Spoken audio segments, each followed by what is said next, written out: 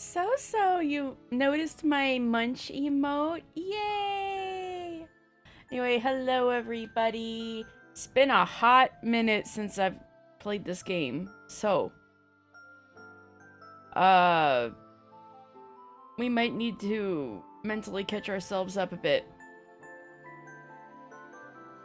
Okay, so. Oh, let me just change some audio levels. Alright, that's better. Okay, so you see this disc thingy that appears to be underwater. This is an underwater theme park called Lemu. And, our protagonists were idiot enough to be there when some sort of disaster, leads to, you know, all sorts of depressurization and flooding and so we've got a bunch of teenagers and a couple of preteens who, or I guess one preteen right now, but it has been, but I do need to get back to this. I was a little burnt out on it for a bit, but I know it's gonna have the Uchikoshi rug pull if I just keep playing longer. But it's been long enough that I don't feel burnt out anymore, and I want to start picking back up my endless visual novel Thursdays. Get back on the wagon. And a lot of stuff I want to do, and I'm going to have to do, both IRL and with streaming, I'm going to involve a lot of talking, so I need to start training up my voice and my lungs again by reading visual novels. So, let me take a sip of water.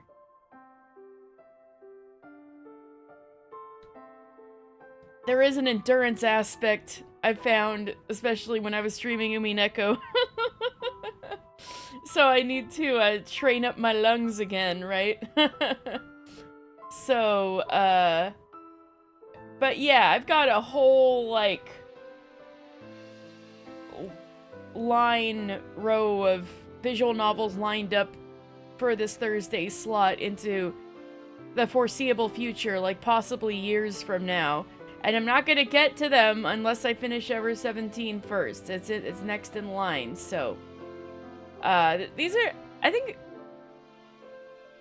unless something new comes out that I really want to play, this is, I think, gonna be Japanese visual novels that I'm lining up. Because, or else it's gonna take me 8 years to play the sequel to Misericord, and nobody wants that, right? So, Misericord's not a Japanese visual novel, so I'm gonna play that. I think soon. But all right, I got sidetracked. Catching you guys up. Underwater theme park, disaster happens. The characters are these teens and preteens that have been trapped, that are the only ones who haven't been evacuated from the underwater theme park for whatever reason. But there seems to be some fuckery going on. I don't know if you've heard of the, video game writer-director Kotaro Uchikoshi, who made the Zero Escape games, the the Somnium Files games, contributed greatly to 100 Line, which is actually going to be our next Endless Visual Novel Thursday game after this. Time Shenanigans, yes. He's known for that.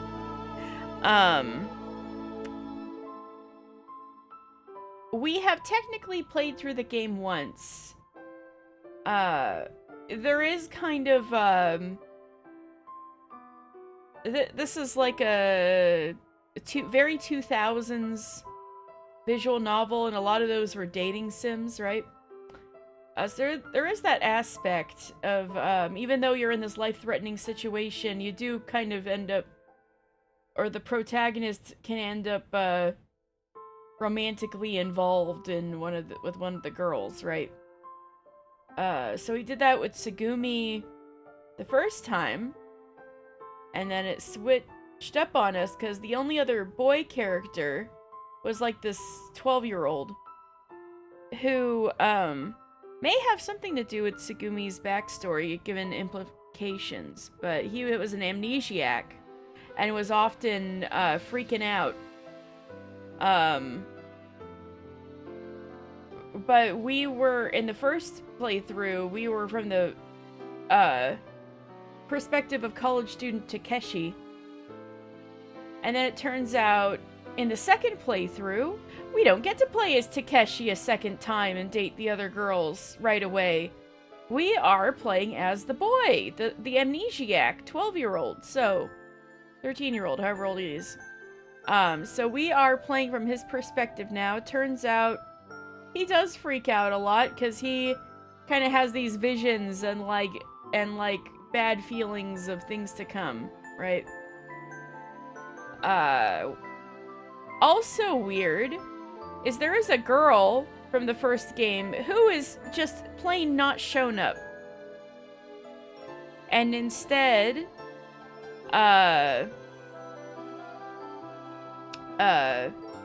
we have a different girl, Mayu, who has showed up, who wasn't in the first playthrough. So, some things are definitely sus. And,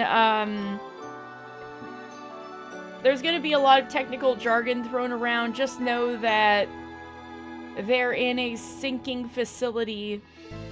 They've only got a certain amount of hours before the whole thing collapses and implodes and they all drown and die. And they are trying to survive any way they can. But that doesn't mean we can't have a few laughs along the way, right? So that's basically what's going on. I'm scared to see when this was. I didn't touch this since November. Oh, I'm so sorry, game. It's just all about the holographic token thing. Nothing else. This is the only thing this game is about.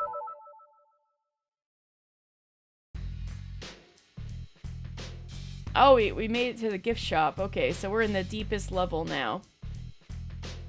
I accompany Takeshi to the gift shop, and we load the food and drinks for the party onto a cart. See? Life-threatening situation? Nah, we're having a party. Gotta keep everybody's morale up, right? Hey, where are we holding the party? So this is the pro tag from the first playthrough. We were from his perspective during the first playthrough. Let's see, over there might work. Takeshi has come to what seems like a park-like square. Also, sorry about the flickering. Still using my old computer. However, I do have news. Thanks to you guys who helped out with the subathon, the computer has been put together. The big thing is that it's gonna take a bit of transition because I'm taking the plunge. I'm switching to Linux, and I've never done Linux before in my life. So,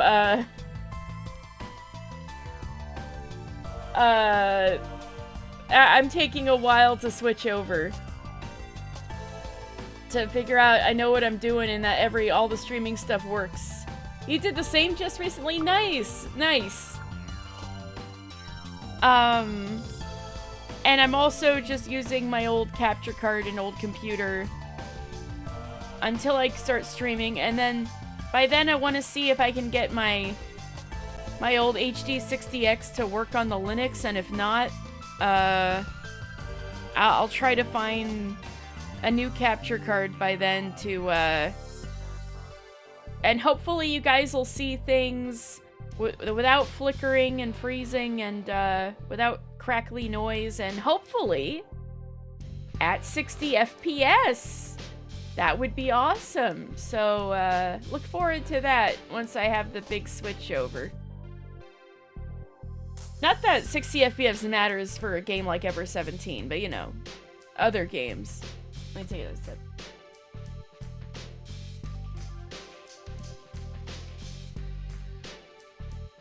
Actually, it does kind of matter for Ever17. Wasn't there that one time there was like some flashing and flickering, but because of the difference in FPS, it didn't look like anything was happening to you guys? I swear that happened in Ever17 once.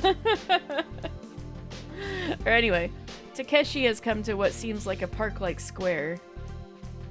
Since Takeshi is handling the rest of the preparations, I decide to take a leisurely stroll around. The flower beds in the square are filled with all sorts of vibrantly blooming flowers. As I look at the flowers, I notice water droplets glistening on the leaves and petals. Perhaps they'd been recently watered. I discover 3 different statues, all of women. One depicts a woman exuding kindness, reminiscent of contemplating the past. Okay, this has gotta mean something. The past? Another stands tall, portraying determination as if facing the present. They're trying to put the, Uchikoshi's trying to plant the seed of something's fucked up with the timeline, past, present, and future. Another stands tall, portraying determination as if facing the present.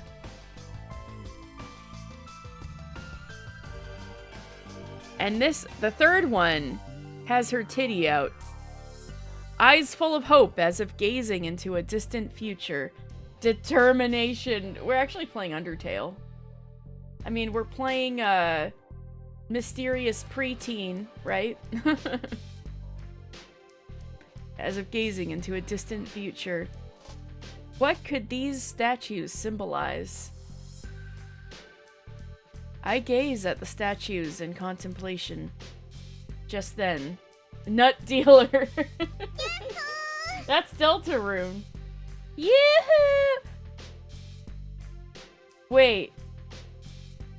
It's her! Coco! Why isn't Coco here? Coco's the one who's been missing. And I'm hearing her, but she's not there.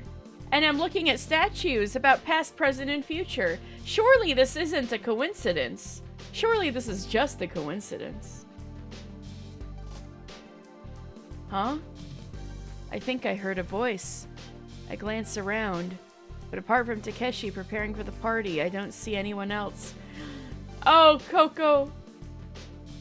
I can almost hear her voice. Uh-huh. There we go. I hear the voice again. I thought you said her name was Coco, not Shirley. Oh. The airplane jokes never get old. It's coming from the 3 statues. No way. Almost involuntarily, I look up at the 3 statues. Oh! Oh, she did that last time! She was carving into the statues, and I was like, girl, hello? And there, somehow, the girl is standing on one of the statue pedestals. Whoa! We haven't seen Coco so far. Hello? Well, what are you doing? I'm carving. Engraving. I'm engraving a mark on the stone statue. Who are you? Why are you doing that? Well, 'cause it was lonely. And, I'm frustrated. I feel really frustrated. Muttering quietly, the girl continues her work. She's handling 2 screwdrivers at the same time with such skill. Frustrated? Why? Rat! 28 home moms. Thank you, Rat! I'm finally back on this game. 'Cause I'm lonely. The girl is trying to draw something, carve something. If she's been able to see us all along, Yeah, that had to be lonely. It's like, hello! And nobody else can hear her, and she's in a sinking amusement park.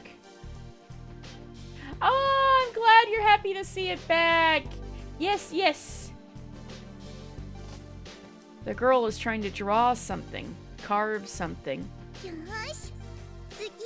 And next is... The girl, standing on the pedestal in an unstable position, loses her balance. Watch out! I dash forward instinctively. I want to save the girl, because I must absolutely help her. I close my eyes and jump towards her with all my might.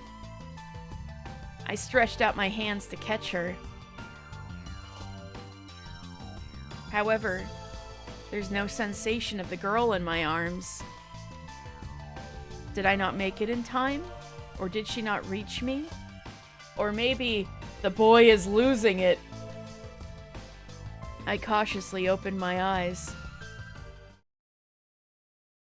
Huh? The girl isn't in my arms. She's nowhere to be seen. She disappeared again. Like a phantom. I look up. The girl isn't on the pedestal of the statue. That was the past lady. But I can see something where the girl had been. Right where the girl had been carving. Wooga booga booga booga booga! Woo! What does it mean? She carved that in the first playthrough. The two little guys on the bottom are Chami and Pee-Pee. But we don't have Chami and Pee-Pee this time. Or Tsugumi's just hiding Chami and hasn't shared with the class yet. The back of the statue has marks on it. Grooves that seem to have been carved by something with a sharp tip. The marks are shaped like humans. Simple humanoid figures, like stick figures. Each one has one round head. I would hope one head. There are 6 in total. On closer inspection, next to the humanoid figure, are 2 unfamiliar animal shapes. Pee-Pee and Chami! I look up at the statue again. The statue is pointing diagonally upwards to the north. What does that mean? What does that mean? My chest stings a bit. I gently touch it. Feels like the girl carved the marks into my chest too. Little guy is going through it.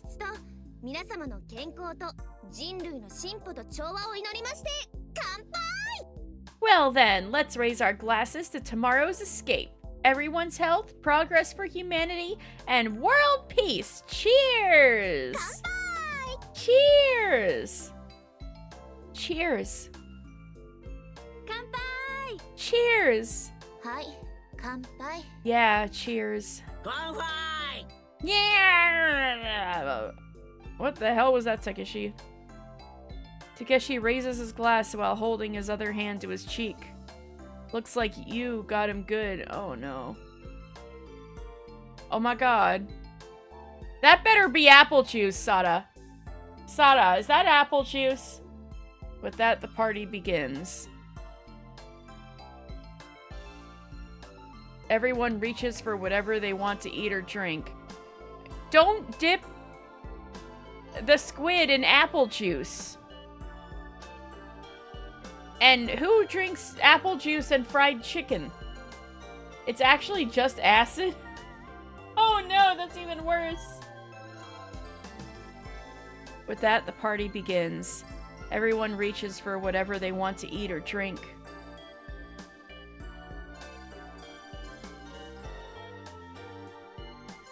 It could be barley tea.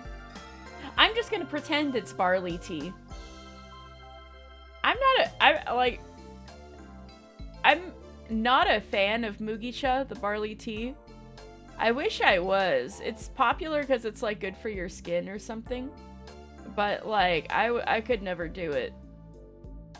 I was drinking every other kind of tea though. With that, the party begins. Everyone reaches for whatever they want to eat or drink. It seems like Sora is eating, but it's probably just mirage. Right, Sora is a hologram. On the right, that girl. That's why she's got a faintly glowing outline. Tsugumi remains as aloof as ever, but instead of glaring at us like before, she occasionally looks at us with a deep sense of emotion. Soon enough, Yu suggests that everyone should perform some sort of entertainment.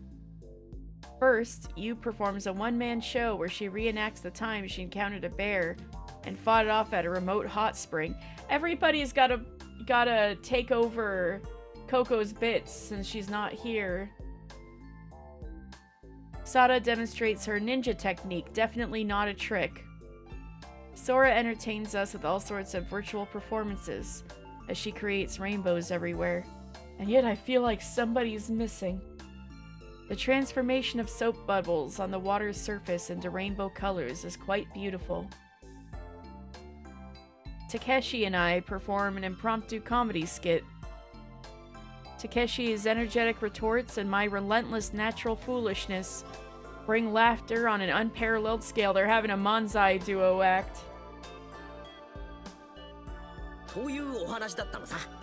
So that's what's up. Oh man, Takeshi.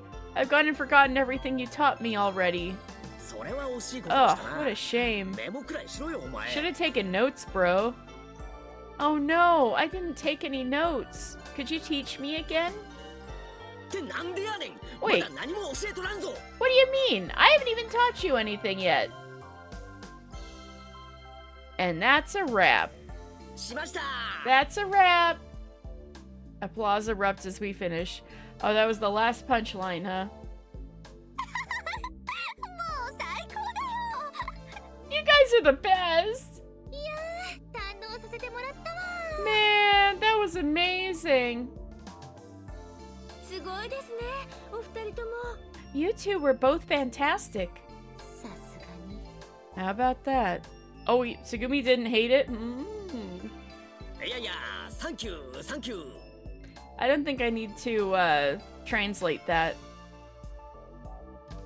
Thanks a bunch, everyone.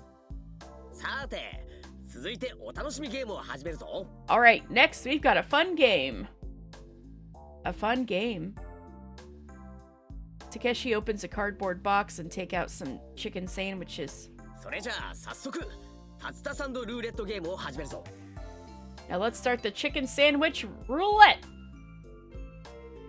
Oh no, that was Coco's bit too, was to put like the mysterious spicy flavor into one of them.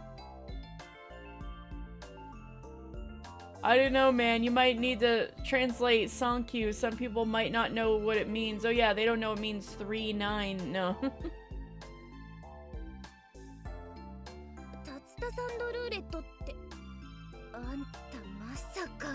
Chicken sandwich roulette. Wait, are you serious?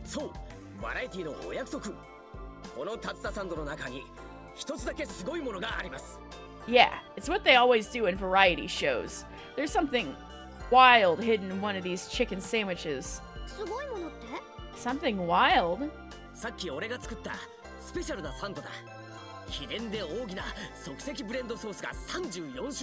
This was Coco's bit! This was Coco's sauce! Takeshi! Think, where did you learn about the 33 sauces together? Is it your idea? Or is it coming back to you from a previous timeline? I know you're so stupid, you just gotta think. Where did you learn about this? Takeshi's a Miku stan. He was cheering for her. Oh my god, that's so true. Thank you, Miku. 3939. Everybody say thank you, Miku. No, I'm just kidding.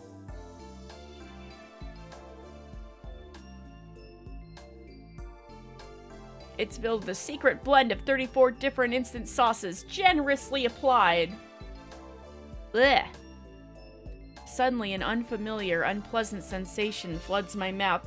The boy got the bad sandwich. He can't catch a break, for real.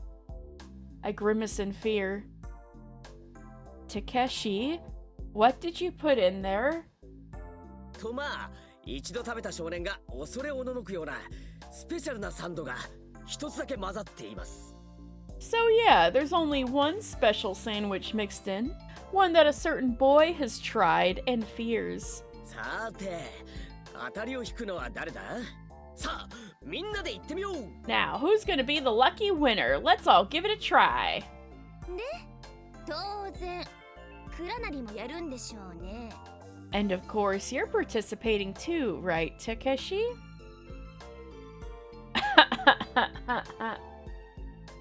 Yu's suspicious gaze pierces through Takeshi.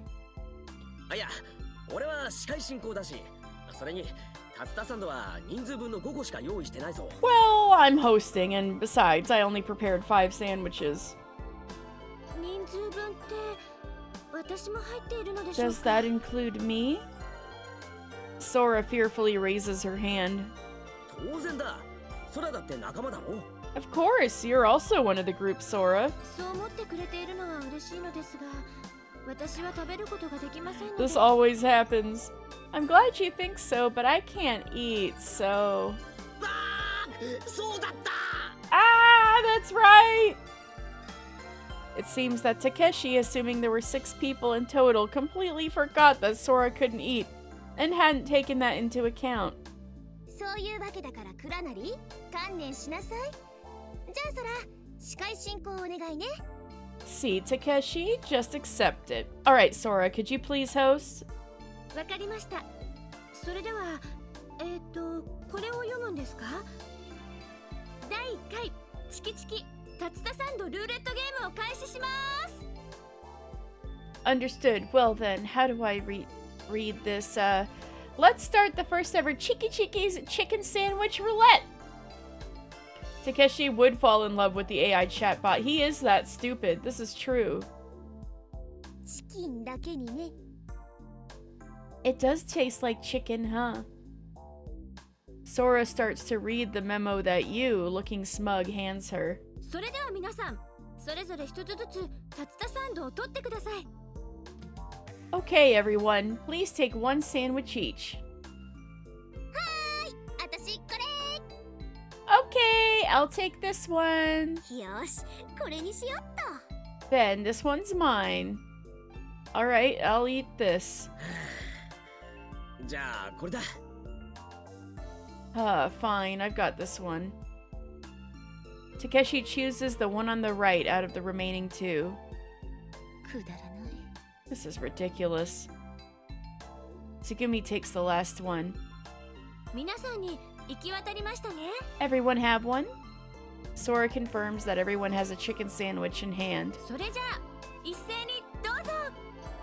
Alright then, on the count of 3. Ready, go!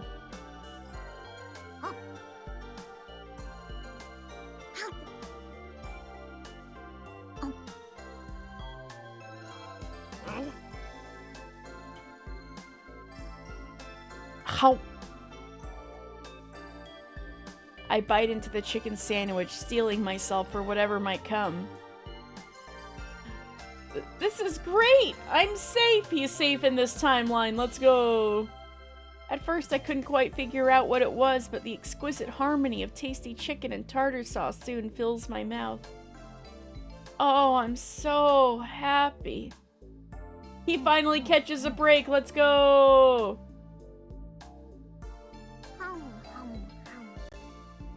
Is it gonna be Takeshi for a comedic effect?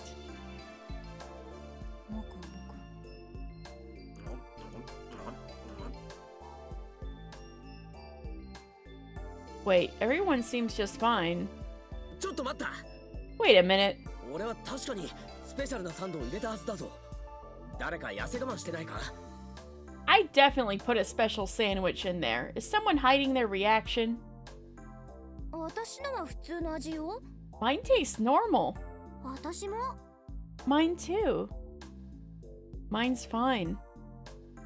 ただのピザ味だったわ。 Mine just tastes like pizza. おかしいな。確かに作ったんだけどな。 Well, maybe it's Segumi's. That's strange. I'm sure I made it. Takeshi scratches his head. あれ、Huh? つぐみさん、今なんておっしゃいました？ Uh, 何の味と？ Tsugumi-san, what did you just say your sandwich tastes like? ピザ。Tsugumi, her expression unchanged, continues eating what seems to be a chicken sandwich that tastes like pizza. ちょっとそれ貸せ！なわけねえだろ！ Wait a second, let me try that. There's no way. Hey, second playthrough that they're swapping spit. Good job, Takeshi. No. As Takeshi lunges forward, Tsugumi effortlessly sidesteps him. Not only that, she also trips him, causing him to fall flat on his face. She uses this moment to quickly polish off her entire sandwich. ごちそうさま。 Thanks for the sandwich. Looks like Tsugumi got the special sandwich, but she really ate it without any trouble. Huh? Something seems off. What could it be? That's not what happened last time, little boy. Whoa! Suddenly, I hear a low metallic sound. It's dull and muffled. The floor shakes slightly. Anxiety spreads across everyone's faces. インゼルヌルトをつなぐ柱の一つが剥落した音です。想定内なので、崩壊予測時間に変更はありません。It's the sound of one of the pillars connecting to Incel Null detaching. This is expected, so there's no change to the predicted collapse time. Sora immediately reports the current で situation. すが、徐々に建物全体への負荷は増大しています。今後も小規模な浸水が頻発しますね。However, the overall load on the building is gradually increasing. Minor flooding incidents will occur more frequently from now on. どういうことなの？ What does that mean? 海中のレミュー崩壊時間は変わりません。ですが、個々の施設はそれより先に限界を迎えます。The predicted collapse time will remain unchanged. However, individual facilities will reach their limit before that. ですが、ご安心ください。明日いっぱいは何とか持たせます。But don't worry, we should be fine until tomorrow. ねえ、そうなる前に、今すぐクジラの潜水艇って使えないの？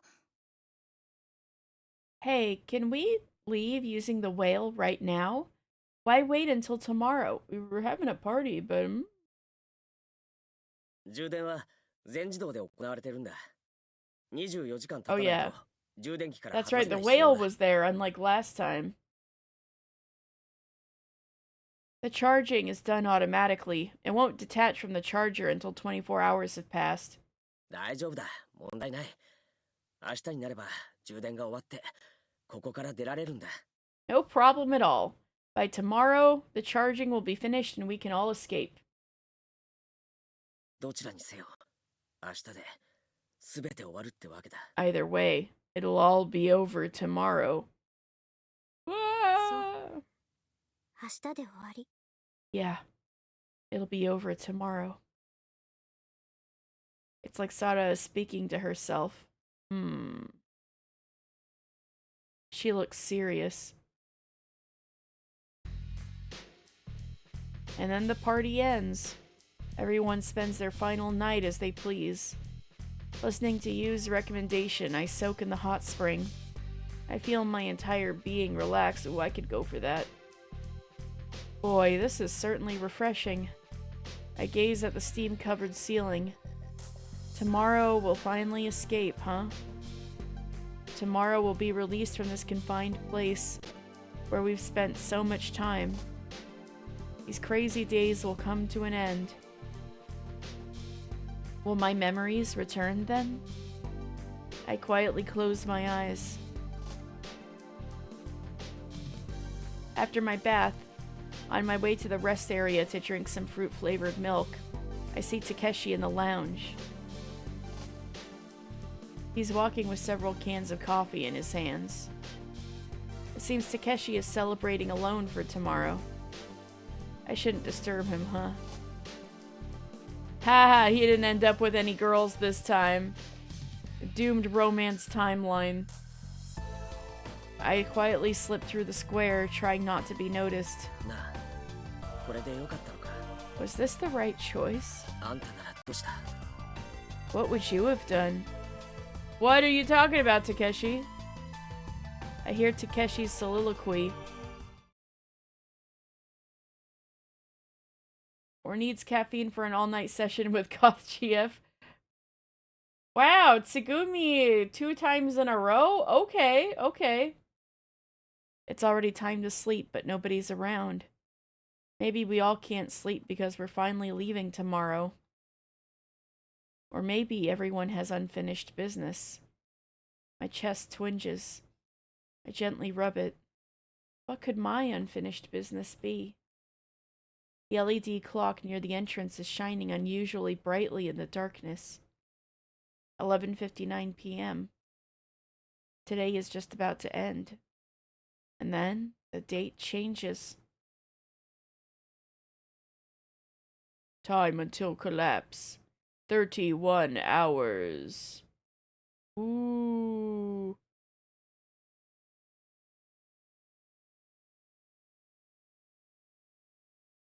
Right, May 6th. I can't sleep, so I gaze at the pendant that Sada entrusted to me. Oh yeah, I forgot about this thing. It's a hologram. This is the hologram pendant. Yeah.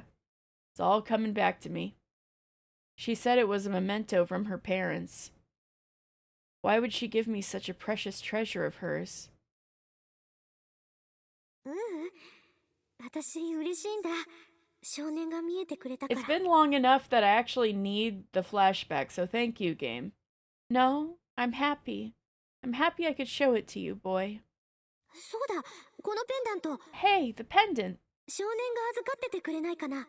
Could you hold on to it for me? I don't know, you heard about Leiron's medallion. You don't really want to go giving that to just anybody. I'm just kidding. Fire Emblem joke. 大切なものだから少年に持っててほしいんだ。 Some people see the image, some don't. Right. Yeah.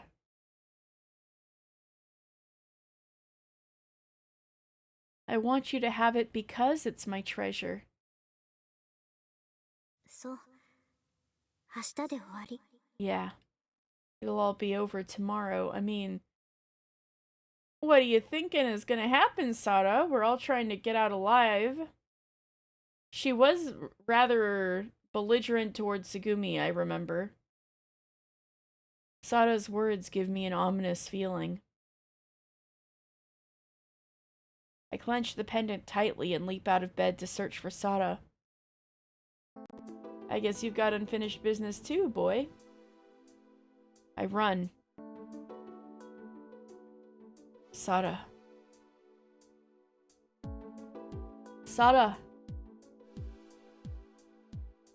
Sada. Sada? Sada. Sada. Sada. What is it? I'm so scared. The feeling of dread gets stronger and stronger. And then...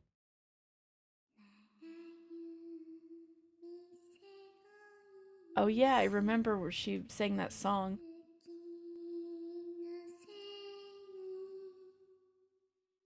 Spirit of the crescent moon with her longbow on her back. I can faintly hear a song coming from somewhere.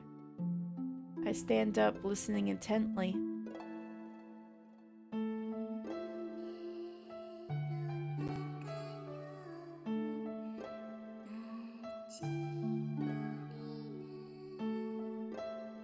Waits for the sleeping child from within a dream. What song is this? I run in the direction of the voice.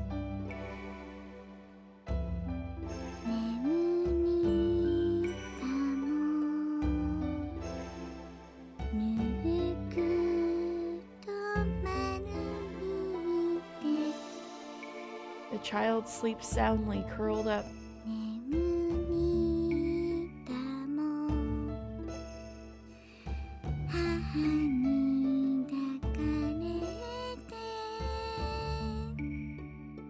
child sleeps soundly, embraced by mother. There. Ah! Coco! I see the girl seemingly floating in midair. Who are you? I'll be waiting for you. Waiting for me? So, for now. For now. Goodbye. Coco! No! And then the girl vanishes. Oh, wait. Oh, wait. I run to where she disappeared. It's in front of the maintenance room. I go in to see Sara and Tsugumi facing each other. Got there just in time? Everything's about to get spicy? Overwhelmed by the tense atmosphere, I freeze in my steps. Oh, it looks like he walked in at just the right time. What do you want? Asking me to talk at this hour. I thought it was about time to settle things with you. Settle things? Will you obediently comply with what I have to say?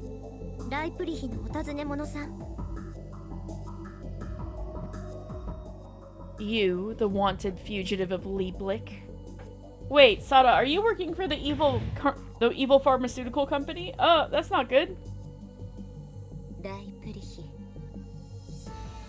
Lieblich. Lieblich. So their cute little lapdog has wagged its tail all the way here, expecting a reward.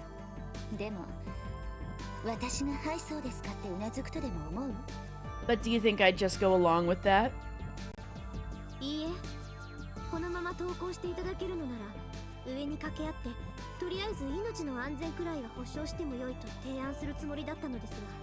No.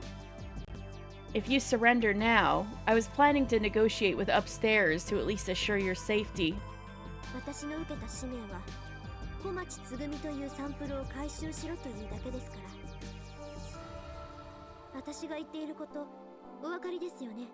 My mission is just to retrieve a sample named Tsugumi Komachi. Do you understand what I'm saying? Sada, do you not realize how fucked up this is? Like, retrieve a sample who is a human being? Sada, you're not working for a good company. I see.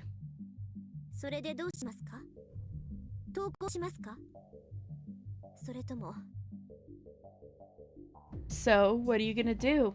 Surrender? Or... Well, what should I do? Tsugumi strikes a thoughtful pose.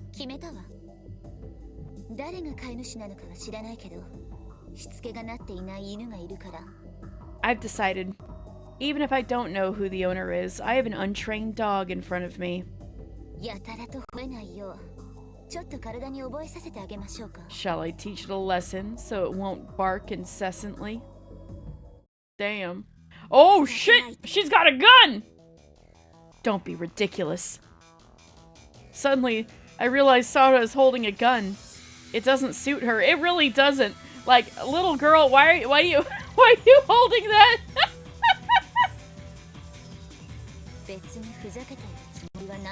I'm being quite serious. So am I.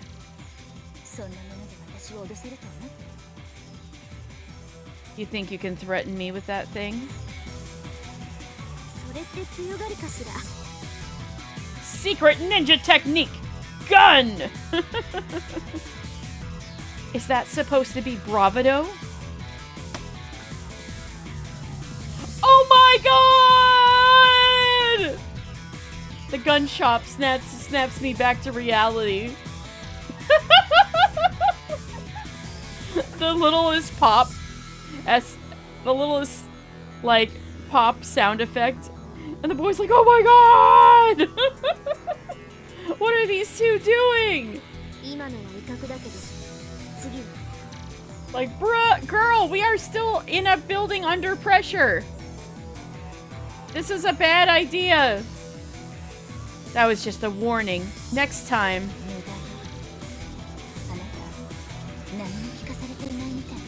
How futile. You don't know anything, do you? Tsugumi starts walking towards Sada.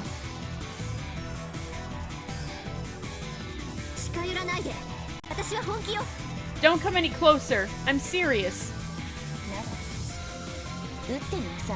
Then shoot me. Tsugumi moves even closer. I'll really shoot. Sada aims the gun at Tsugumi. Her hand holding the gun is shaking. Stop it! I stand in front of Sada. Boy! Boy. What the hell are you two doing? Stay out of this. It's none of your business. Like hell it isn't. Sada, put away the gun! I try to snatch the gun from Sada. Boy, come on. Stop it! I grab the gun, but Sada won't let go. Kids, this is so dangerous. Sada! Let go! Y'all. A gunshot goes off by my ear. Oh no, now he can't hear! The gun discharges accidentally as we struggle over it. I'm getting Umineko flashbacks. Oh, and did it, like, do something bad? Oh, of course it did. This is why you don't bring a gun to Limu. There's an explosion behind us. Sada! This is your fault. The bullet has ignited something. Sada! I instinctively shield Sada from the explosion. Before I know it, everything around us is engulfed in flames. Our shadows dance wildly in the flickering fire, blending together like raging monsters. Why did you come here? I came to return your treasure to you, Sada.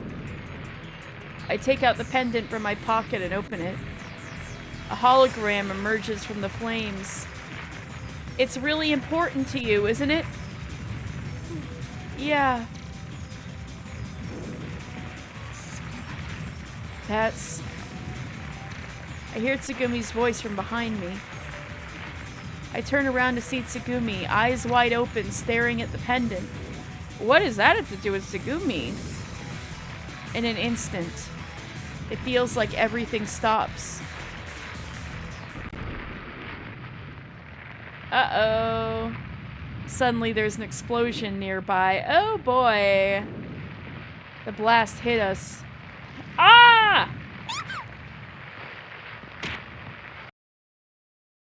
I'm thrown against the wall.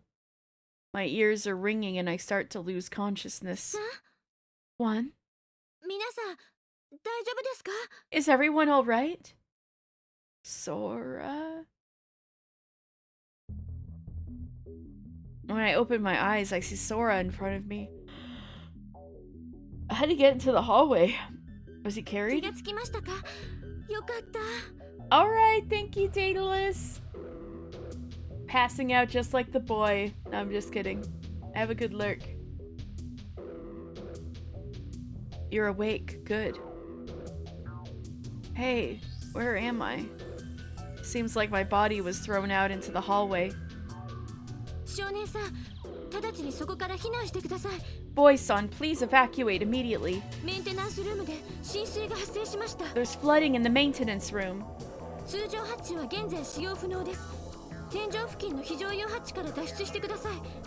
The regular hatches are currently unusable. Please escape through the emergency hatch near the ceiling. Got it. Right, what happened to Sada? And Tsugumi? Hurrying back to the maintenance room, I find Tsugumi in a daze. But what about Sada? Sada! Sada, where are you? I search for Sada, but I can't find her. Maybe she blacked out from the explosion and sank. I plunge my face into the water, searching for Sada. Sada! Sada's sinking as if asleep in the water. Oh no, she is down there. Uh-oh, Sada! Sada! It's underwater. She's not gonna hear you. You gotta dive for it. I push through the water, reaching out to lift Sada. Ow. Pain shoots through my left arm. I look down to see my left arm is bent in the wrong direction. Ah! Huh? At that moment, I'm pulled up from behind. It's Tsugumi. She's lifting Sada as well. What are you doing? Hurry, we've got to escape. Tsugumi's words and her lifting Sada snaps me back to reality. Tsugumi, unfazed by the flooding water, heads towards the whale. Then, using the rising water as buoyancy, Tsugumi gets on top of the whale, still holding Sada. The whale sways. The overflowing water lifts the whale up. Here, grab on. Another ending with Tsugumi and a submarine. Uh-oh. Tsugumi extends her hand to me, clinging to the edge of the whale with one arm. I firmly grab hold of Tsugumi's hand with my right hand. Tsugumi pulls me up in one swift motion. Meanwhile, the seawater continues to flood in, pushing the whale higher and higher. The water rises, and the ceiling draws closer. Tsugumi looks up. I follow her gaze. Near the ceiling, I can see a hatch for crane inspections, slightly away from where the whale is. There's an emergency hatch right there. Let's use it to escape. It's pretty far. We're gonna jump. Hop, step, jump. Got it? Tsugumi says this while carrying Sada on her back. Then she jumps towards the ramp leading to the hatch in one go. Hop, step, jump! I followed Tsugumi's lead and jump. I grab onto the ramp with my good right hand, and Tsugumi pulls me up. The water has already reached the ramp. Come on, we've got to move. We rush to the hatch. Tsugumi opens the emergency hatch. You first. Pushed by Tsugumi, I jump into the exit. Oh, she got her. Look at that. Tsugumi jumps out of the emergency hatch after me. She's still carrying Sada on her back. Water has already begun to overflow near the hatch. I pull the two of them up with all my strength. Sada's body is stiff, cold as ice. Tsugumi places her hand on Sada's neck. Uh-oh! She has no pulse. What? You mean Sada? Sada! Sada! Open your eyes, Sada! I shake her cold body. Anyway, let's take her to the infirmary. Tsugumi's trying to calm me down. With Tsugumi carrying Sada, we rush to the infirmary.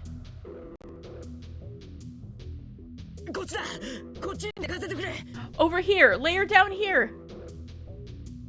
Upon arriving at the infirmary, Yu, Takashi, and Sora are already waiting for us, so Sora told them what's going on.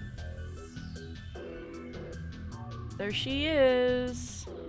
Tsugumi lays Sada on the examination table and immediately starts performing chest compressions. Yeah, idiot Tsugumi. I mean not Tsugumi's great. Idiot Sada. You're trying to shoot her, like, threaten to kill her, and Tsugumi's saving your ass. She's saving your life.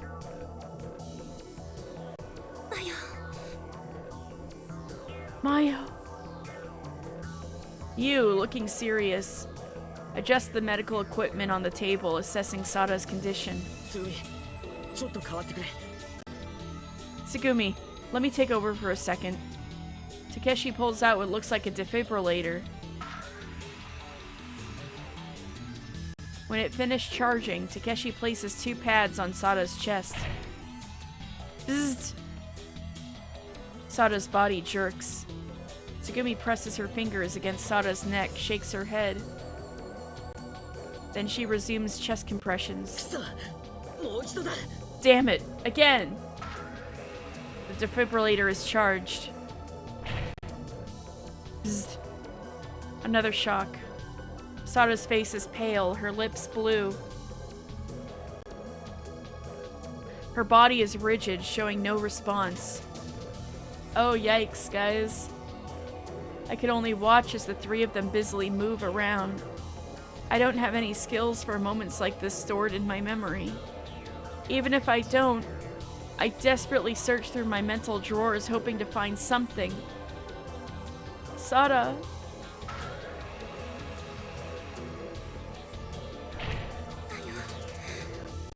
お願い目を覚まして Mayo, please. Open your eyes.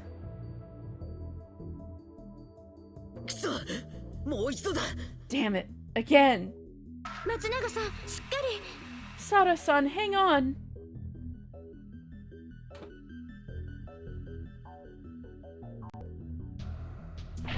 ダメまだよ Don't you leave us. Memories of Sada fled my mind, and the voices of the 3 become distant. Sada. Sada. Sada. Sada. Eventually, Tsugumi's chest compressions slow down. With a pained expression, she withdraws from Sada.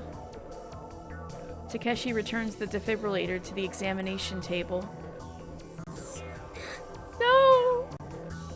くそなんてことだ Damn it, this is horrible! What happened? Hey, why are you all stopping? Hey, why are you all making faces like that? Boy. No! It can't be! Sada! Sada! Sada! Wake up! Wake up, Sada! I start performing chest compressions, imitating what I'd seen. The 3 watch me with sorrow on their faces. Why are you all giving up like that? Sada won't die. She can't die from something like this. I keep pressing on Sada's chest desperately. Sada! Open your eyes, Sada! Open your eyes! 少年 Boy. Yu places a hand on my shoulder. I brush it off and continue with the chest compressions. Don't die! I haven't returned your pendant to you, right?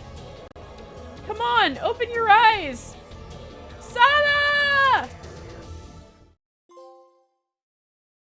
Visual data backup 50%, trophy earned. What do you mean? Or is that 50% of all CGs? Why do you choose now to be worried? You ran away alone like a coward, didn't you? I hear a voice from somewhere. No, I didn't run away. A surge of passionate emotions wells up from deep within. That's why I came here.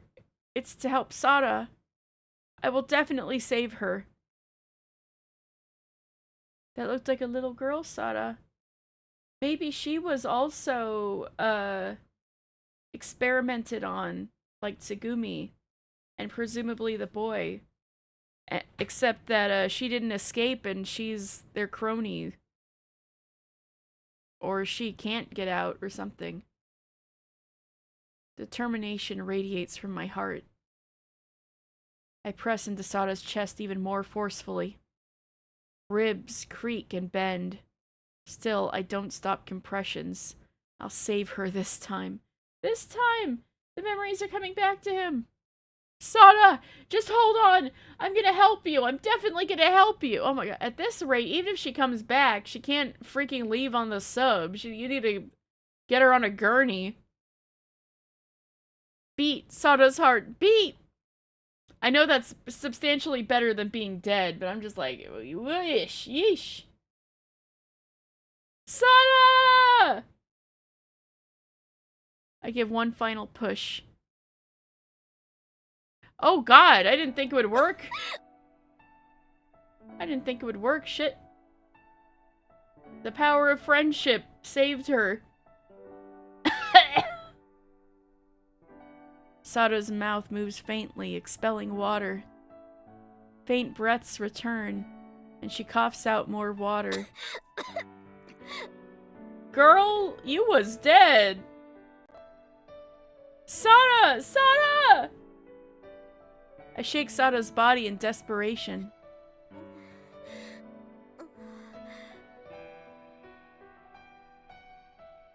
Sada's eyes flutter open, barely.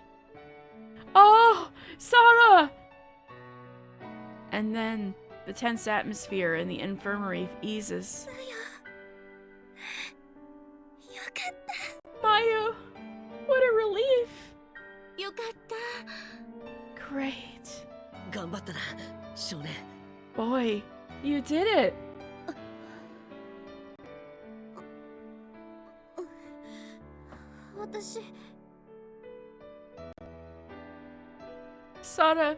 Sada, I'm so happy, I'm so happy!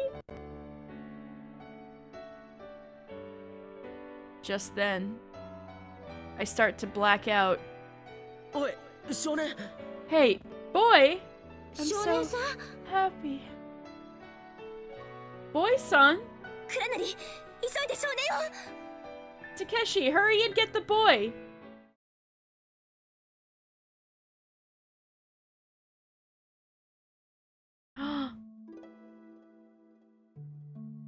Why does Tsugumi have babies?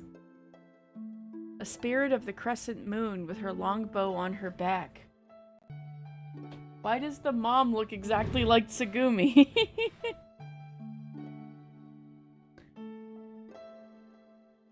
She's not that much older than Sada and the boy.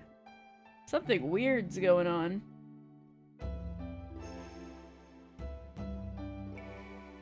Spirit of the crescent moon with her longbow on her back waits for the sleeping child from within a dream. There's no fastening of her quiver with arrows, only the rhythm of dance under the moonlit sky. Spirit of the crescent moon is awaiting the child's arrival. The child sleeps soundly curled up. The child sleeps soundly embraced by mother. I can hear a song from somewhere. The voice is gently, yet somehow melancholic.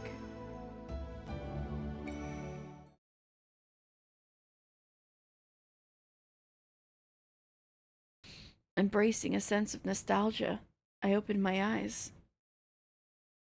Wait, but she's a vampire. So she might be quite a bit older than 17, and that's just when she got frozen, like Edward. Where am I? The infirmary ceiling comes into view. I tilt my head to the side. Something shiny catches my eye in the corner of my vision.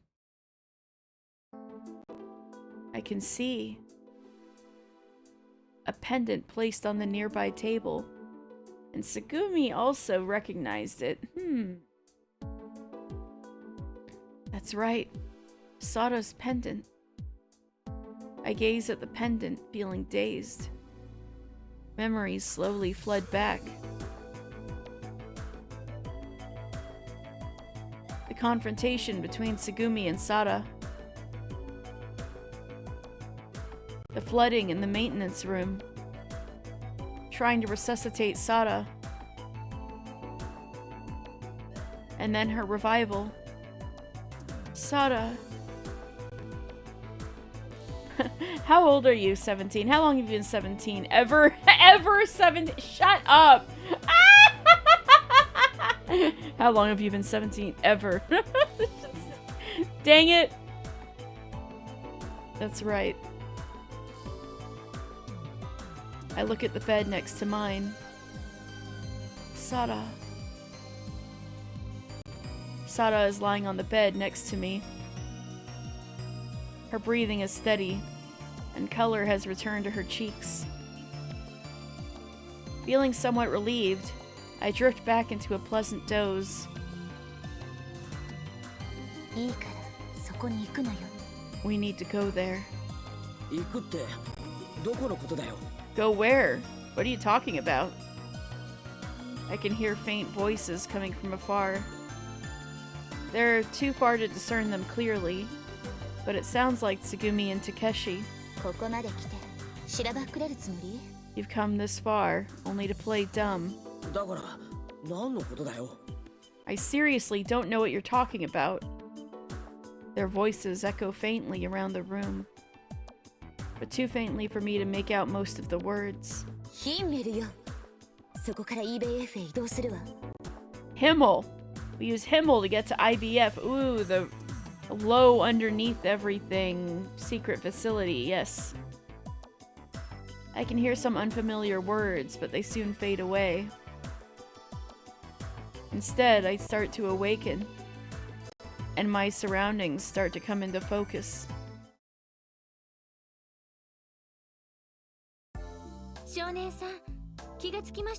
Boy-san, are you awake? Sora.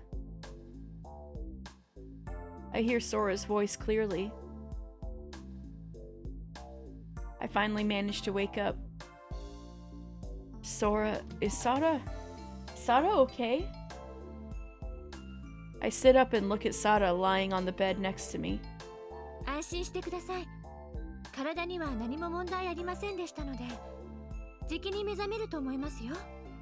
Please rest assured, there are no issues with her health, so I believe she'll wake up soon. Oh, good.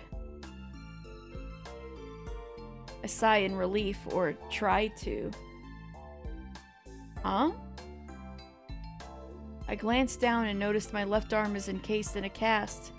Huh? Sora, what's with my arm?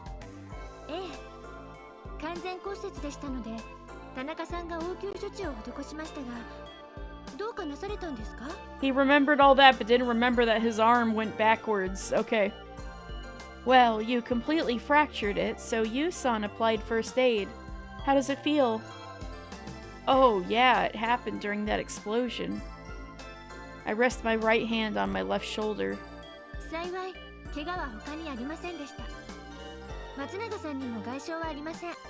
Fortunately, you suffered no other injuries, and Sada-san is unharmed. Unharmed? Maybe she is built different. I see. That's a relief. I sighed and looked down. At that moment, my gaze falls upon the pendant placed on the table. Wait, this pendant must have gone missing during the explosion. Why is it here? I don't recall retrieving the pendant. It should have sunk to the bottom of the maintenance room by now. How did this pendant get here? I can't help but ask. Tsugumi-san brought it. I had a feeling. Tsugumi did? Tsugumi brought it back? After everything that happened? I mean, she also tried to give her CPR, so like... But why? Questions flood my mind, one after another.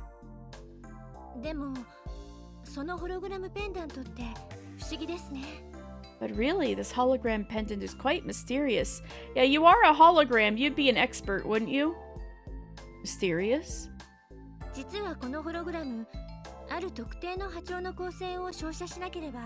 見えない仕組みになっています。 In fact, this hologram can only be seen when exposed to a specific wavelength of light. 私の目となっている光学センサーは人が視覚で捉えることのできない波長の光も捉えることができますので知ることができたのですが、 Optical sensors like the ones in my eyes can capture wavelengths of light that humans can't perceive visually, so I was able to see the image. このホログラムペンダントはある特定の波長の光を使って撮影されたみたいですね。 It seems the image in this hologram pendant was captured using a specific wavelength of light. A specific wavelength?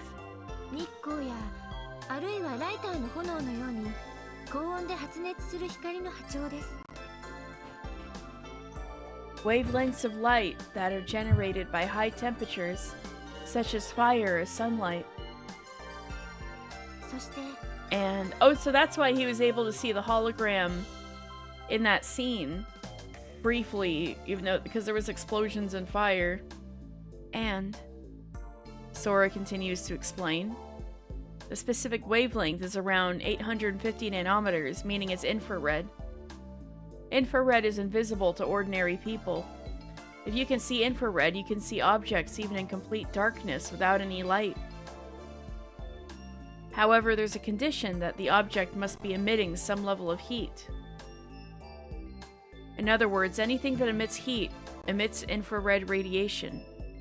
Furthermore, if you can see infrared, you can perceive the temperature of an object without touching it based on the intensity of its color. このペンダントの映像は赤外線が見えないと見えません。だから不思議ということです。 Wait. Does that mean Sada's got predator eyeballs? Or like, you know, in the movie, The Predator, it was seeing Arnold Schwarzenegger in infrared, so he, like, covered himself with mud, which apparently wouldn't work for very long in real life, because gradually your body warms up the mud, but...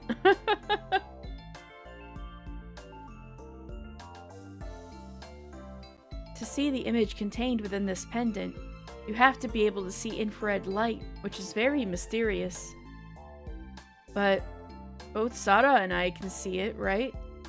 Maybe because they were experimented on by that lab, so Tsugumi can see it too. ということは、二人が赤外線視力をお持ちになる That というこ means とですね。 both of you possess infrared vision. Well, that's, unlikely to be a coincidence, isn't it? おそらく遺伝によってお二人に受け継がれたものなのでしょう。 Wait, are they siblings? I guess that would explain a few things. Presumably, you genetically inherited that. Genetically? Wait, what does that mean? Oh my god. Imagine, like, inheriting predator vision from your parents. はい。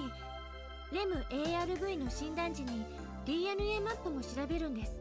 When undergoing a LEM-ARV diagnosis, your DNA is also examined. その際に少年さんと松永さんが兄弟だと判明したのです。 I just called it, didn't I? I just called it. I knew that the boy was destined for Coco. I knew they were being shipped so hard. They are literally siblings. They are literally siblings. We discovered that you and Sada-san are siblings. デー Whoa! タはディスプレイに表示してあります。 Dun dun dun! The data is displayed on the screen. お二人が兄弟である確率はほぼ 100% です。 The probability of you two being siblings is almost 100%. What? He's in a Toto! Oni-chan! Wait. I thought she was older than him. But if he's also a vampire, he might not be aging physically. I wonder.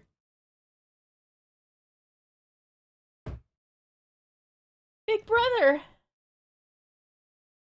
Someone's voice makes its way through my mind. Big brother! Or if she... Wait, she's 15. He could be pretty... He might be 15. They could be twins. I don't know. I don't know. Okay. Big brother. He doesn't remember his age, though, so he could look younger than he is.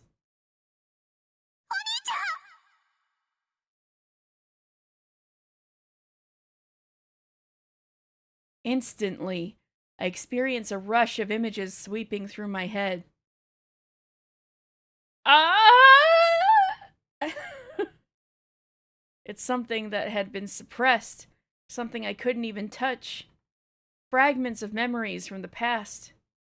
Disjointed, with no chronological order or context, just a torrent of memories. I am engulfed in it. Encountered truth. Woo!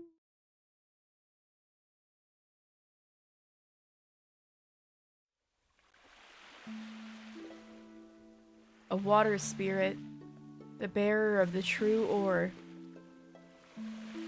waits for the sleeping child from within a dream.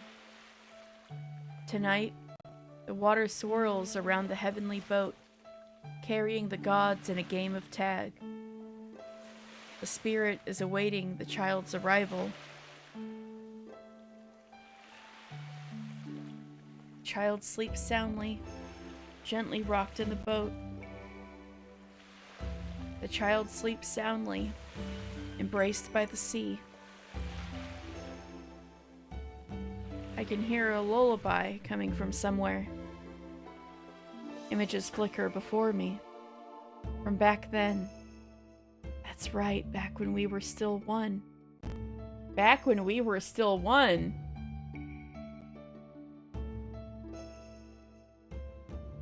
I'm so suspicious. Since either of us can remember, we'd been in a certain facility. Hey, I was calling it, wasn't I? A hellish place where we were trained in so much. Physical conditioning, self-defense, firearms, sabotage, espionage, communications, hacking. It was all to become agents. Lieblich dogs. Later, we learned that we had special abilities. Infrared vision and computational capabilities.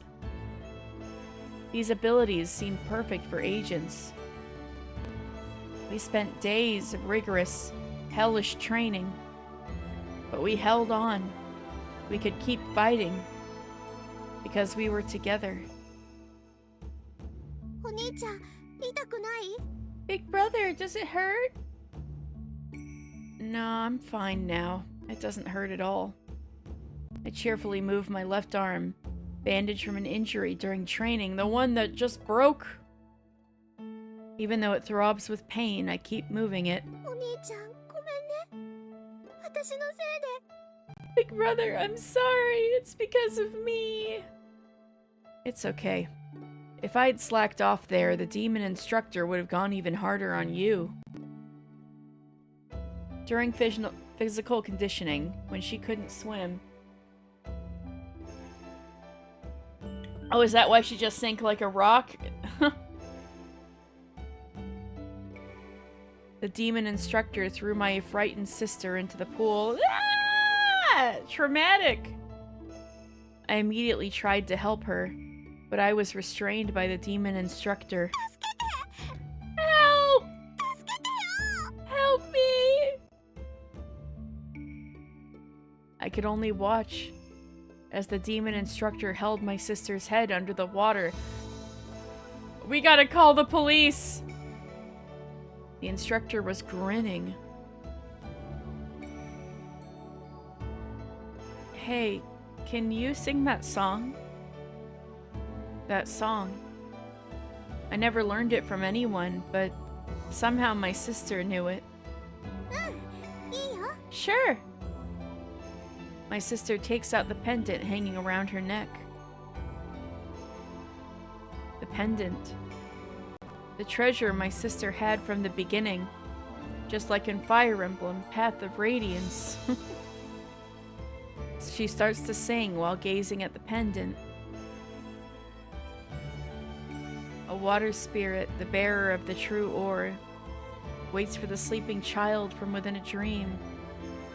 Tonight the water swirls around the heavenly boat, carrying the gods in a game of tag. The spirit is awaiting the child's arrival. The child sleeps soundly, gently rocked in the boat. The child sleeps soundly, embraced by the sea. Hearing the song makes me calm down for some reason. Something shines from my sister's eyes. It's a sad light. After she finishes singing, I gently embrace my sister. Hey, Rowan! Stretch! All of a sudden, all sorts of drama happened. I haven't played this game in 4 months, and I didn't know that, I was right before all sorts of stuff going down. Ooh, big stretch. Ooh. Ooh, I needed that. Ooh, Thank you, thank you. Whew. Alright. I make a vow right then and there that I'll protect her. I'll definitely protect her. Let's always be together. Yeah, let's always be together, big brother. Let's always be together. With that promise giving me strength, I kept holding on. The days were like hell. But because we were together, we could endure them. But I couldn't keep that promise. That day, during our sabotage training, we were learning to make explosives using commercially available drugs, etc. But my sister made a mistake in her concoction. Watch out! Oh yeah, wasn't there something about this in the first playthrough? This got touched on, at least. I used my body to shield my sister. As the bomb she was making explodes, after a loud roar, there's a sudden silence. Although my vision is hazy, I can see something. I can hear someone shouting to me from far away.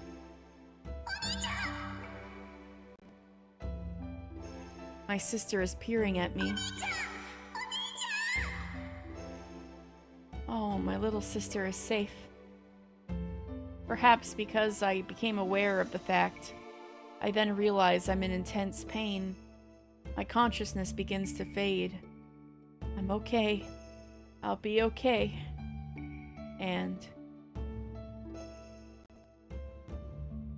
then, because of my serious injury, I am separated from my sister. I'm the only one taken out of that hellish facility. There is no use for an injured person, they tell me. During the treatment and rehabilitation, not a day passes without me thinking about my sister. Is she going through nightmarish days all alone? Let's always be together. I couldn't keep that promise. And then Tsugumi was in the bed next to his in the rehab or something like that. Overwhelming guilt. Sorrow bordering on hopelessness. And despair. While embracing such emotions, the days pass by. Then one day, she appears. A woman in a white coat, resembling a researcher from somewhere.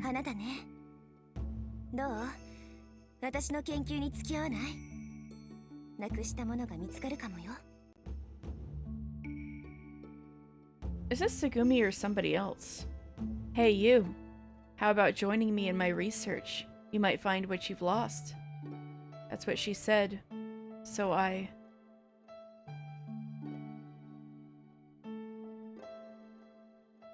looked at the moon. 少年 Boy, 少年 boy. Sada? That's right. After this happens, my sister and I are separated. I feel a warmth in my right hand. 少年 Boy! Sada's face is in front of me. よかった I'm glad. So that's who you are, Sada. そうだったって That's who I am? Sorry, I couldn't remember until now. 何のこと What are you talking about? Sora told me and then I remembered. 思い出した Remembered what? That you're my sister, Sara. 違う No. Sada's face quickly turns pale. 違う違う違う Sada? 少年はお兄ちゃんじゃないの You're not my big brother. You're not. お兄ちゃんじゃないの You're not my big brother. Sada rushes out of the room. Sada. Sada's scream and her words of rejection stab my heart like a knife. Guilt and self-loathing all surge up at once. Thanks a lot, Sara, you jerk. That's right. いつまでも一緒にいようねお兄ちゃん Yeah, let's always be together, big brother. I couldn't keep the promise I made. I couldn't keep it! I'm sure that's not why she said that, bro. I rush out from the infirmary as if running away. I run aimlessly to escape from this guilt and self-loathing. The boy's always going through it, isn't he?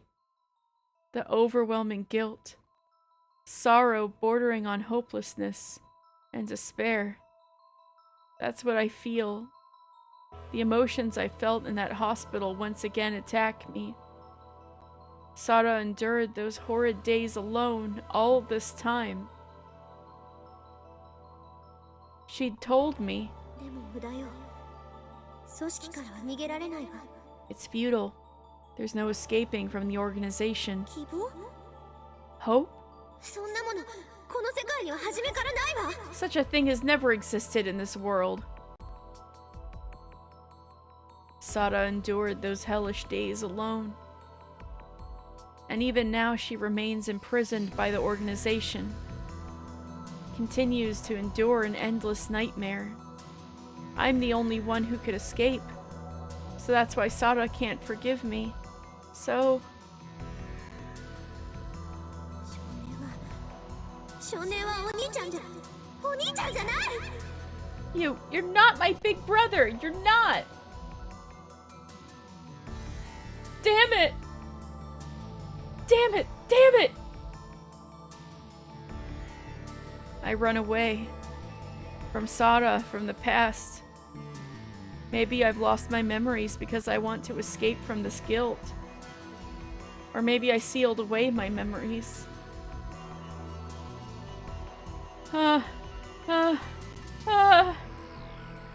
But what will I gain by running away? What will I gain by running away? Yeah, the place is collapsing and you'll die if you're not with everybody else when you evacuate, bro.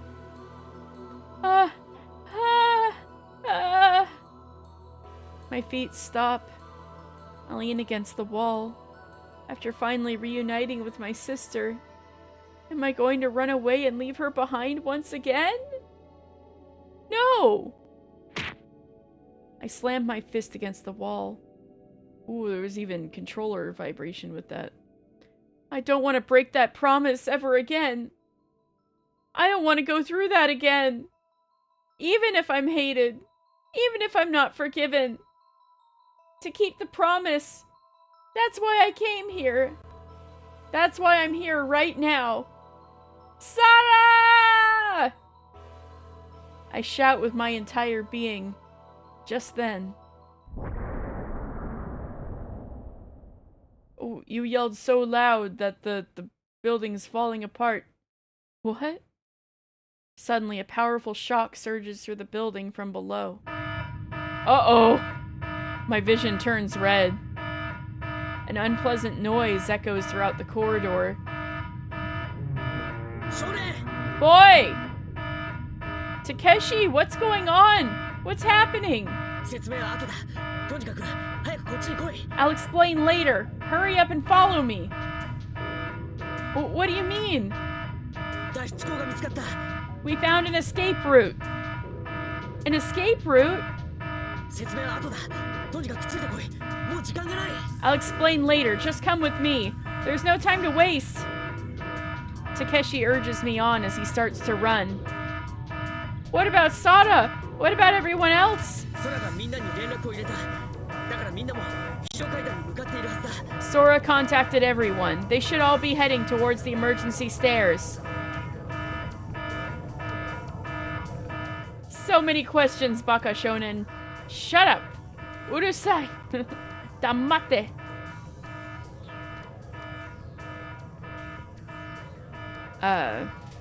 Huh? But the emergency stairs are supposed to be out of order. Forget about it. Just hurry. There's no time. Takeshi's very serious. This never happens. I keep quiet and rush towards the emergency stairs. Everyone seems to be gathered there.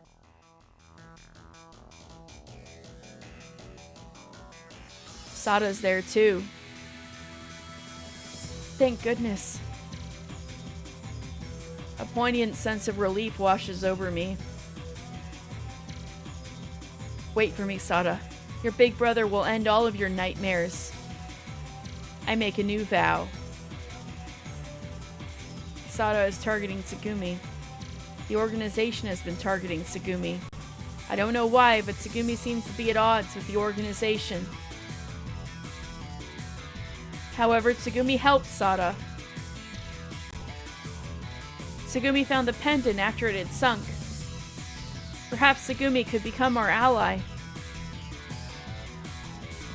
With this in mind, I search for Tsugumi. Huh? That's strange. I don't see Tsugumi anywhere. Takeshi, where's Tsugumi? Tsugumi isn't here. Tsugumi? Oh, she should have already escaped using a different route. A different route? Why only Tsugumi? Hey Sora, why are the emergency stairs suddenly usable again?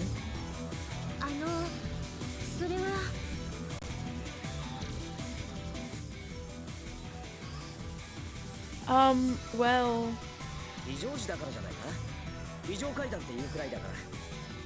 Isn't it because it's an emergency? I mean, they are called emergency stairs. Wow, thanks, Takeshi.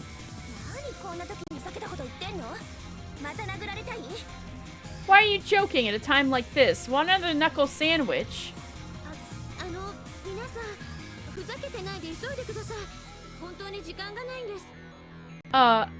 Everyone, please remain serious. Time is really of the essence.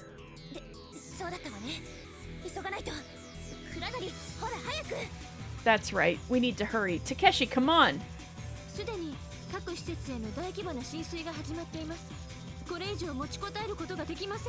We're already experiencing large-scale flooding in each facility. We can't hold on any longer.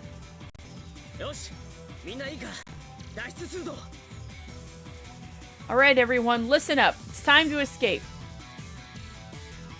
And so we begin climbing the stairs towards the surface. We ascend up a long, long staircase. It's a complicated feeling as we'd struggled so hard before to make it down to the cosmic whale.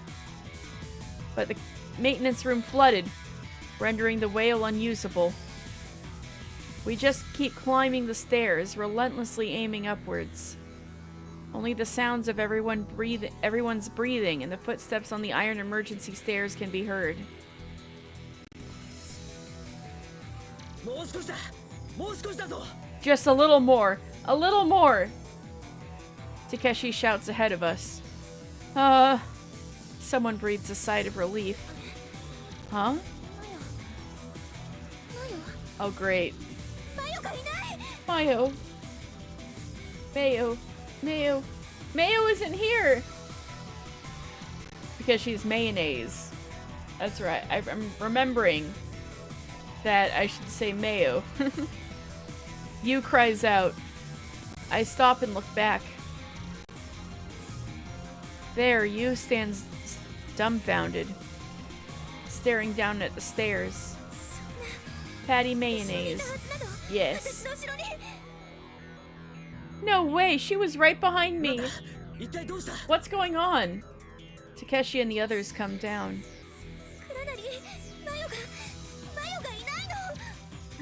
Me when I go to the cafeteria and they have all the condiments except the one I want. Yeah. Mayo! Where's the mayo? Mayo! When you say her other name, it's like when you go to the Japanese cafeteria and they run out of plates. Sada! Sada! Takeshi, Mayo! Mayo's not here! There's only ketchup! The moment I hear those words, my left arm throbs. What the hell? Didn't you make sure she was following?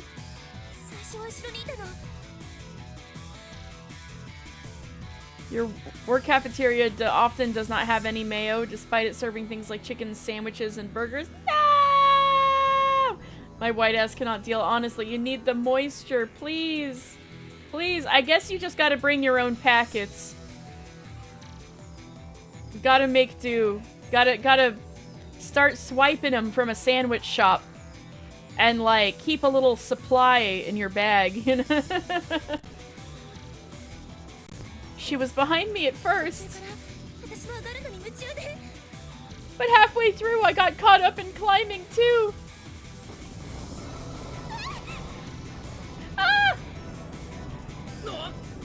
Whoa! We hear a sound as the emergency stairs begins to shake violently.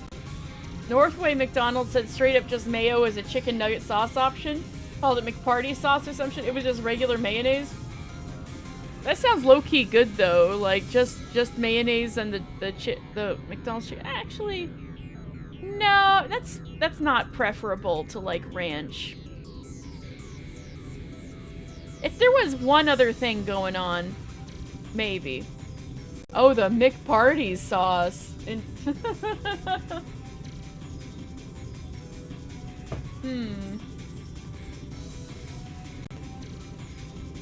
At the same time, the emergency lights illuminating the stairs go out. You usually go sweet and sour sauce, but mayo sounds good. We've had some frozen dino nuggies lately, and I've been putting ketchup on them. But sometimes mustard for a little flavor. At the same time, the emergency lights illuminating the stairs go out.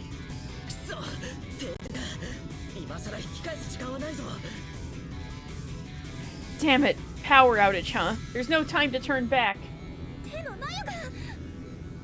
Norwegians are the biggest consumers of tacos outside of Mexico. I had no clue. I had maybe the best al pastor quesadilla of your life at a bar in Bergen. That's the most unexpected factoid I've ever heard. How did that happen? How did they get good stuff?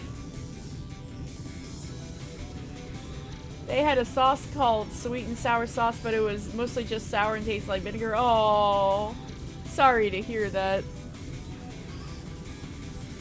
But what about mayo? You didn't eat nuggets with anything until you were like 20? Oh. I see. Hi, Callie! It's because when the oil industry in Norway exploded in the 60s, a bunch of people went there from Texas and brought tacos. So even through the lens of Tex-Mex, Norway somehow developed really, really tasty tacos? That's amazing.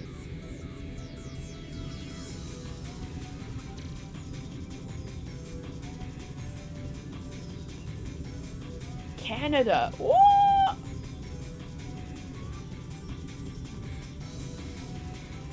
Okay, maybe you can help me. You know about plum sauce, right? Because, like, it is not nearly... I swear it's more of a thing in Canada than it is in the States. But Dan doesn't believe me. Because he thinks plum sauce is just rare enough to not even be notable. And then I'm like, no, you don't get it. Unless you're, like, at a Chinese buffet or something, there is zero plum sauce in any sort of fast food establishment in the USA. And this is a thing in Canada, and he doesn't believe me.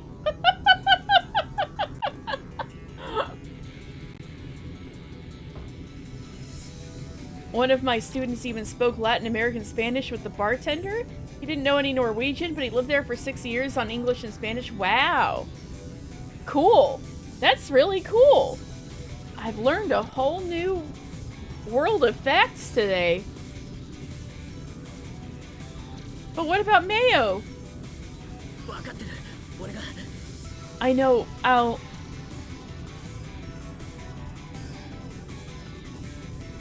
Interesting, yeah, I definitely haven't seen it outside of Asian places, mostly Chinese, yes? Okay. Okay, that's fair. I swear, sometimes it comes up at, like, fast food places as, like, something you can dip your chicken in Canada.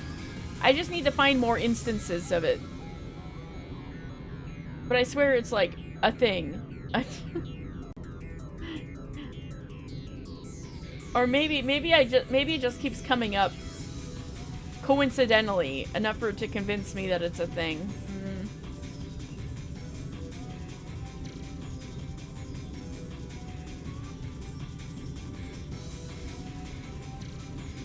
I'll figure this out someday.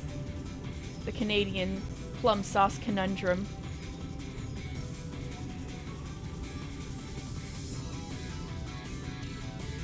Yeah, plum wine, plum sauce are not the same thing.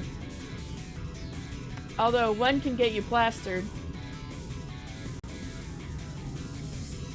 I'll go. I have to. We're just chatting about food while these guys are running for their lives. Alright. I'll go. I have to go. You guys go on ahead. Boy? I've been running away from the past and my guilt all this time, but now I must get run away from my own urge to escape. Oh, man, that's rough.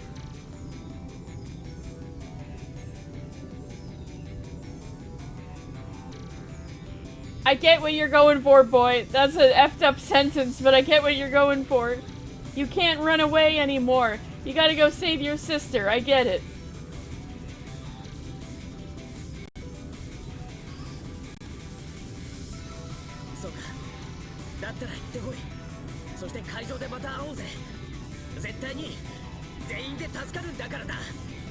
Okay, then go get her. Let's meet again up above. We'll definitely all make it out alive. Boy, please save Mayo! Yeah, I definitely will. Definitely. I'll get you some ketchup, too. I give a thumbs up to Takeshi and you, then immediately dash down the dimly lit staircase. Sara! Wait for me, Sara! Another Norway fact. They produce over half the world's salmon. I remember you saying that, despite only having started farm raising them in the 1950s. Wow. That's a lot.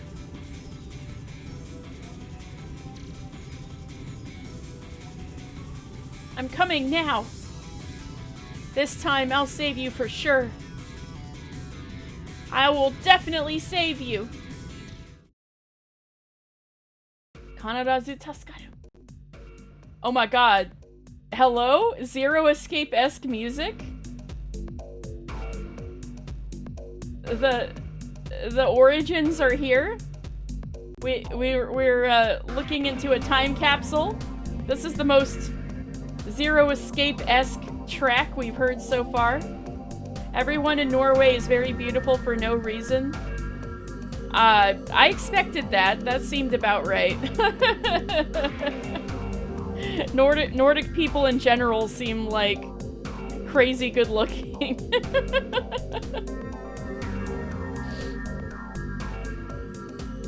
Alright. If you need to go snooze to get over your jet lag, go for it. Snooze time.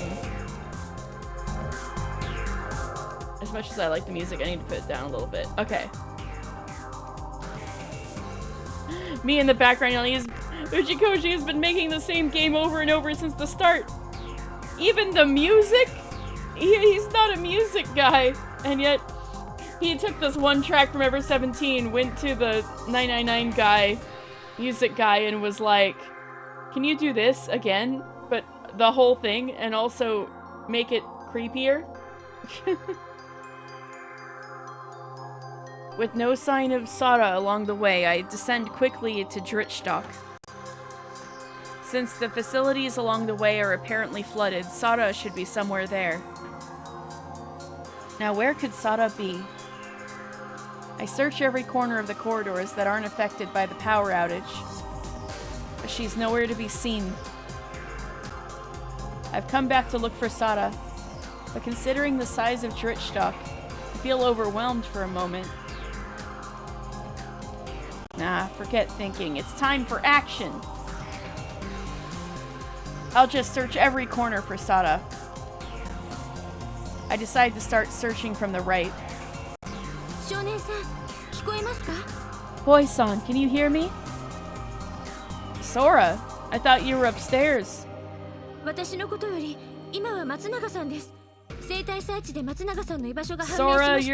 you're goated. Thanks, girl. Don't worry about Sada. Let's worry about Sada-san for now. I've detected her location using the biosearch system. New VN Hudis. I had actually been playing this quite a while back, but I had kind of gotten burnt out on it a bit and took an extended break. I don't know if you've heard of the Zero Escape series or the Somnium Files, but basically that writer, this was his first big game, I guess, or first, like, hit, quote-unquote. This is like an early 2000s visual novel. But, basically, he's always info dumping on science and pseudoscience stuff, and also, loves twists and, time fuckery, so we're starting to catch on to what's going on a little bit. It's gonna be mind-bending. Zero Escape sounds familiar. I think you should get... Oh, you know what? If you look up, like, Zero Escape, the Nonary games, they're really cheap right now. I think the sale's still going on. Like, the entire Zero Escape trilogy is less than $5 or something. Because, Spike Chunsoft is having a brand sale. So, like, all of Uchikoshi's games are, like, stupid cheap right now, except for this one, because this isn't a Spike Chunsoft game.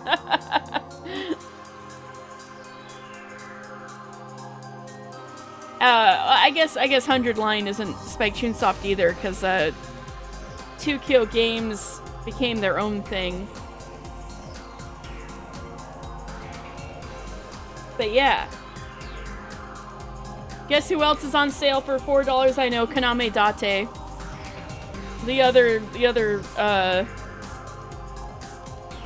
Uchikoshi guy, the Somnium Files, is also very cheap and worth trying out. I was gonna say you. we've had the Kaname Date in chat the whole time.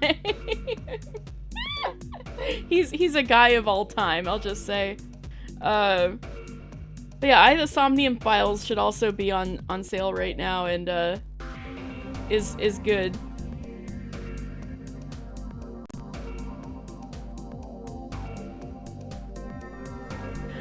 That's true. You'll have noodles instead. Well, I guess that is up to you then. But that is true. Let's worry about Sada-san for now. I've detected her location using the biosearch system. Really?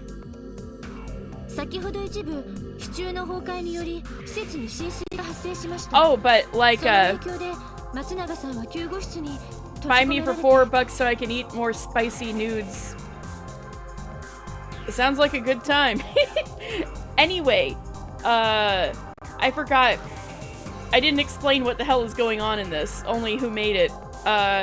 Basically, these teenagers are trapped in an underwater theme park, and they got left behind in the evacuation for some reason. Because as it's like, of course, like, getting destroyed, and slowly water is coming in and starting to rip the facility apart, decompression, flooding.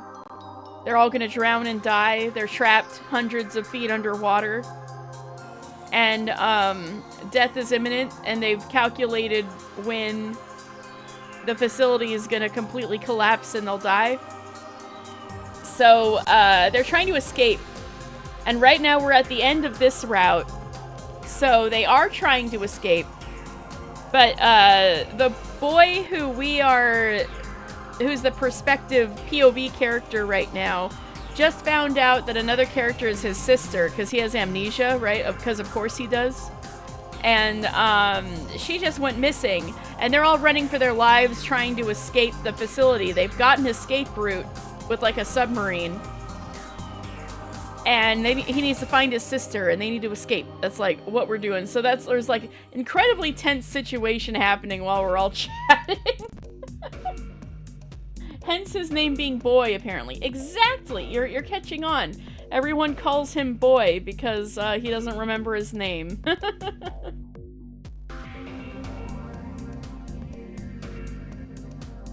A part of the support pillars collapsed earlier, causing flooding in the facility. Due to that, Sada-san ended up trapped in the infirmary. Why did she run back to the infirmary? The infirmary we were just in? I thought this was one where you could name the character and you were being a gremlin. Oh no. It's more messed up than that. I don't know if you noticed, like, the dude with the brown bangs and the red tank top earlier, Takeshi. He was the point of view character the first time we played through the game and got an ending. And then you'd think, oh, I'll just play through another romance route and make different choices when I boot up the game again. No, wrong. You get put through an entirely different second playthrough from the boy's perspective. A different character's perspective. So they're doing all sorts of messed up stuff in this game.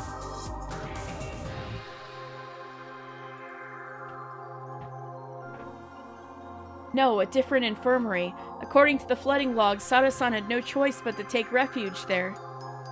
Is the door working? The electronic lock has been deactivated. However, it won't open due to the water pressure? Yes. Gotta blow it up again, I guess.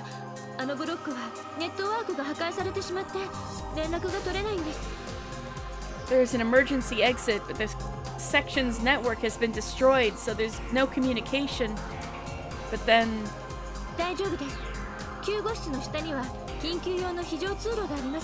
Don't worry. There's an emergency corridor beneath the infirmary. Sora guides me to an emergency corridor connected to the underside of the infirmary.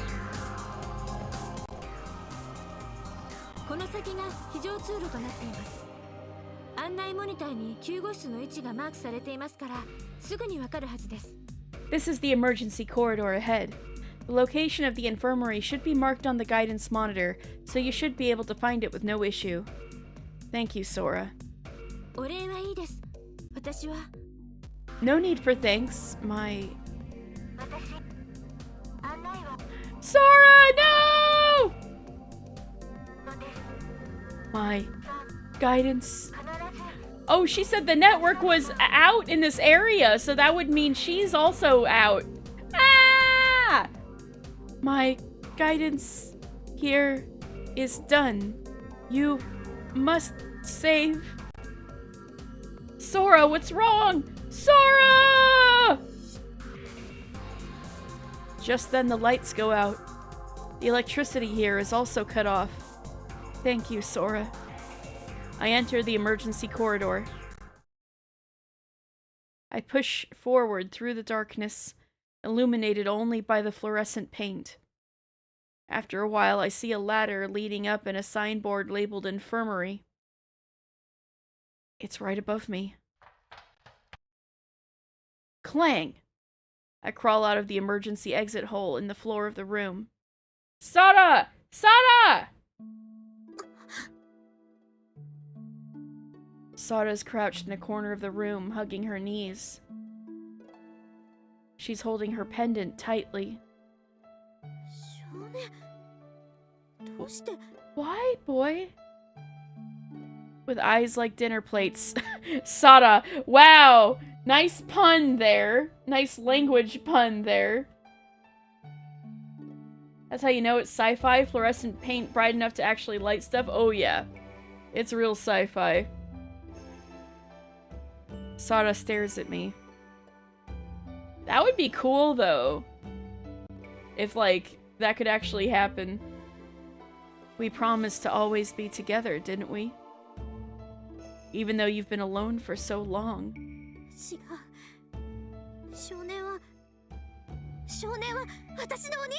No, you're not my brother! Fine, then. From now on, we'll always be together. I gently embrace Sora with my right arm. His left arm is in a cast, so, people been going through some stuff. Sora almost died earlier. We had to do, like, CPR, defibrillating. They gave up on her at one point. She almost died. Even if you hate me, even if you can't forgive me. That's not it! Sora wraps her arms around me. Oh my god, she said it. That's not it, big brother. I don't hate you.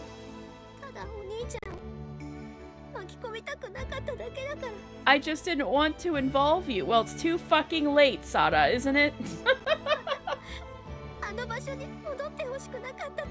I just didn't want you to go back to that place. Well, maybe you should betray them, Sora.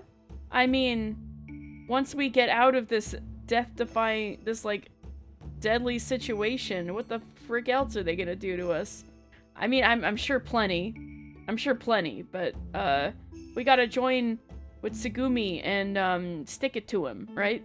She's rebelling against them. Sora. So that's it. Sora wants to protect me, too. I squeeze Sora tightly. From now on, we'll always be together. Okay, let's get out of here. And this time, I'll definitely protect you, Sora. Okay, big brother. We're almost at the emergency stairs. Okay. Holding hands, we hurry towards the emergency stairs. Suddenly, I feel a gust of wind. And I hear a sound grow. A sound filled with resentment and fury. I know what it is. Sora, we've got to go back. Huh? At that moment, I see a large torrent of water approaching. Uh-oh! The emergency hatch blocks the corridor just in time. Whew, that was close. But the corridor to the emergency stairs! Yeah. Uh-oh! Unpleasant noises echo throughout the corridor.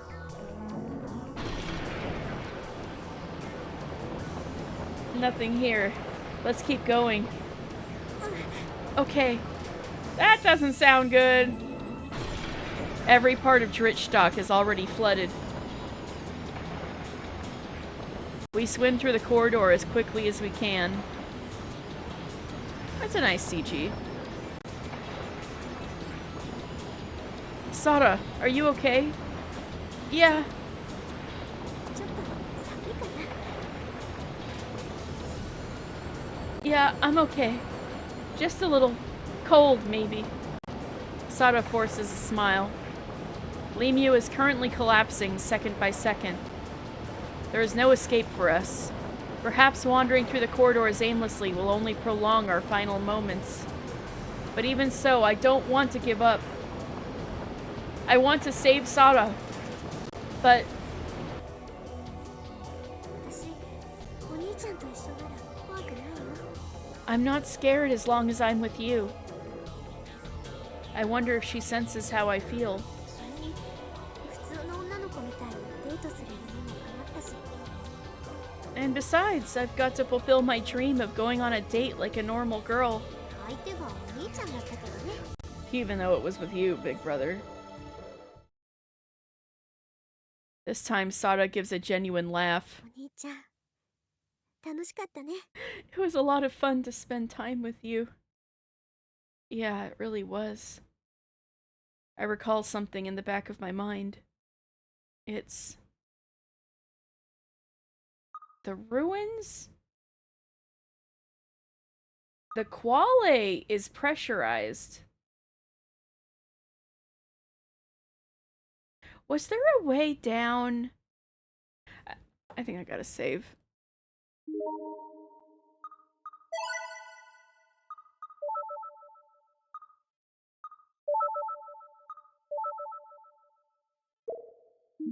I'm gonna say the quale. That was like a pressurized thing. They could at least be okay in there, even though I don't think they can go down that way.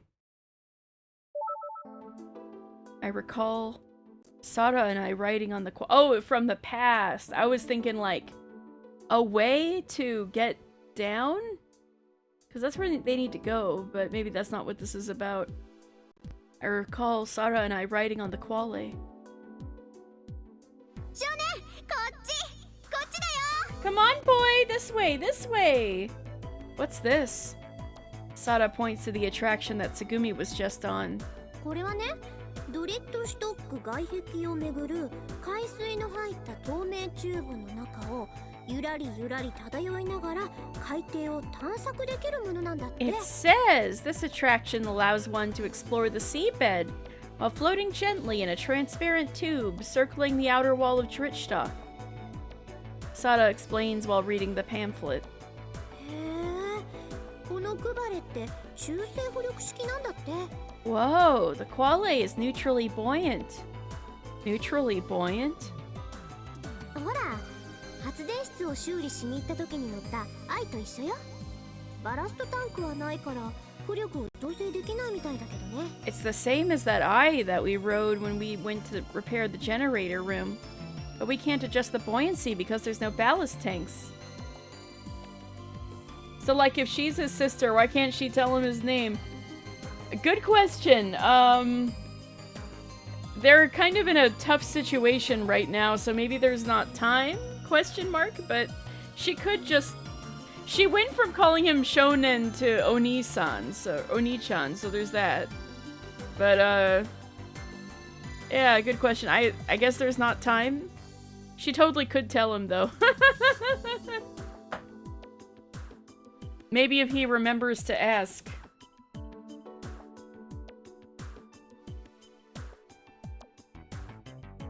So does that mean we can't escape using this? 透明チューブに穴でも開かない限り外には出られないわね。 Unless we find a hole in the transparent tube, we can't. Come on, let's take a ride. I want to take you for a ride. My hand tightened hers. Sara runs towards the quale. That's it! That's it! That's it! Oh, I was cooking? I was cooking, actually? お兄ちゃん、 Big brother? I suddenly shout, catching Sara off guard. Thanks to you, Sara, I thought of a way to escape. It's a bit of a gamble, though. We swim to find a staircase leading to the general area. While the general area is flooded, it's in better shape than the staff area. If we're lucky... Oh man, it's a mess. Oh wait, no it's not. I don't know. I thought there was pieces of debris, but it was actually just her hair ribbons. So, no, this is just the normal background. The place we're headed to hasn't flooded or been cut off yet. Big brother, it looks like it's still working. Sada's checking on the quale. Alright, let's get in. We board the quale. After closing the hatch, Sada opens the panel in front. A simple control device appears. And with Sada operating it, the gondola smoothly moves from the launch pad. Then the gate in front of us opens. And we plunge into darkness. With a roar, water starts to fill the space. Perhaps for dramatic effect, all lights in the gondola are turned off. However, to me, it seems only slightly darker.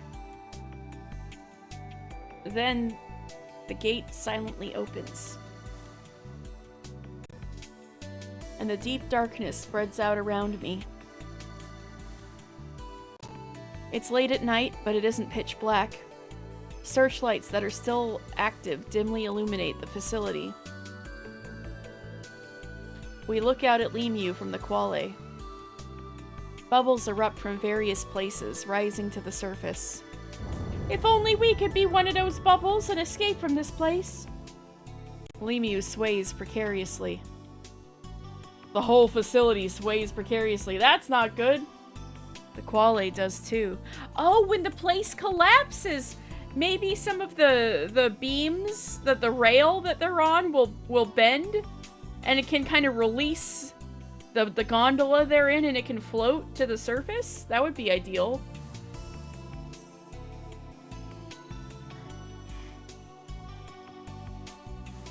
Sada and I start holding hands as we quietly watch Limu collapse.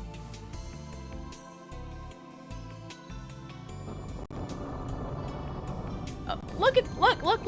Oh, the glass! They can just float up through the glass. The tube ruptures, and the quale bursts out into the sea. Hey, I called it just now. Good call, me. Go into the quale. Then it starts to slowly ascend. We peer into the depth gauge. Depth 73 meters. Depth 70 meters. Hey, we escaped. Let's go. Depth 68 meters. The others are probably worried as hell and think we're dead, but maybe Tsugumi will be like, if they're not stupid, they went to the quale. Depth 63 meters. The needle on the depth gauge is slowly but steadily rising. Sada, we did it! The gamble paid off! We did it, big brother! But how'd you come up with this idea? It's thanks to you, Sada. Remember when we were on our date? You said that unless we find a hole in the transparent tube, we can't escape. I thought if there's a hole, we could get out. Plus, since Limu is collapsing, there was a chance a hole would be formed. We're gonna be okay, huh?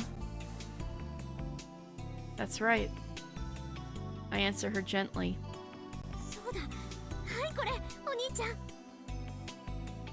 She jinxed it. Oh, here you go, big brother.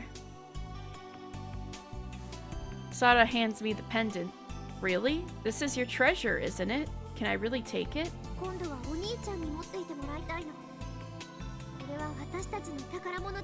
I want you to have it from now on. It's our treasure now. I guess you're right. Thank you, Sada.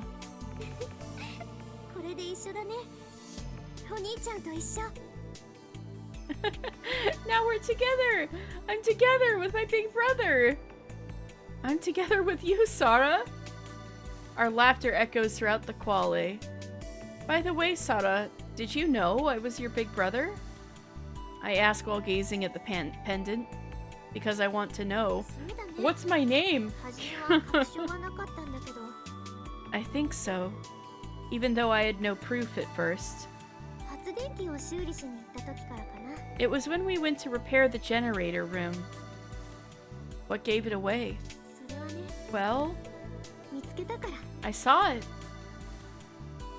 Sarah says softly, gently stroking my left arm over the bandages. 私がお兄ちゃんにつけた傷跡を。 Oh! Ah, that would do it. I saw the scar I left on your arm. I see. The scar on my left arm. It's the proof of our connection, huh? Oh! Sarah suddenly exclaims. お兄ちゃん大変。震度計が動いてないよ。 Big brother, the depth gauge isn't moving! Oh no, do we need to let off more weight like in Tsugumi's ending? I peer into the depth gauge. Current depth 63 meters. The needle hasn't budged since the last time we looked at the gauge. Oh no, it's the freaking music again from the Tsugumi's ending, or it's the... What? It's the start screen music. It's the start screen music. Oh boy. Oh boy. Are we about to get into some shenanigans again? We lost the bet. The weight of the quale has reached equilibrium at this depth. Archimedes' principle. The words flash through my mind. For a moment, the thought of swimming for escape crosses my mind. But with Sada unable to swim, and me with only one arm available, considering the water pressure and depth, it seems like a suicide mission. We have no escape route left. Sada, I'm sorry.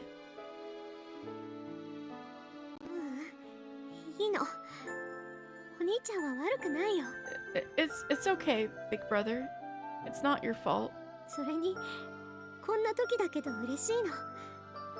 これでお兄ちゃんとずっと一緒にいられるから。 Besides, even at a time like this, I feel happy. Because now I can be with you forever. Sada. 私ね、ペンダントを取りに行くのが戻った本当の理由じゃなかった I んだ。 actually didn't come back just to get the pendant. Oh, going to the infirmary, okay.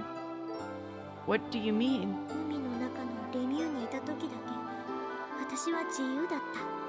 In Undersea Lemu, I feel free.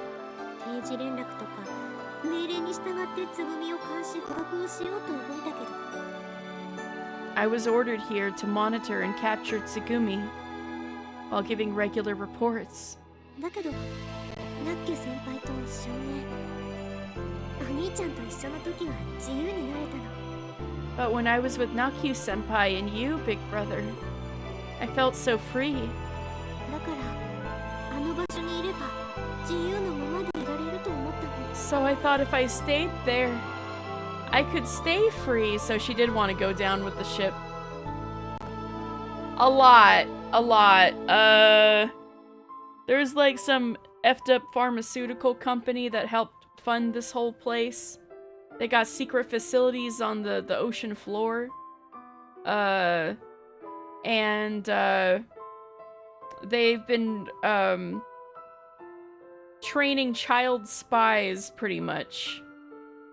And, at least three of the characters, these two definitely, and Tsugumi, another character, seem to all have been, child spies that have been raised and experimented on and effed up, you know, like some umbrella corporation shit. Lovely. Corporate espionage utilizing 14-year-olds. Yes! Training them since they were itty-bitty. It's real bad. It's very bad. A pharmaceutical cradle? Just like in Zero Escape? Cradle Pharmaceuticals?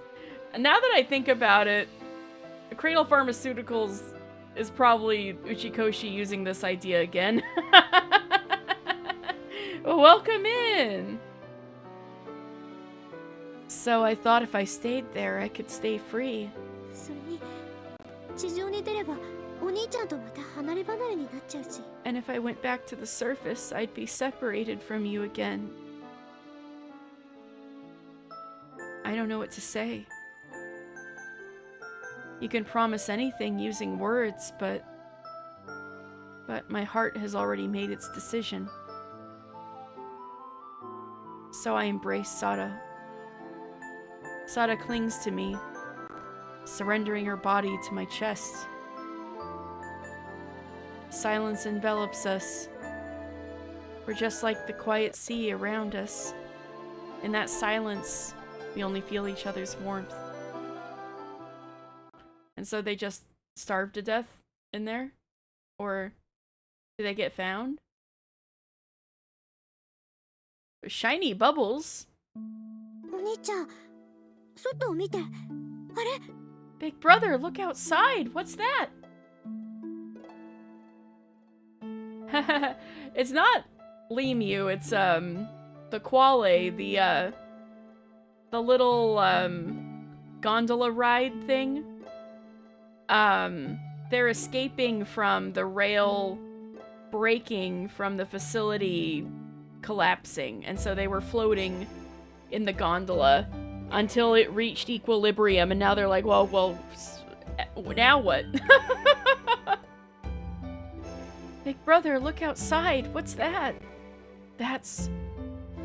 Small pink-hued pearls ascend, rising higher and higher. Oh my god, is it Coco's ghost?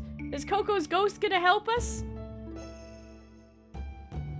Slowly, steadily ascending. They're coral eggs? Are they? There are thousands, tens of thousands, even. Do coral eggs... Are they visible? I guess if they're teeny tiny and there's enough of them, tens of thousands, maybe. Interesting. I gotta look up this phenomenon.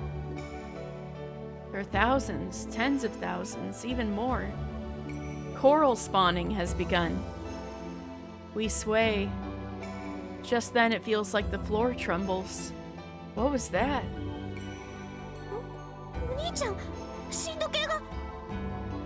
Is the coral saving us? It is Coco's ghost saving us. But big brother, look, the depth gauge. The depth gauge? I peer into it.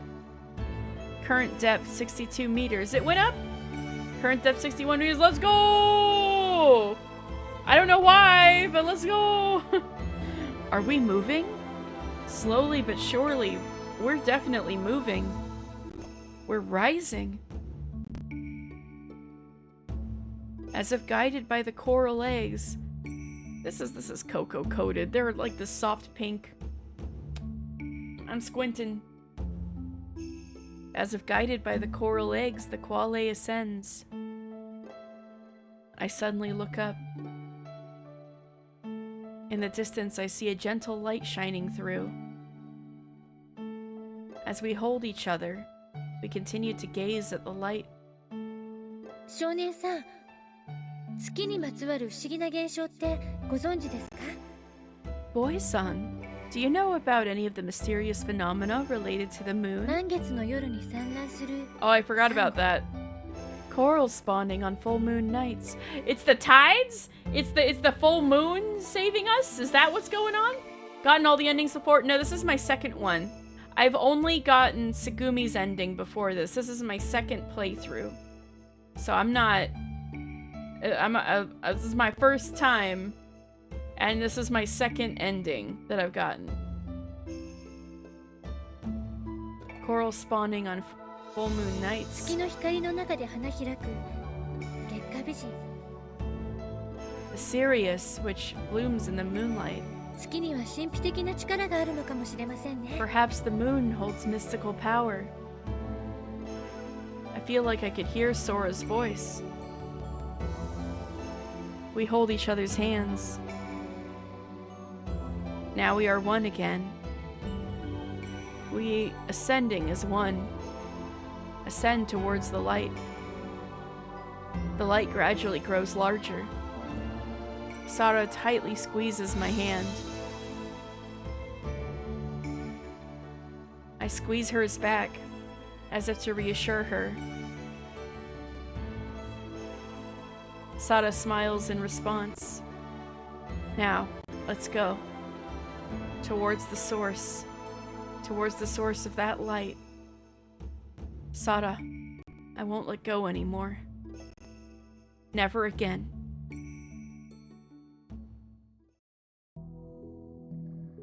That's the end? We're saved? Alright. Whoa, CGI Lemu. Whoa.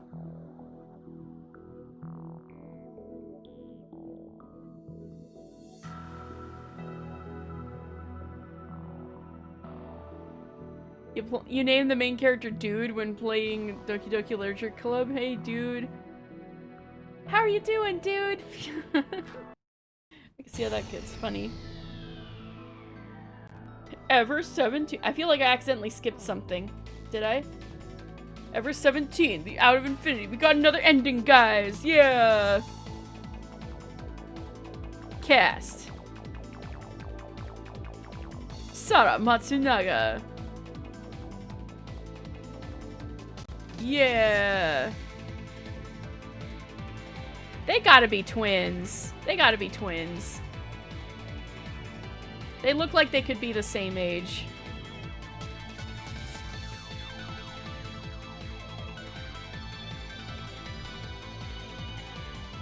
Alright. We got another ending. Yay!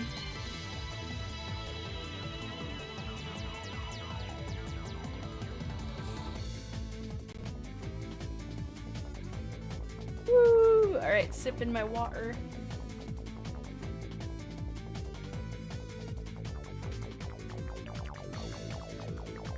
Cool. I wonder what's gonna happen now.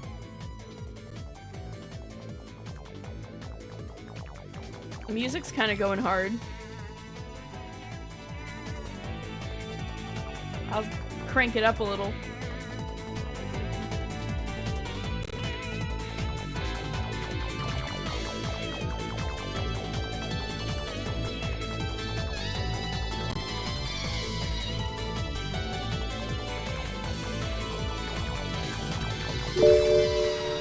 Hydrate, thank you. Yes, yes, yes.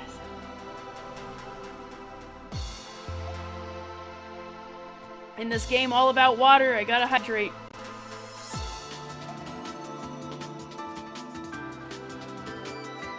I guess it had to be Sada's ending because she featured heavily.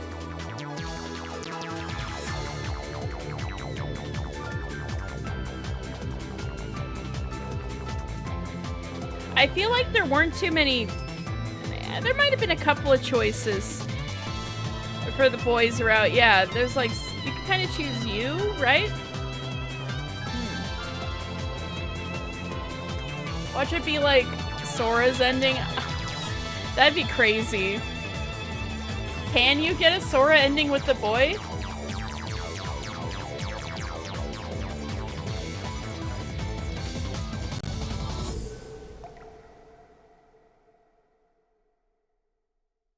The water drop at the end. All right, what are we looking? Okay, so it was published by Spike Chunsoft. Okay, or at least this remake was. I can hear the ebb and flow of waves. The sea breeze caresses my cheeks. The breeze? Waves? I slowly open my eyes. We get a post-credits? For a moment, I don't know where I am. I glance upward instinctively. There's no steel prison-like ceiling above me. Land poggers, I know, right? We're getting an actual, like, they're safe ending. The only thing around me is the vast expanse of the starry sky. A sea of stars that seems to stretch out infinitely. And I see the full moon emitting a gentle light.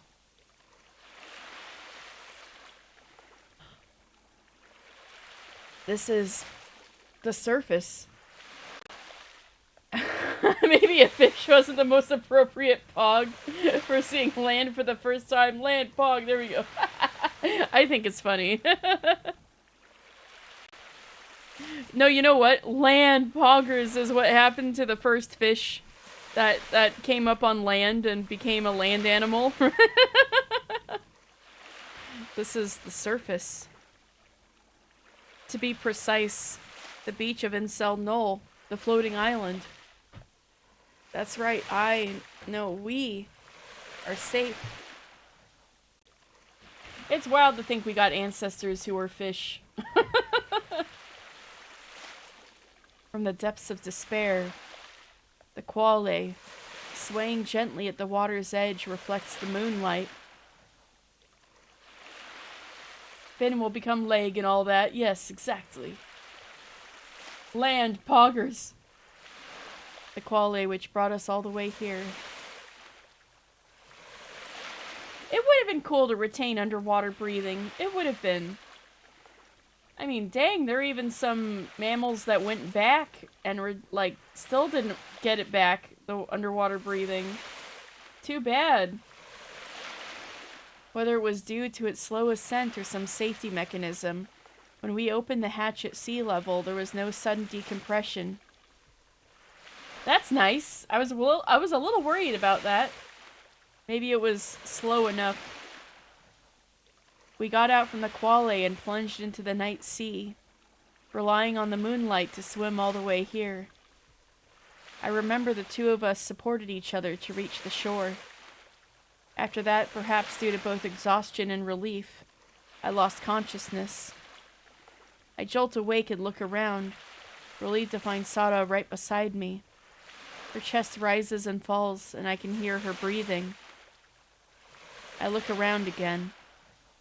I see colorful lights shining from the amusement park.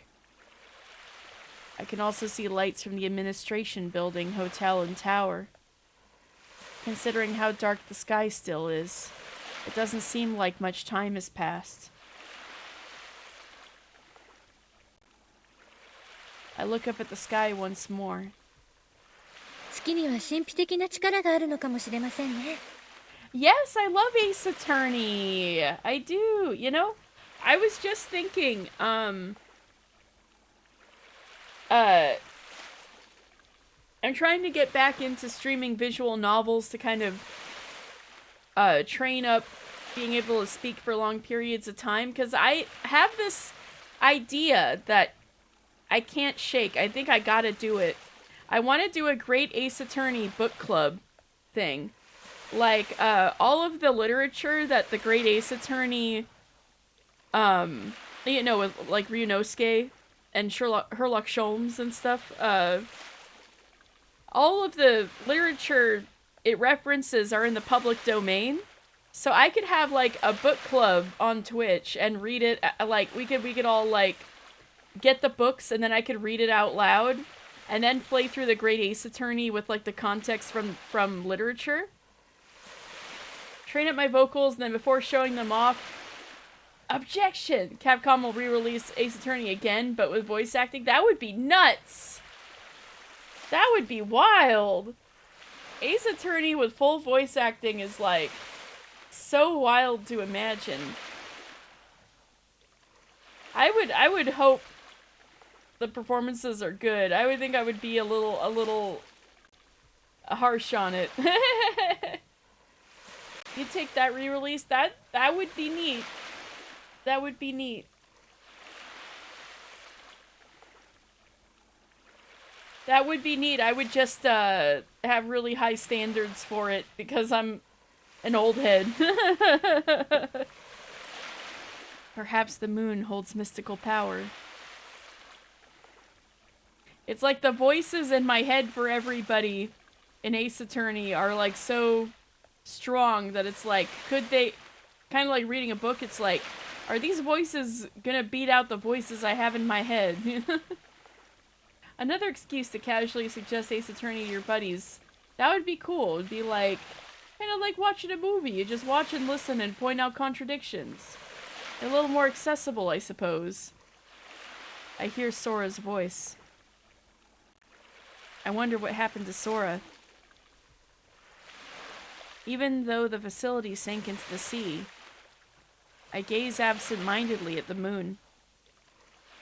Actually, if you look at the if you've got 7TV extension installed and you can look at the 7TV emotes, there's a bunch of Ace Attorney ones. Its gentle light illuminates me. Or actually, if you scroll down, I've got all my... Actually, no, those are not the 7TV emotes in the list. I think those are just all of my regular stream emotes, but, or maybe I have to check on my own page.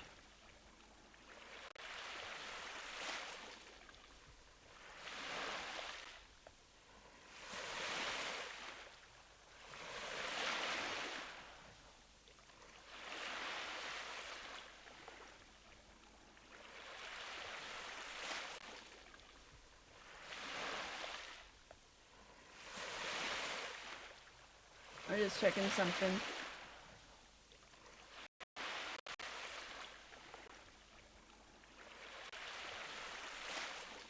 Yeah, if you keep scrolling on the 17 on my emotes thing on my about, like if you scroll down, you can keep scrolling and find all my 7TV emotes, including the Ace Attorney ones that are near the bottom.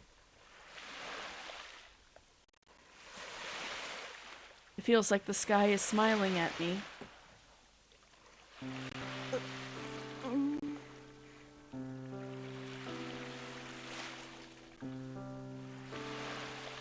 Her voice brings me back.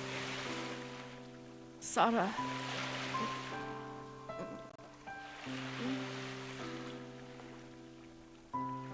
Sara slowly opens her eyes.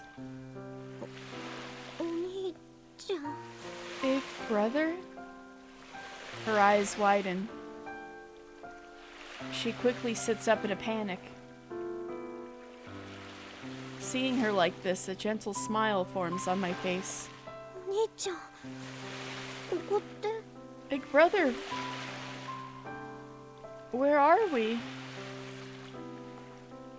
Sara still seems to be trying to grasp the situation.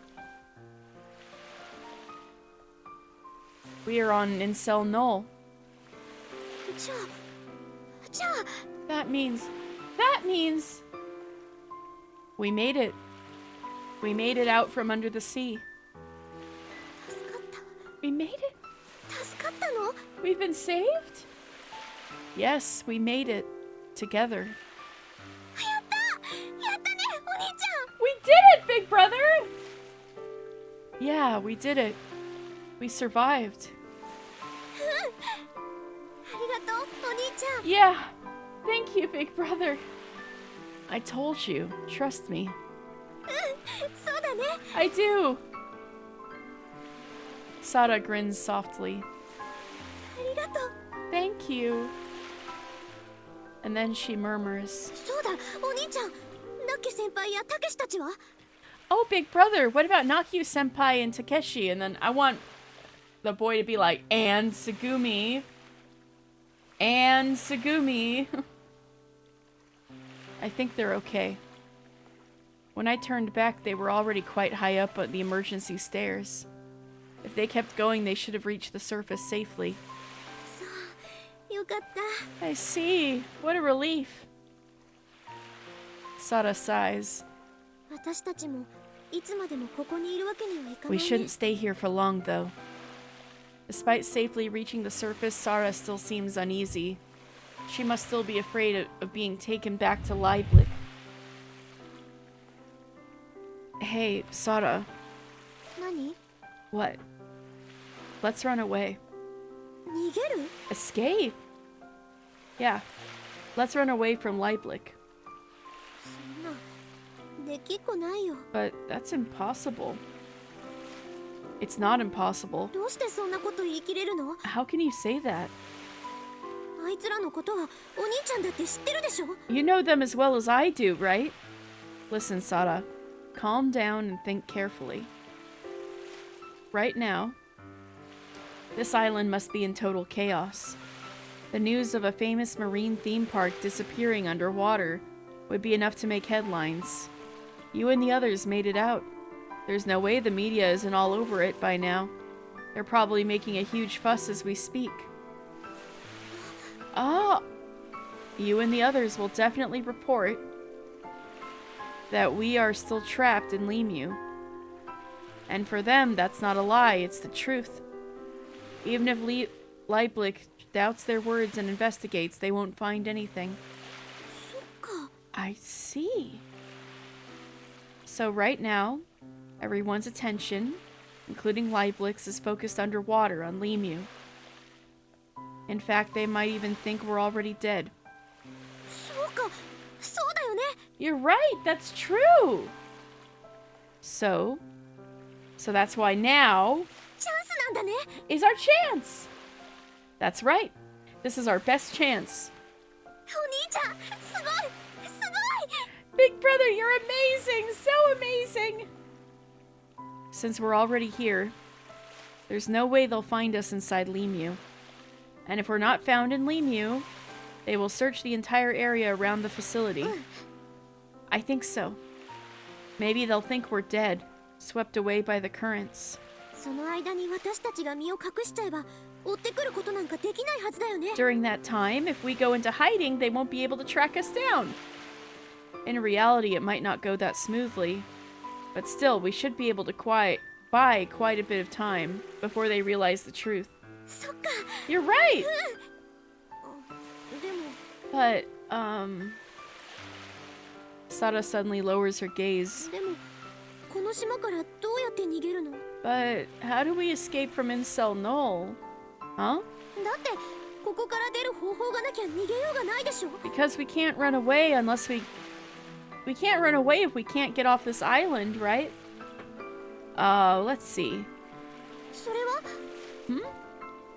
Sada stares at me, her eyes filled with complete trust. Yeah, you're right. Oh no, I hadn't thought about that. I just assumed we'd figure something out once we reached the surface. I rack my brain for an answer. That's it! There are probably people who don't work for Lemu, like civil engineers or healthcare workers coming to and from Incel Null. Of course, there are plenty of vehicles for transporting people, not just cars. There are also plenty of boats and helicopters. What, you don't think a boat going missing is gonna not raise suspicions? Anyway, first, let's find somewhere to get some clothes and change. They gotta be stowaways. That's probably the best bet. Especially since your uniform really stands out. Yeah, you're right. Sada reconsiders her outfit. And, even if a helicopter is out of the question, if we can sneak away onto one of the boats and get transported somewhere far away. See, that's what I was saying, be stowaways. If we can make it that far, we can figure something else out then.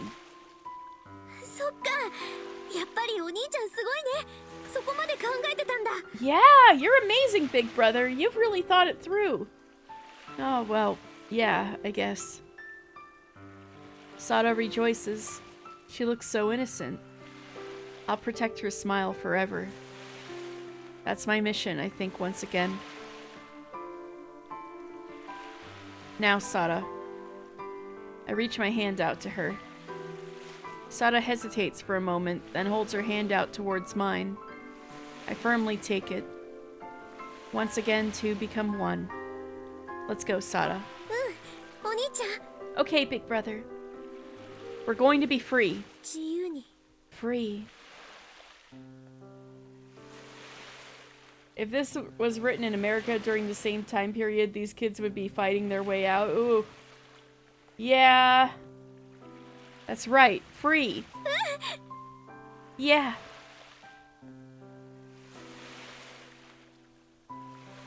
Like the singular pendant, Sada and I again come together as one. I'll never let Sada go again. I'll protect her until the end. And so we start running towards our freedom, hand in hand. And that's the Sada ending? The story is not over yet because only you are in the infinite loop. Thanks for being clear on that, Uchikoshi. Only me, Podakady, am in the infinite loop. she ought to live her own life after you guys hit 20, boy-san. Yeah. I agree. Sada root good end. Observed ending A for Sada Matsunaga. Yep. It's the Sada ending. We still don't know his name. Nope, never came up. Never came up. We still don't know his name. Oh, that last line's a little different for this version, you think? Ooh, what did they say in the... What do you remember them saying for that line?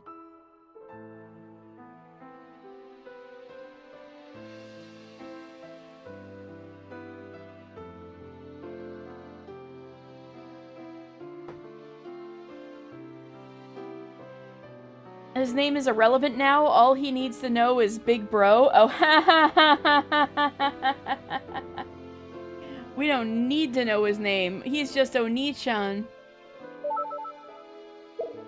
So if we do new game, what happens now? Does it go back to Takeshi?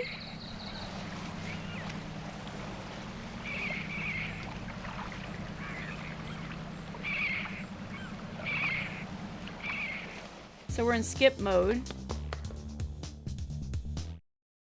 Man's got brain damage. The only thing still on full cylinders is protect family. Yep. That's about right.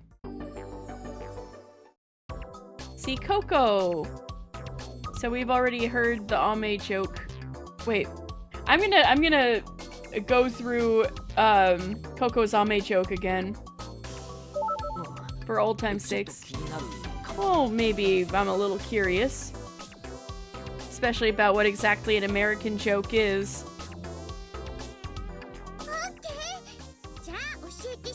Okay, then I'll tell you. Coco looks proud and starts to talk.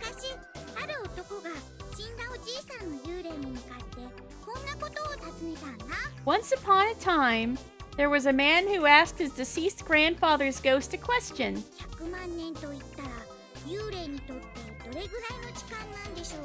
How long is 1,000,000 years for a ghost?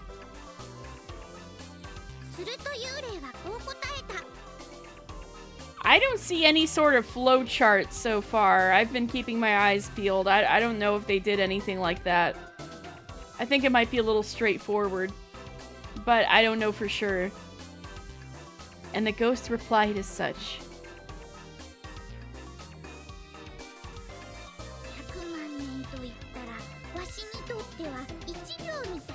A 1,000,000 years is like 1 second for me. Then the man asks something else.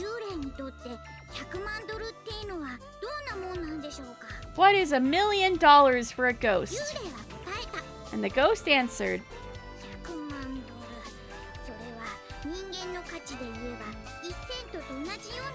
$1,000,000. In terms of human value, it's like 1 cent.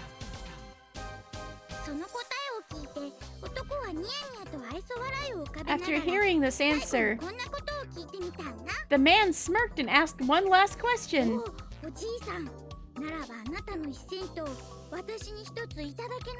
Oh, Grandpa, would you mind giving me a 1 cent coin then? The ghost smiled and replied,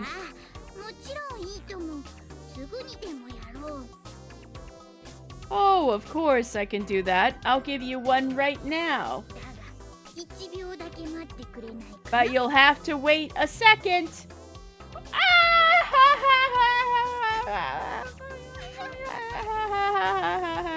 You gotta wait 1,000,000 years for $1,000,000, boy.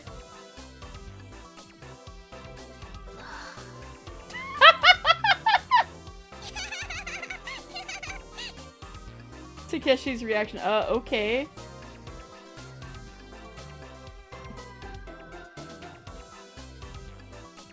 Goddamn boomers.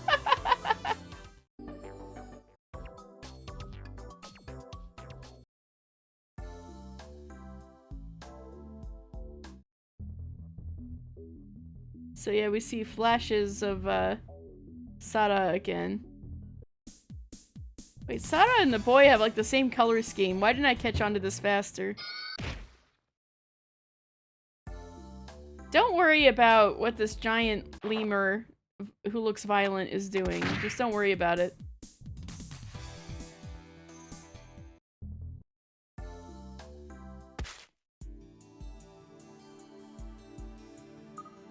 I'm gonna be mean. Stay quiet. Oh, just give her the cold shoulder.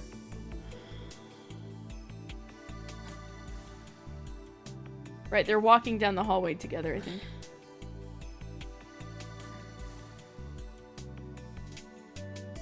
The girl and I continue to walk briskly in silence. Is that it? Everything lies ahead of us. Everything lies within the encounters and partings, for the promises to be made, for the wishes to be fulfilled, for the time I meet you, for you to find me. Whoa! For me to be born. What do they mean? For...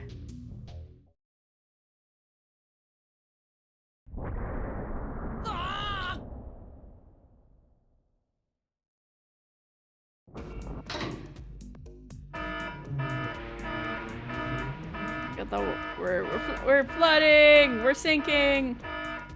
The building disaster is happening! These little lights going back and forth. Okay. Slowly I opened my eyes. Why were my eyes closed? And then at some point I realized my eyes are closed.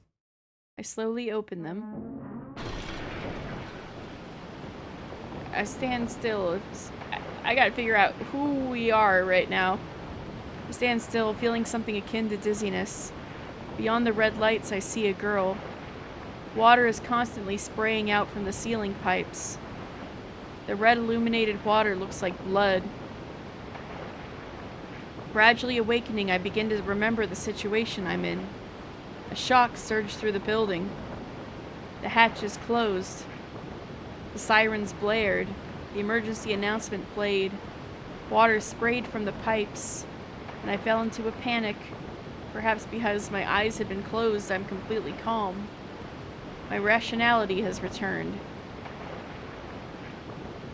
Okay, this has gotta be... We're Takeshi again.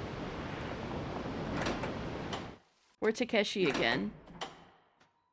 So we can try a different romance route this time if we're playing as Takeshi.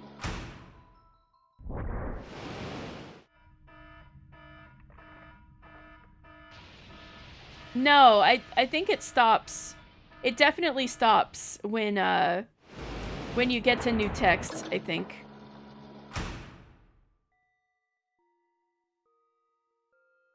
See, I've made this choice before. That's Takeshi again. Lady bows her head, seeming genuinely apologetic. It's not your fault. It's not your fault. I guess I got a bit panicked when I started thinking about what's happening. Why things turned out like this. Sorry for lashing out. I'm gonna romance that hologram that I can't touch or give a little smooch to. It's alright. There's nothing you could have done. The fact remains that we've put our guests in danger. Now then. Okay. Figuring out what the heck's going on. We got power back. We're finding the boy, so we can see what the boy looks like now. That's the point of view we were with earlier. And also we have Coco and no Sada this time. No Sada. Gonna romance that hologram. Imagine being in permanent long distance. Painful.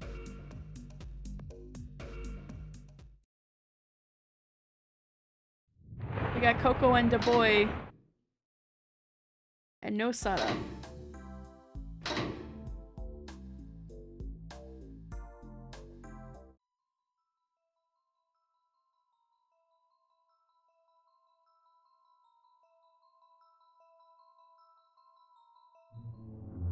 We got 170 hours before collapse. I get it. I'm a genius. Damn. I can't help but imagine myself like one of those deep-sea fish being hauled up. It does seem impossible. Whoa. Yeah, see, as soon as I was still on skip mode, and as soon as I went through unread text and went past the text I'd read before, it started skipping again. So we're having a meal. We're getting each other's names.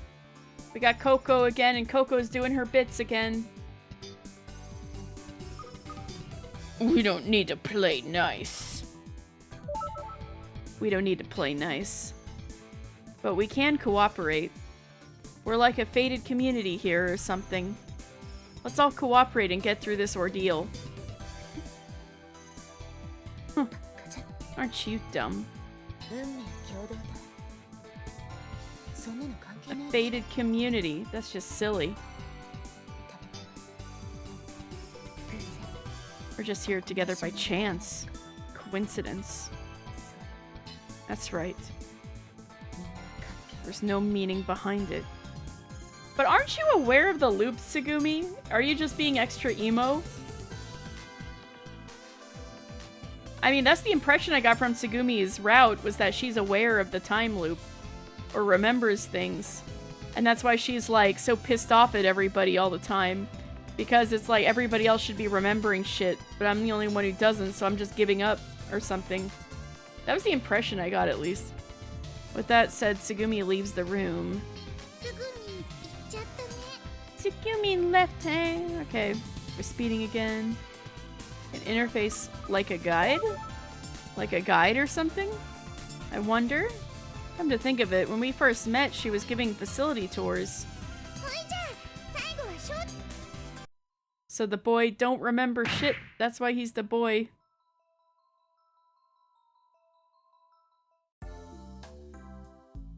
He really does look like Sada. They gotta be twins.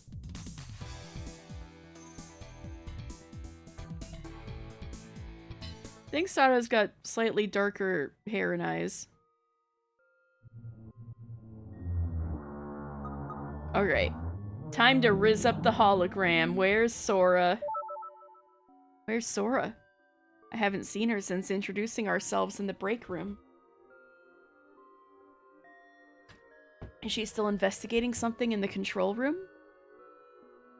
Or is she somewhere I don't know? When does Sora plan to sleep? Or is she not planning to sleep? She's a hologram, you idiot!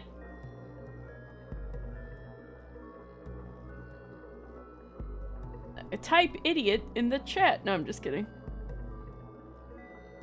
Type idiot in the chat for a surprise. Takeshi. I checked the time on my phone. 11:59 p.m. Tomorrow is coming soon. A tomorrow yet unseen. Alright, skipping. Oh, we got a new line. Oh, it was type stupid. You're right. You're right. See, there it is. Stupid is battler.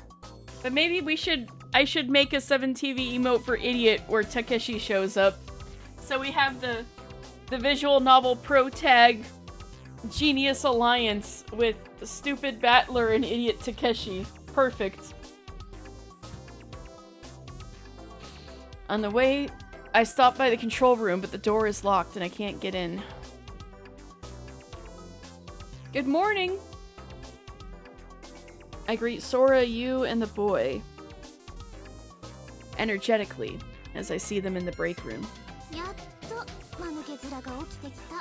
Finally, the guy with the stupid look wakes up. Okay, I'm skipping. They're hungry. They're gonna get food made out of fish. Eat.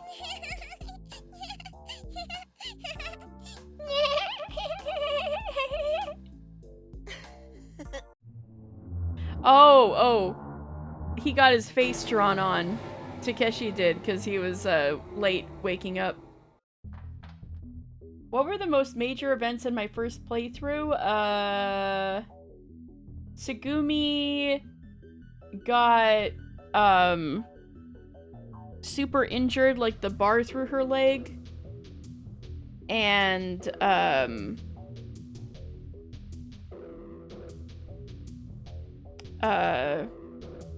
Then she like healed crazy fast because she's like a vampire experimentation. And like her blood can make other people immortal and stuff, or that seemed to be the implication. We got the incredible scene where Tsugumi and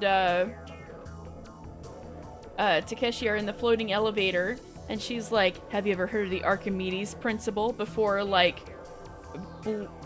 blasting open a hole in it with a blowtorch. And, they got to the underground facility, and, we're gonna escape in a little submarine. But, because of stuff and things, Takeshi and, Tsugumi escaped on their own in a little submarine. But they didn't have enough ballast because Archimedes' principle again. So Takeshi is like, I'm out. I'm launching myself out of here. We rescued Chami, the hamster. Sara didn't show up.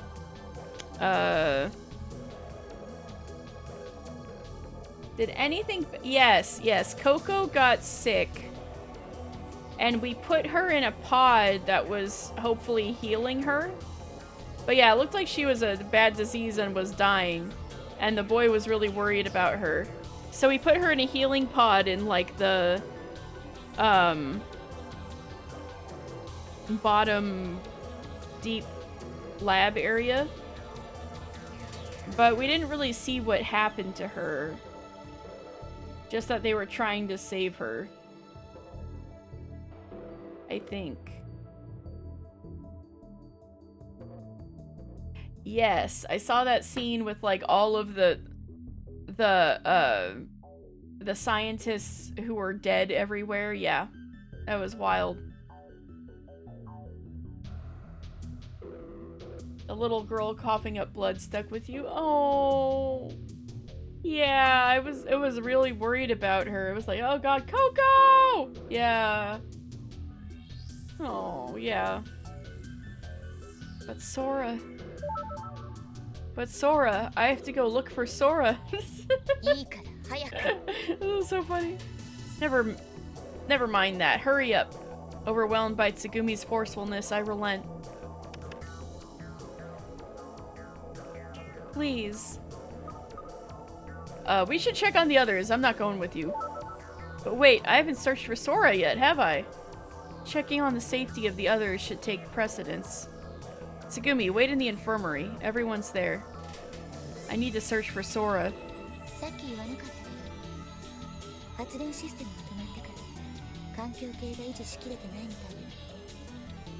She's like, you being an idiot aside, the power systems have stopped, so you can't find Sora anywhere, idiot.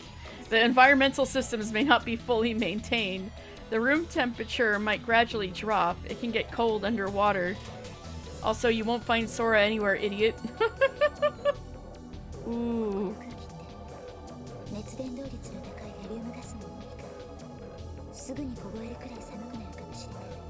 The air here contains a lot of helium gas, which has a high thermal conductivity, so it might get cold enough to freeze quickly, you know?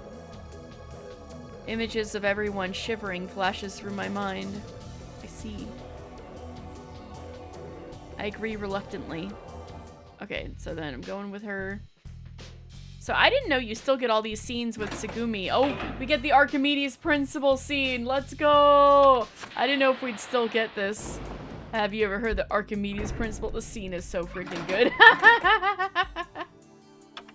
That's been my favorite scene so far. Is the one in the pod and she takes out the blowtorch.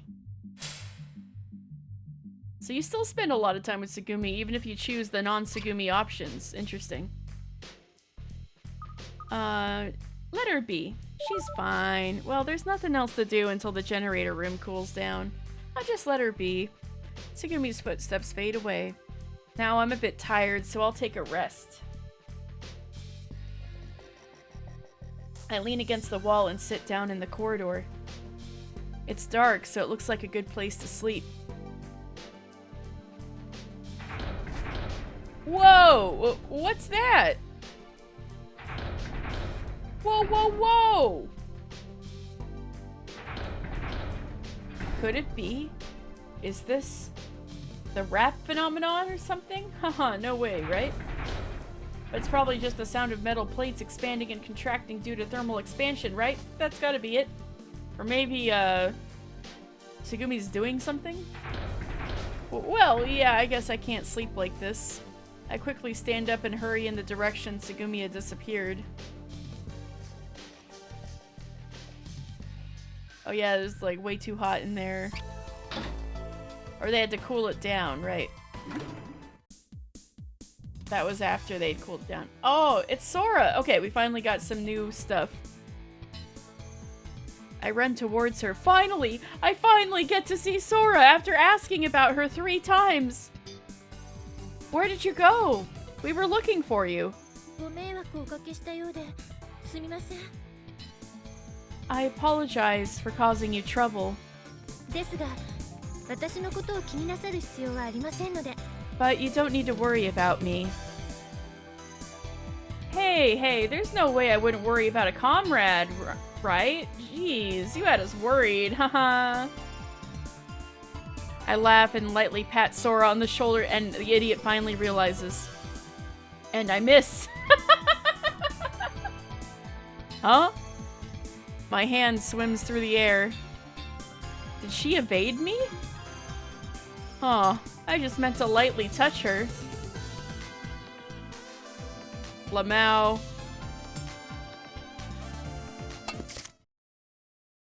Alright, yeah, then he throws her a can, and it goes right through her to Ghost. She's our companion! Uh-oh. This seems like, the Sora route answer, so I'm gonna go with this for now. She's our companion! But I'll probably have another playthrough where I say she's a system. Sora, in situations like this, it's not goodbye, it's see you later. Oh, they're gonna set this up for an emotional ending later. Is that so? Farewell greetings should be goodbye, without a doubt. It's not wrong, but in a way it is. We'll see each other soon, right? And at times like this, see you later feels more appropriate to me.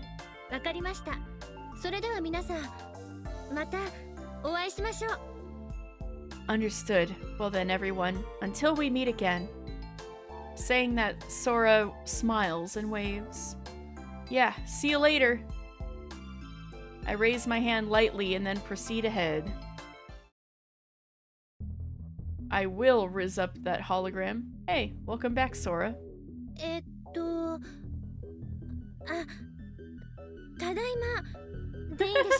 Tadaima! Cute. I'm back! Is that okay? Confusion flickers across Sora's face. Well, it should be fine, right? I say this with a smile.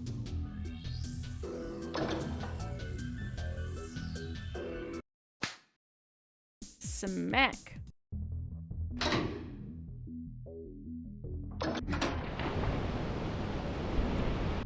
We're dealing with the water and stuff.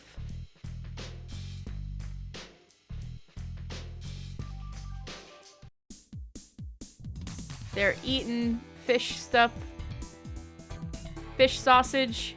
She starts info dumping on the deep sea fish they're eating. We love you, Sora. Oh. New line. The security is unusually high. Wait, was that?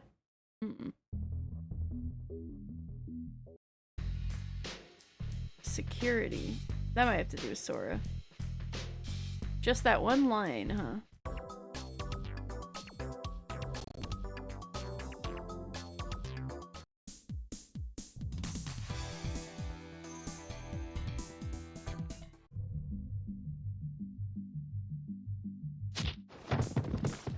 Damn.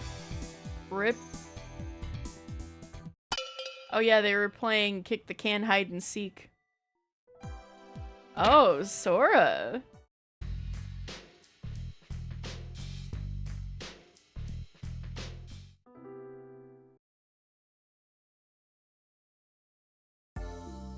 We are blazing through.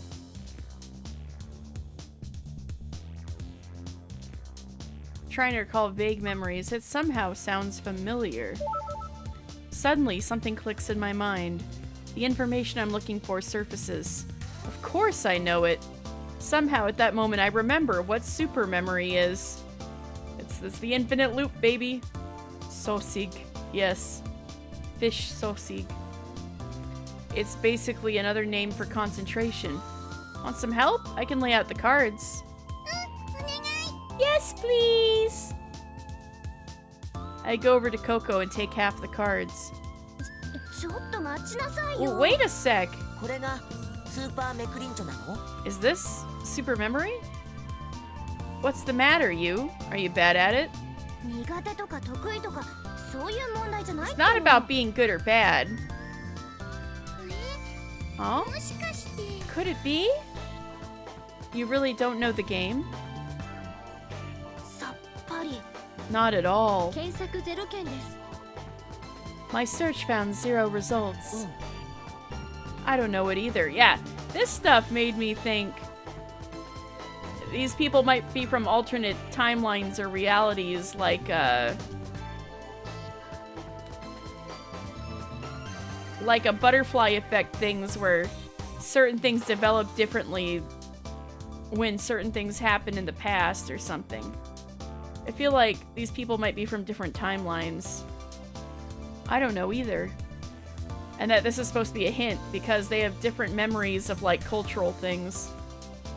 What? You're filled with all sorts of pointless information. You don't know it?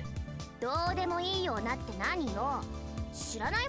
do you mean pointless? I can't help what I don't know. Is that so? I thought it was a pretty famous game. Well, forget it. The rules are simple, so I'll teach you.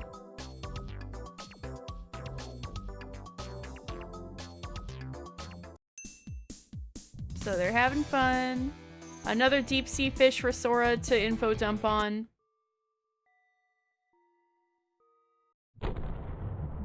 Uh-oh. Limu having a rumble. What were you researching? What were you researching? Why do you ask?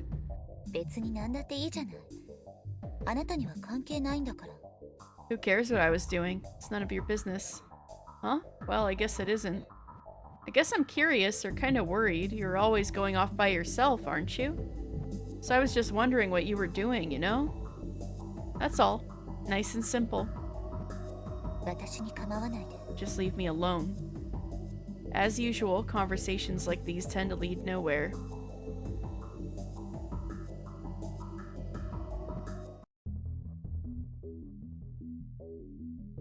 Alright, speeding through again. This does remind me of the original 9 Hours, 9 Persons, 9 Doors on DS, where you had to speed through and make another choice.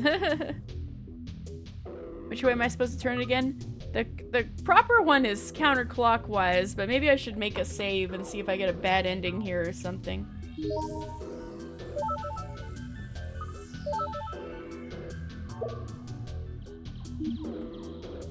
I'm glad they addressed that. Yeah, but I don't know. I got opinions because I watched my friend play the Nonary games, right? Like the remake. And it just felt like something was missing. And even though it's a drag to go through again, my friend was having a hard time following what the hell happened from the beginning to the ending on a certain route. Because once you start hopping around different branches, I mean, to be fair, this is also the case with, like, Virtue's Last Reward and stuff like that. Virtue's Last Reward gets so complicated that it's very hard to follow what happens from the beginning of the story to, like, where you end up, and then you hit a story block and go somewhere else.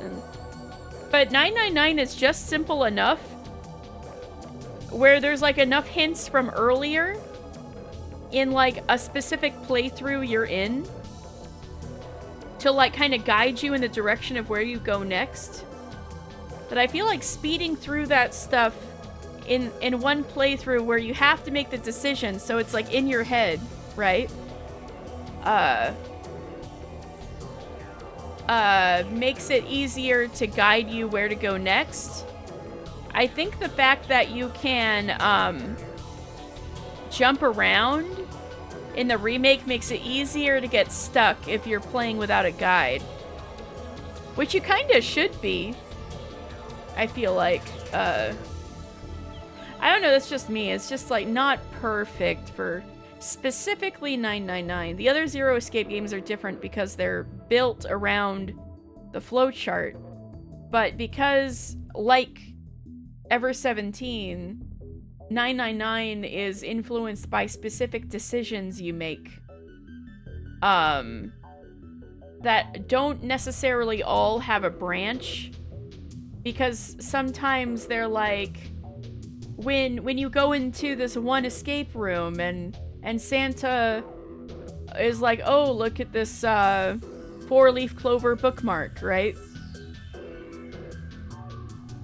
Or you give it to Santa, one of those. It's like stuff that happens in the escape rooms, you can't branch off of those because the escape room is a node on the timeline. So, I don't think it works perfectly for putting it back on 999. Personally, I'm willing, because 999 is simple enough that I think speeding through it multiple times works. But it definitely is more convenient to jump around. I just think the way the game was made originally kind of suffers for the quote-unquote quality of life improvements it makes. It's not the same experience. But maybe that's just because I really like the original game and I'm blind to that. I don't know. Blinded by that. I don't know. But I've got opinions on the 999 remake. However, the voice acting is good. The English voice acting is really good, so I'll give it that. I think it's pretty good in Japanese too, from what I heard. Like, the voice acting is good, but otherwise, I think the DS version's a better game. But, you guys will find out someday, because one of my dreams that I'm getting closer to realizing is I want to be able to stream from Nintendo DS original hardware. I want to have, like, the footage streamed, like, captured, right? Like you can see for this right now. This is a captured PS5. But also a webcam, so you can see me actually play the DS at the same time. That's like my dream. So one of those that I'll play like that is definitely 999, so you guys can see, like, the cool bits that got lost when it was ported from DS. So watch out for that. Anyway, that probably won't happen for a while, but that's something I want to do. Anyway, I saved. And let's fuck up this delicate operation and not listen to what Tsugumi is saying. Clockwise should be right, wrong. I turn the blue valve as hard as I can. The hissing sound grows louder. It's right next to the blue one. Counterclockwise, let's fuck it up. Counterclockwise should be right. I turn the red valve. The misty spray of water from the pipe intensifies. Okay, so that's because of my capture card. It's doing it again. Yeah, so the capture card, I don't know what's wrong with it. I have had it. It's been my old faithful for a few years. It's also my PC. I just got a new PC, but I haven't switched over to it yet because I'm switching from Windows to Linux, and I've never done Linux before, so I'm putting off moving my entire streaming bit over to my new PC until I get the hang of things. Capture card dying is rough. Yeah, I need to get a new one. I was actually shopping around earlier for what could I get improved to. Maybe it's my super memory coming through. Wah! Don't know how the hell yours still works after 8 years. I mean, it's still decent, right? It just fucks up sometimes. A lot of the issue might be on the PC's end, but I really don't know unless I test it on other computers. But even then, I think it's time for an upgrade because this capture card only puts out 30 FPS. And you guys really deserve 60. So, I do need to upgrade. I do have a capture card that can output 60, but I've had issues with it before, and I'm not that confident in it, so I'm kind of looking for a new one. So, we'll see how that goes. Or maybe I'll figure out how to use my 60 FPS one on Linux, either way. But yeah, sorry about the flashes and stuff, that's capture card issues. But I am moving from this hunk of junk soon, so look forward to that. The misty spray of water from the pipe intensifies. Hold that pipe over there. It seems to be wobbling because you're fucking it up. Tsugumi says this while continuing her welding. Got it. I reach a hand towards the pipe I had just closed the valve on. At that moment... Ah! A large amount of seawater gushes out from a crack in the pipe, aiming straight at me. Rip Takeshi! It's so cold! So salty! I hurriedly try to plug the crack with my hand. But the force of the gushing seawater doesn't stop.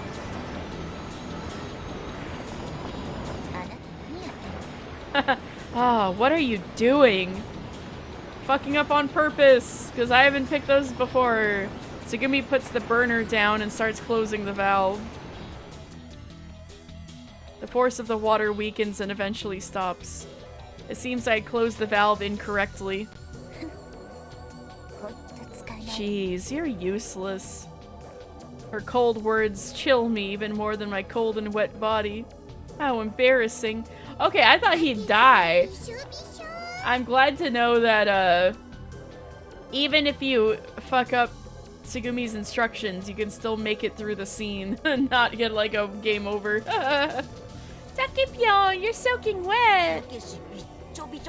Takeshi, you're drenched. Pee-pee, I got a dog this time. Because we got Coco again. Well, it's my fault, but... Can someone say something warm to me? Coco, watch out! And then, yeah, Tsugumi gets hurt. Okay, so Tsugumi still gets hurt even when you're not on her route, so... That's good to know. I thought this was all, like, Tsugumi route stuff. It turns out she's not as hurt as she looks, because she's got, like, that Wolverine healing factor. Yes, we have Coco's now. I get the peepees. Yes, exactly. Don't go!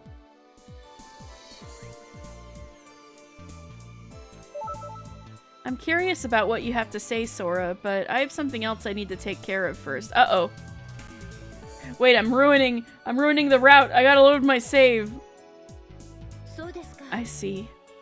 Is it okay if we talk later? I'm ruining the Sora route. Sure, it's not a big deal. Let's do it another time. Sorry about that. Alright then. I'll excuse myself. The smile Sora leaves. As I watch her go, I open the door to the infirmary. Zoom! At that moment, something crosses my path. Tiny footsteps fade away. What was that? It wasn't Pee-Pee, right? It was a small brown creature. You can see Chami early like this? Was it a mouse? I didn't realize you see Chami early like this. A mouse in an ultra-modern underwater theme park? Early Chami. Hamster. Yes. The combination feels odd. A mouse? No way, right? Yeah, I must have been seeing things. Convincing myself it was just an illusion, I enter the infirmary. At least we got the Chami cameo.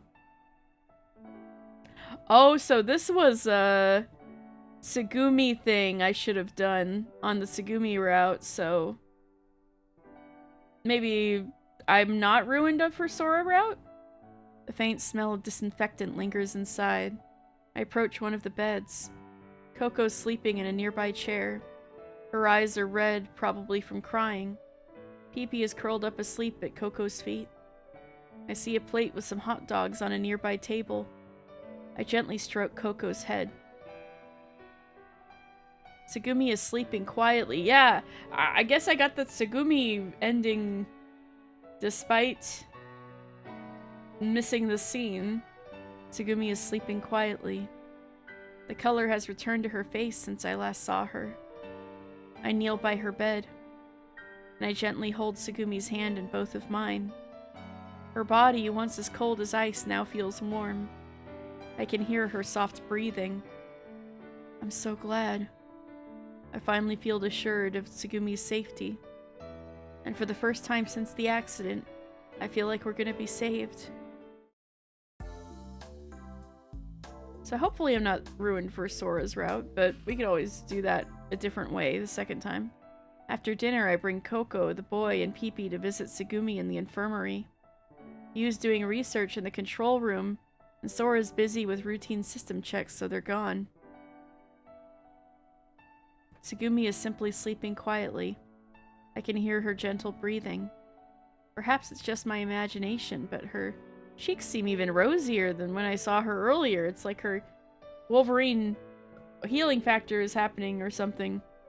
What you mentioned earlier about her recovery going too smoothly comes to mind. Yellow droplets of liquid are slowly dripping from the IV. Each drop follows the tube, flowing into Tsugumi's body. Coco's watching this, her expression curious. Huh? Is this Tsugumi's food? Yes, it's packed with nutrients.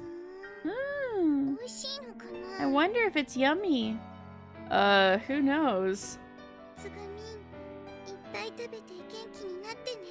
Tsugumi, eat a lot and get better, okay? Coco squats in front of the bed and speaks to Tsugumi. When do you think Tsugumi will be able to eat proper food? Probably in about 12 hours, or even 2. Probably in about an hour from now. I think she'll be able to eat food when she wakes up, but she'll probably have hospital food for a while. Joke's on you guys, she's built different. Then we can't have hot dogs, huh? Coco looks disappointed. You're right. I take the hot dogs out from the infirmary refrigerator. I put them in front of us. Then I lightly pat Coco's head. Then let's eat them together since they'll go to waste. Yeah, let's eat.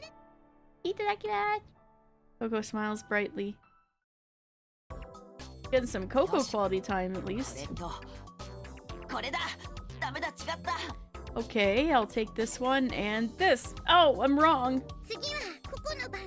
I'm up next. After munching on the hot dogs, we start playing concentration, or rather super memory. Which one should I choose? Coco tilts her head, looking at the cards laid out in front of her. Hey, Pee-Pee, which one do you think? Bark, bark. Pee-Pee puts her front paws on the table as if choosing 2 cards.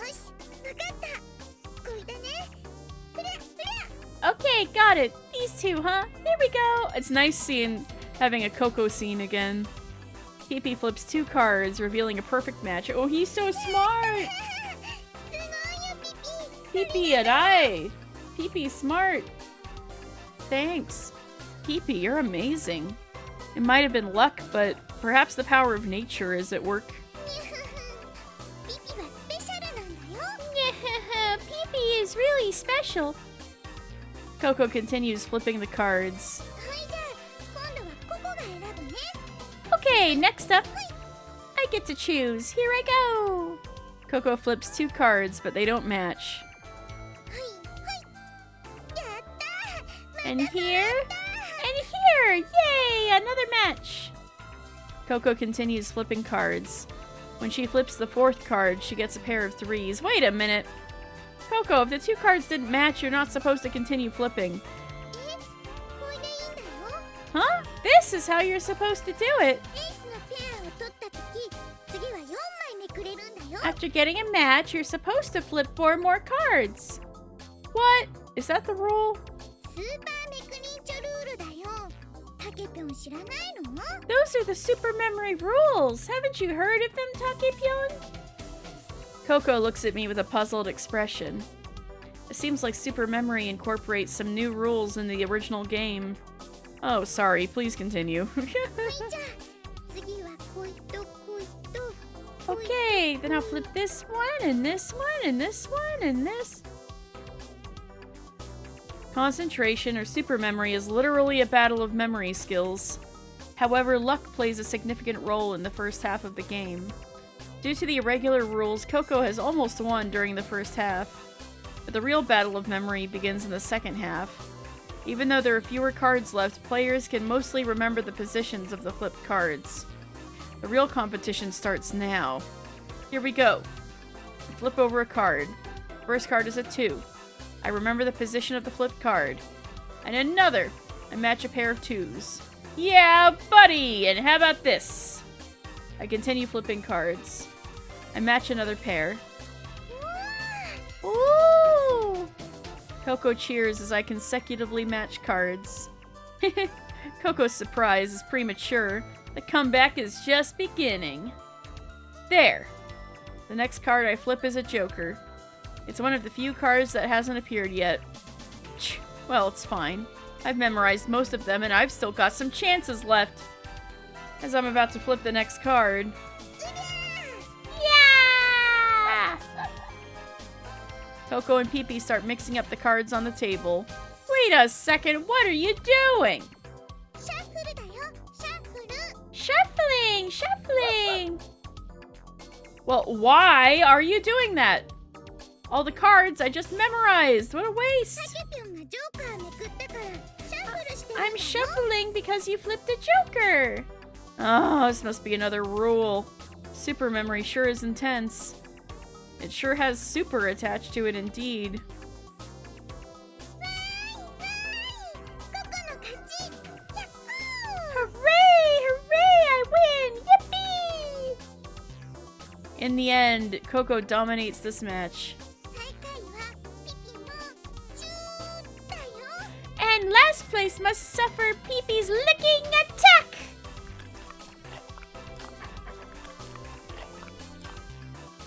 He's getting attacked! As the loser, my face gets a thorough licking from Pee-Pee. We then play numerous additional games of Super Memory. Coco wins almost every game. And surprisingly, I consistently end up in last place. That means the boy wins a couple. Let's go! Maybe his memory isn't so bad. Turns out that the boy has a surprisingly good memory, despite being an amnesiac. I wash my slimy face and dry it with a towel while gazing at Pee-Pee, who resembles a little white devil. Pee-Pee, you're a dream. My eyes close. Tsugumi's words come to mind. 仲間？ Your companion. 私には仲間なんていない。 I don't have any companions. 今までも Not now. これからも。 Not ever. At that moment, Tsugumi smiled weakly. Her lips quivered slightly. I didn't realize how momentous this decision to follow Sora or not was in terms of Tsugumi, and yet I still had a Tsugumi route, despite not picking that. Her lips quivered slightly. No companions, huh? I wonder what happened to Tsugumi's past. Curious, but I feel like I shouldn't ask about it. Tsugumi, who was injured, is now resting, her wounds slowly healing. If only the wounds of her heart could heal as well.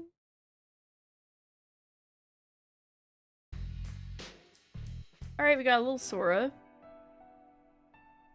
We find out that she's good. I'm sorry. I'm sorry. I put my sincere feelings into どう words. して謝るの？ Why are you apologizing? I am apologizing because you got hurt for my sake. Because you got hurt trying to save Coco and me. If only I had done better. So I'm sorry. I lower my head.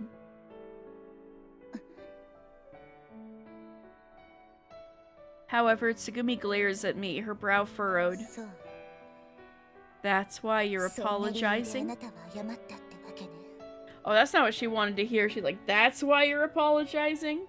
Not sorry for forgetting the loops? じゃあ私の怪我が自分のせいだとでも言いたいわけ Because you think my injury is your fault? とんだうぬぼれね What arrogance.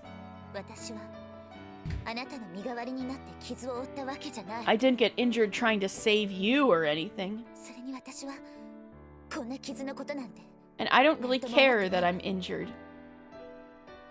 Tsugumi, you won't die. No, I won't let you die. We're definitely going to make it out of here, all of us together. I will absolutely protect everyone. I won't let anyone die.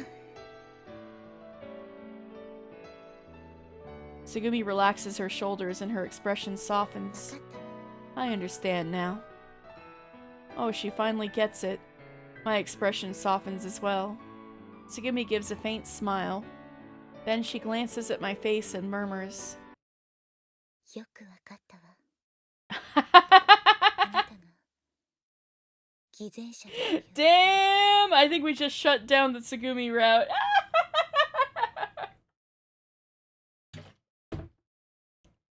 Roasted! Busted! Brutal! I understand very well that you're a hypocrite. Damn!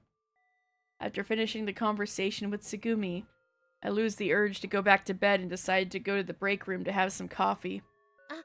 倉成さん Oh, we're back on Sora route? We're back on Sora route? Ah, Takeshi-san. Sora's waiting anxiously just outside the door. Hey, Sora. What are you doing here? はい私も小松さんとの会話に参加しようかとも思ったんですがタイミングがつかめなくて Well, I also thought about joining the conversation with you and Tsugumi-san, but, well, I couldn't quite find the timing. It would have been hard for anyone to find the right time to join into that conversation. それでどうでしたか Uh-oh, 小松さん Nero's in trouble? The kitty cat? Uh-oh. So how is Tsugumi-san? Well, she seems to be conscious and relatively active. Her attitude is certainly the same. Anyways, Tsugumi is safe. She's alive. I'm really glad for that. I feel relieved once again. Great, Tsugumi.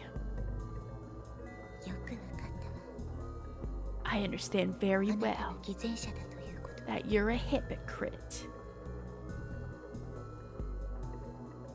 Suddenly, Tsugumi's words echo in my chest, and the image of Tsugumi on the bed comes to mind. The IV, the bandages, a cast, a severe injury, including a complicated fracture that required about 40 stitches with a recovery period of 2 months, and Tsugumi's grim expression. That's right, just because Tsugumi woke up doesn't mean her injuries are healed. Yes, it does! What am I glad about? What am I so happy about? It's no wonder. It's no wonder Tsugumi is angry. I'm such an idiot! Hey, he finally said it. He finally said it. I can't bear the pain in my chest and shout loudly. いきなりどうしました Whoa! What's wrong? Sora widens her eyes at my sudden outburst. Oh, sorry, I lost control for a moment. Tsugumi got injured because of me, and yet I selfishly rejoiced without considering her feelings. 倉成さんのせいじゃありません It's not your fault, Takeshi-san. 小松さんの事故は私のミスなんです危険を察知するのが遅れた私の Tsugumi-san's accident was my mistake. I was late in searching for danger. It's my fault. It's not your fault. I interrupt Sora's words. It sounds somewhat familiar to me. Oh, I remember saying it before. Oh, that's right. When I first met Sora, I said the same thing. Injuries aren't anyone's fault. The situation surrounding us right now is not the fault of any one person. There's no doubt I am a hypocrite. I feel like I understand why Tsugumi was angry. それで倉成さんはこれからの用事って何かありますか So, Takeshi-san, do you have any plans for now? Not particularly. I'll just have some coffee in the break room for now. その後は？ Lost control. Sounds like someone needs help learning to resist emo urges. Yeah, we gotta get Neku on you. And after that, maybe he should play some Tin Pin Slammer. That exactly. You gotta get off this death trap and play some Tin Pin Slammer. Since I woke up early, it might be nice to take a shower. それで、その後は？ And then, what about after that? Why is Sora so concerned about my schedule? Bro, this is your chance. She's interested in you. You gotta rizz her up. Is there something else you need to do after this, Sora? はい。私は倉成さんとお話がしたいです。 I'm still on Sora route, baby! Yes, I want to talk to you, Takeshi-san. I see. Well then, where should we go? It's a bit awkward to just stand here and talk. Flirt back, damn it! Exactly. 休息室へ行かれるのでは？ But aren't you going to the break room? I changed plans. I'll skip the shower for now. I can do that anytime. Well, on the one hand, she can't smell you, so she can't say you're stinky. So this might be acceptable for a date. She is a hologram. She cannot smell you. How stinky you are. いいんですか？私なんかのために。 Are you sure? You'd do that for me? You'd be a little stinky just for me? It's a request from you, Sora. Yay!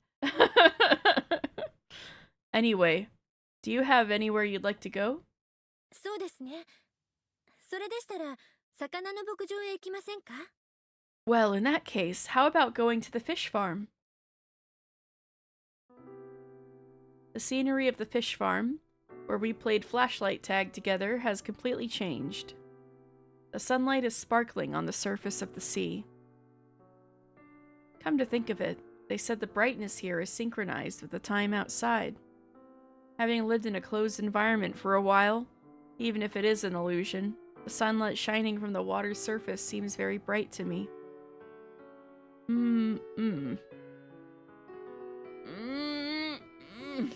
I instinctively stretch my arms upward and arch my body.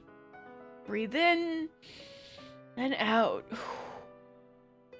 I take a deep breath. I taste the refreshing morning air in this pressurized facility.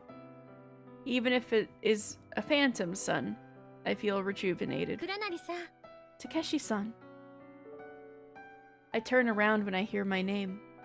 There stands Sora with a smile as radiant as the sun. So, you said you wanted to talk to me. What's up?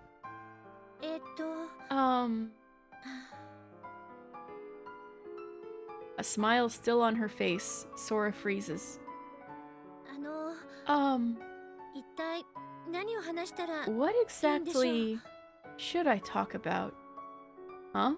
人が人とコミュニケーションを取るときってどういった話をすればいいのでしょうか？ When people communicate with each other, what kind of conversation should they have? Huh? What kind of conversations do I usually have again? Now it's my turn to freeze. Man, I don't know what to talk about either. What did you want in the first place, Sora? あ、そうでしたね。最初からお話ししなければわかりませんよね。 Ah, right. If I don't start talking, you won't know, huh? 私はここ数日で Over the past few days, 初めて人と接している、触れ合っている、そんな気がしているんです。 I feel like I've been interacting with people for the first time. これまで私はレミューでの業務の中での私は一キャストとして一キャラクターとしてでしか人とは触れ合ってきませんでした。 Until now, I've only interacted with people as a cast member, as a character, carrying out Lemue duties. それはほんの一瞬、一時の出会い。いえ、本当は誰にも出会っていなかったのかもしれません。 They were just momentary encounters. I didn't really meet anyone at all. AI プログラムによる機械的対応なのですから。 Because what I was doing was mechanical, simply following the AI program RT manual. だから私はここ数日で So over the past few 本 days, 当の意味で人と接したんです。そして倉成さん、あなたが初めて私を同じ人として接してくれたんです。 I've truly interacted with people for the first time. And Takeshi-san, you were the first to treat me the same as any other person. That's true. It did make him look like an idiot, but he did treat you like another person. Well, I mean, at first I didn't know that you were an AI. 知った後でも今でもずっと倉成さんは私を他の人と同じように接してくれています。 Even after you found out, you've always treated me like any other person. Well, you're our companion. I'm sure everyone else feels the same way. そうですね。私も皆さんのことは特別に感じています。 Yes, I feel the same way about everyone too. だからなんです。もっと皆さんと人と同じように接したいなって思ったんです。 That's why I've been wanting to interact with everyone more like a regular person. だから会話によるコミュニケーションを図ろうと思ったんですが、ダメですね。説明するのならともかく自分から会話をするのは難しいです。 So I thought I'd try to communicate through conversation, but it's no good. Explaining things is easy, but starting a conversation on my own isn't. It's not easy for me to start a conversation out of nowhere either. For me, I usually start with safe topics like the weather or sports and then transition to the next topic. And then it's about managing common topics, personal and mutual interests, and navigating each other's emotional landmines. 地雷ですか？コミュニケーションには爆発物が必要なんですか？ Landmines? Do we need explosives for communication? It's more like the subtleties of language or analogies. Landmines, right. They're words or phrases that can change the other person's emotional state. So it's like navigating conversations while being mindful of these keywords. And then another pattern, well, I'm not sure if it's conversation, but it's when someone only says what they want to, doesn't listen, and even attacks others. 攻撃、戦闘行為もコミュニケーションの一つということでしょうか？ Attacks? So combat is also a form of communication? No, what I mean is a bit different. Well, sometimes in the shonen anime, they're communicating with their fists, right? But in manga, yeah. Hey, I literally was just saying that. I didn't even read the line when I said that. That's so funny. But in manga, there are scenes where people communicate with their fists. Are these two things similar? はあ、会話ってなんだかとても難しそうですね。 Oh, conversation seems really difficult. You're telling me? Well, don't think too hard about it. I said a lot, but conversation just comes naturally. ですが、 But imagine talking to people. I know, right? Imagine being a streamer. Talking to people. Hey, Sora, what are we doing right now? 会話のレクチャーですか？ I could never. So real. I've never spoken in my life.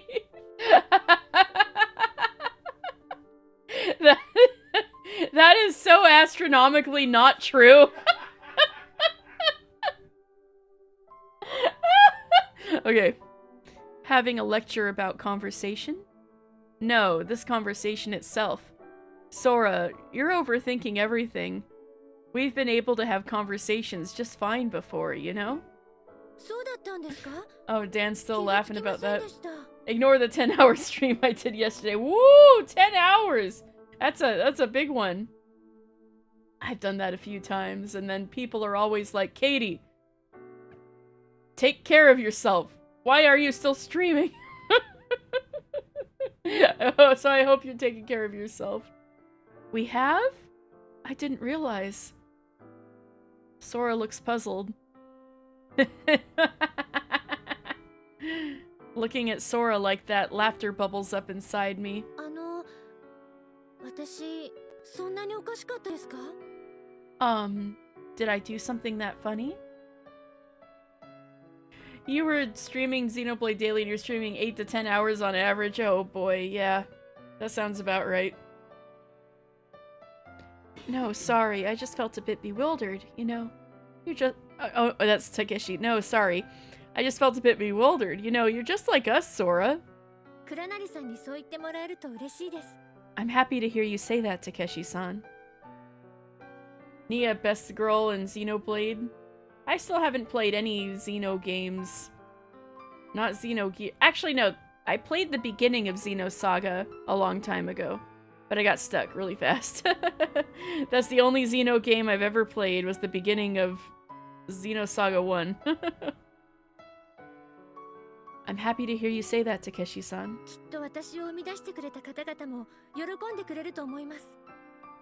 You do that anytime you stream solo, so you try not to, but yesterday was doing a co-op 4X game, so like, oh yeah. If everybody else was on for 10 hours, then yeah, woof. Sounds like a big day, wow. I hope you guys had fun. I'm sure the people who created me would be happy too. Speaking of which, who are your creators? Electronics, Bioinformatics, Mechatronics, 様々な分野の研究者と呼ばれる人たちです。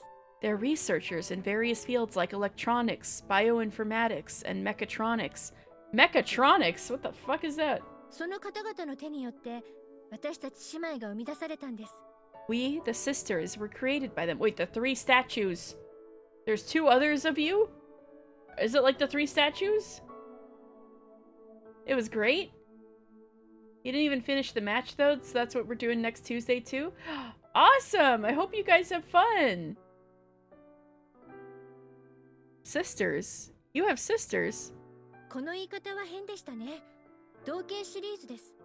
The wording is a bit odd. We're from the same series. と言っても、ハードの設計思想、使われているプログラムなんかも違うので、アルゴリズムも違ってきて、それぞれに個性があるんですよ。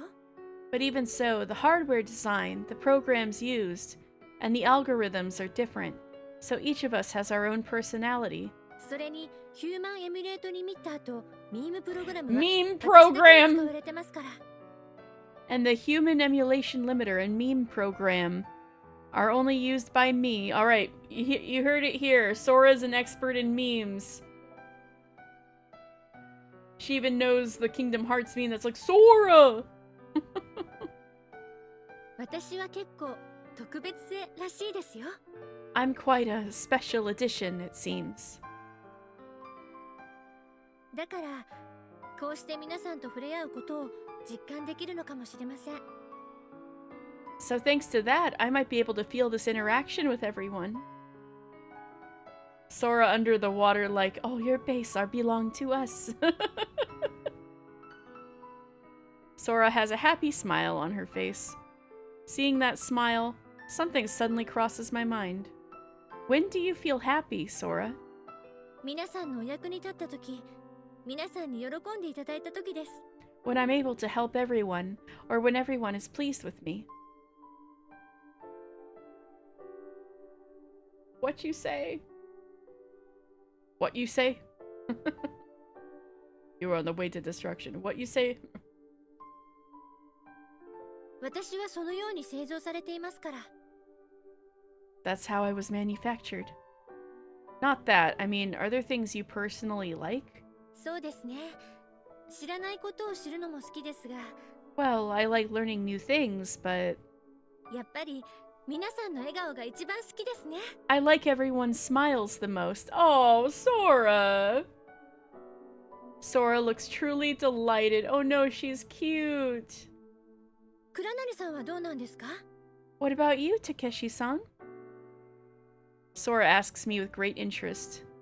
Well, I guess there are quite a few things I personally like. I think I like everyone's smiles the most too. Just like you, Sora. Okay, the Riz is coming up a little bit. Alright. We might be able to make up for earlier. I smile at her. It's the Takeshi Riz. It's happening. Don't laugh at her. You're ruining it. Or maybe you're not ruining it? Okay, we're back on? My smile overlaps with Sora's. 私もっと倉成さんたちの力になりたいです。 I want to be even more helpful to everyone. そのためにももっともっと皆さんとコミュニケーションを取れるように頑張ります。 So I'll do my best to communicate more with all of you. Go for it, Sora. はい。 I will. Sora nods happily. I feel energized from Sora smiling like that. I just realized when the facility goes down, she does too. She can't really leave the facility as far as we know, so this might be destined for tragedy right here. Maybe this was a terrible mistake.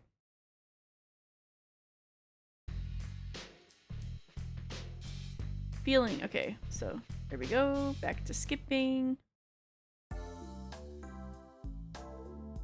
See, there's those 3 statues again. Are those the sisters? Sora called me.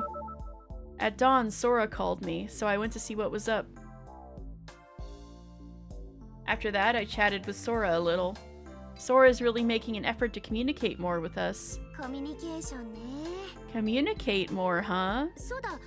コミュニケーションってどのように発達 Okay, したか知ってる？ time for the Uchikoshi Wikipedia dump.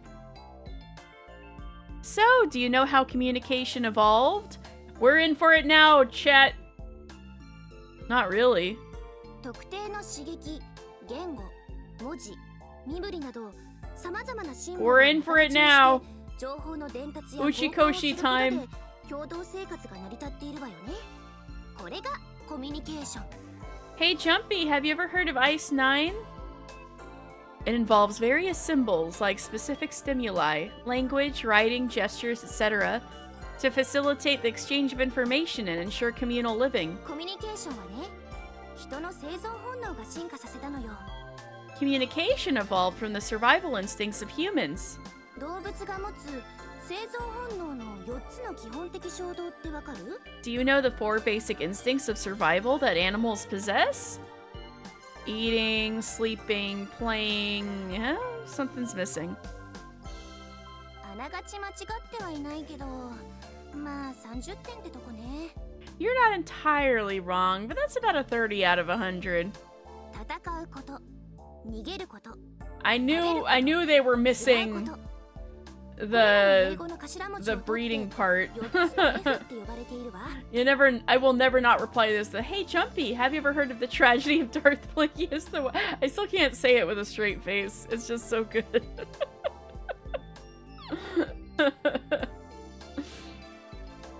Fight, flight, feeding, fornicating. These are called the 4 Fs, taking the initials from the English words. You're really saying this in front of Coco? コミュニケーションは I also just hate the 食 fact 物、 Huh? 生殖といった情報を you 交 really 換する could ために just 進 take 化し that てきたの entire ね。 dialogue and put it on those characters and it would be accurate. Yeah.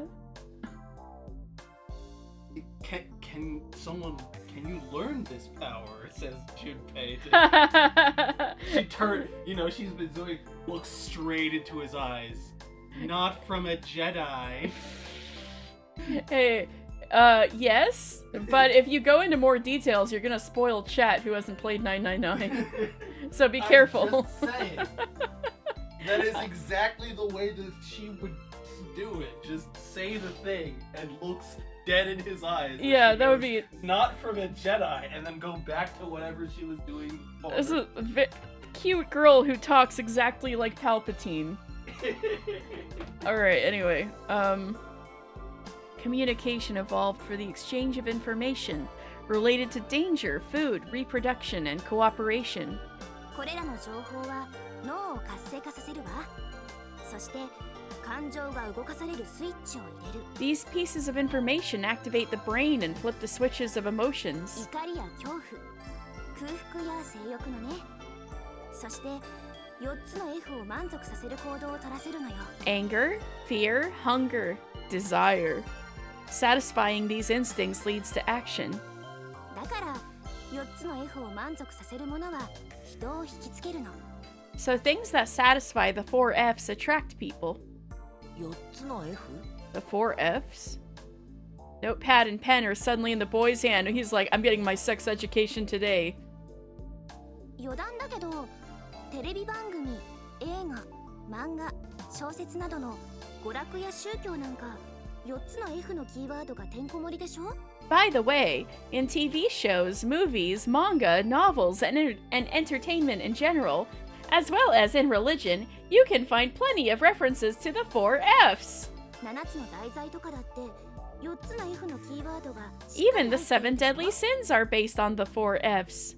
You can だから also 人は find the 4 four つの Fs F に on 刺激され反応 average する。 person's report つまり card. 生存本能に支配されているの。 The They're 4 not the Fs. same four Fs, but they are also the four Fs. On the average person's report card, do most people really have that many Fs? I don't think so. I was like, I don't know about that. I just wanted to make a report card too. Yes. You know what else has 4 Fs? Your report card. Oh, yeah. I am going to be held back another year. No! Humans react to stimuli that satisfy the 4 Fs, meaning they are governed by survival instincts. 生存本能。それは生への強い執着心、執念。 Survival instincts, which are a strong attachment to life, almost an obsession. That's kind of what this game is about, right? They're like trying to survive. それには理性や道徳、倫理なんてものはないのかもしれない。 It may be that there's no room for reason, morality, or ethics in survival instinct. Press FFFF to pay respect. Dan found that funny. So what's the point you're trying to make? It feels like the conversation veered off track at some point. あ、ごめん。 Oh, sorry about なん that. か変な話になっちゃったわね。 That turned into a weird conversation, huh? I just, started dumping Wikipedia on you all of a sudden. It's almost as though my writer learned something, decided to put it in his book. Uh-huh. This has never happened before, and will happen again. Ooh, maybe I can learn about the 3 sisters. Why goddesses?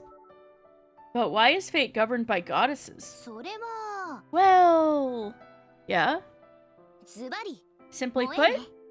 Oh my god. It's moe, youthful innocence in Japanese. Oh my god, it's like, why are the fates goddesses? And she's like, it's moe. And it's like, hello? What's that supposed to mean? 昔の人は目に見えない力、定めなんか I を guess. 超絶的なものとして擬人化して関連化するのよ。 Back then, people anthropomorphized and personified invisible forces and destinies as transcendental entities. その方がより身近で親しみやすいでしょ？ That makes them more approachable, familiar, right? 春や秋の季節とか人工衛星なんかを擬人化するのと一緒。だから女神にしたのは萌えよ。 It's like, you're not wrong, but this is a wild way of putting it. It's the same as personifying seasons such as spring or autumn or satellites. So people made fate connected to goddesses because it's moe. Isn't that a bit far-fetched?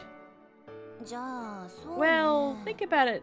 Think about this. 例えば空が会話はできるけどパネルに取 Oh, り付 we're け talking た about 赤い going ラン around プ to だった Sora. りピンクのぬいぐるみだったらどう思う？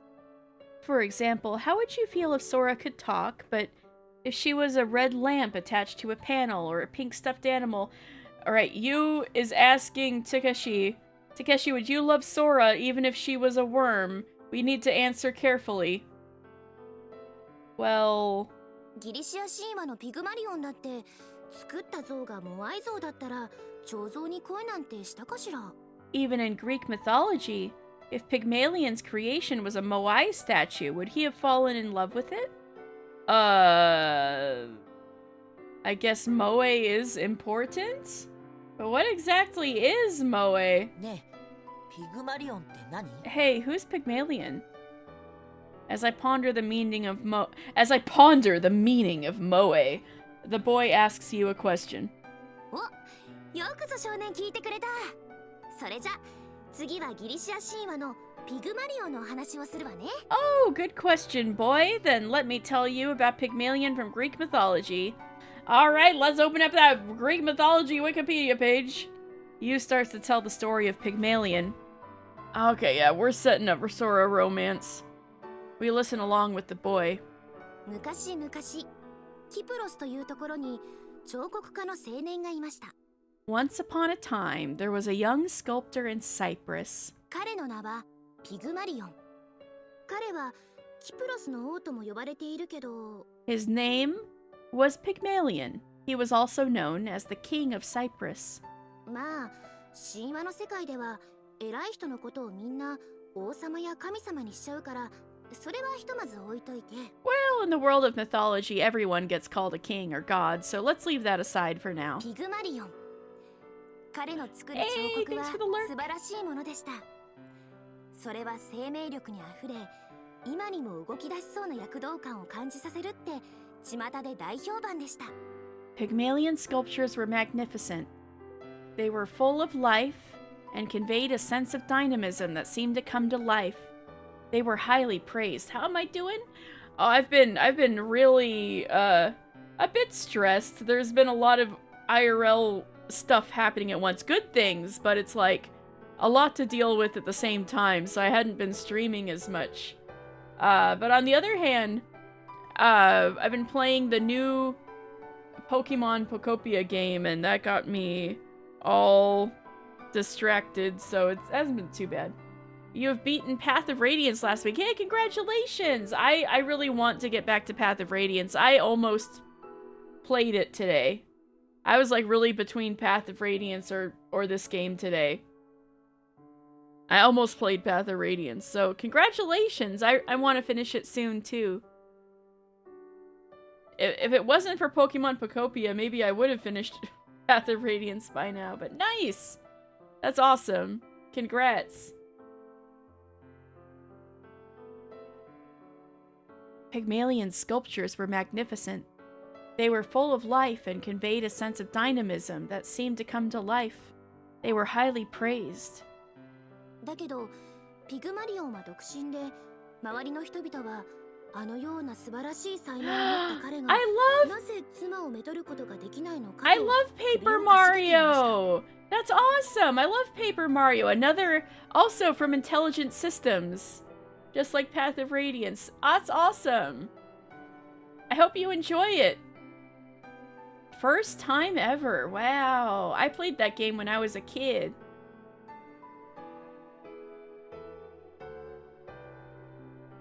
It's not a very complicated game, but it's very good. It's very good. Yeah. Good so far. It is like a game pretty much anybody could play, so the difficulty isn't crazy, but it's like just really well done. It's a very good game. One of my favorites. One of my favorites. Very charming. Ah. So what are your last two Fire Emblem games? I've got more to beat. I still need to play a lot of the older ones.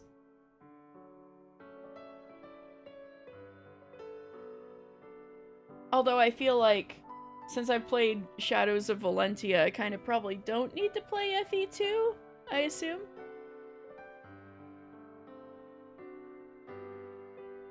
I think I got partway through FE1 on the Switch online, but one of these days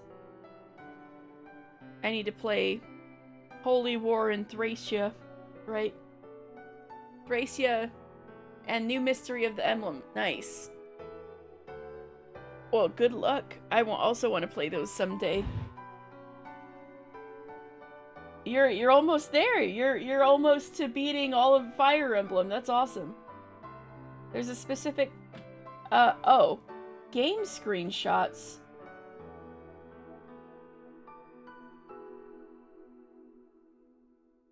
Like of this game or of games you're playing? Like, I'm just thinking for context. Halfway through Thracia? Woo! Of what you're playing? Oh, sure. That could go into imagine liking video games, but I could do better than that.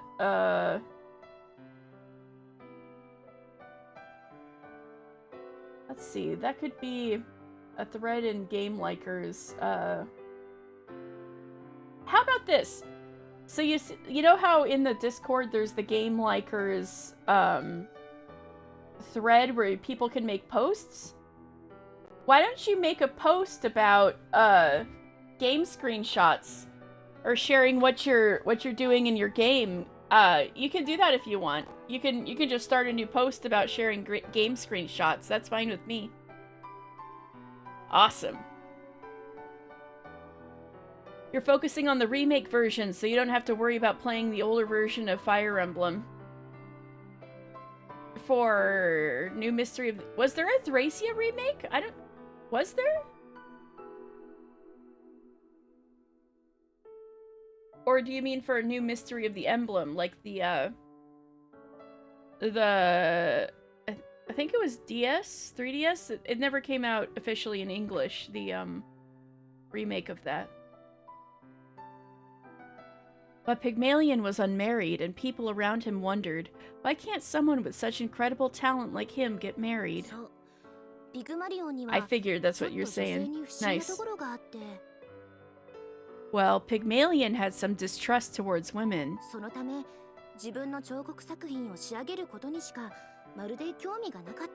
As a result, he was only interested in finishing his sculptures.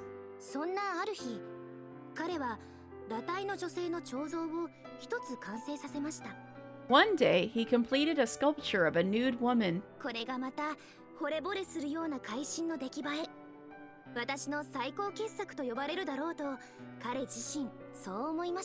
It was an incredibly satisfying achievement. He believed it would be called his masterpiece. But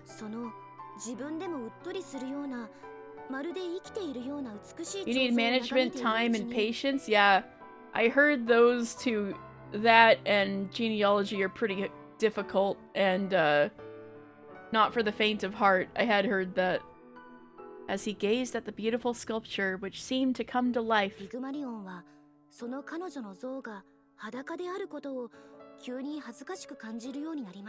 he suddenly felt embarrassed that she was naked. Thracia is one of the toughest FE games. Woof. I do want to play it someday. I started crawling through Wikipedia pages, or not Wikipedia, like Fire Emblem wiki pages a bit. And it looked like there was some interesting character writing going on in Thracia, so that definitely makes me more inclined to pick it up someday. But I'll have to suffer. I'll have to suffer for the content.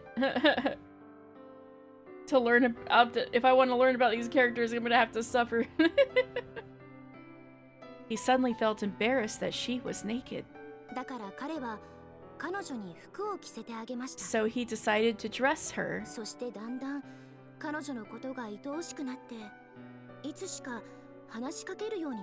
And gradually he became fond of her and started talking to her.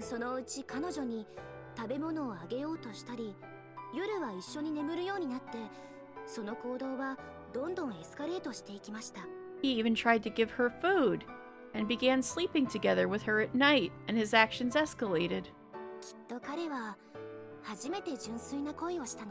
Perhaps it was the first time he felt pure love toward the female statue he created. For genealogy of the Holy War, you need free time. I had played the first map, and it was just so huge. Just the map's so big, but like the area you can look at is so small. It was so overwhelming.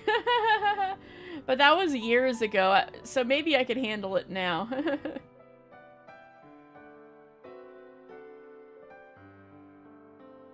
Each chapter gets longer and longer. How? That's crazy.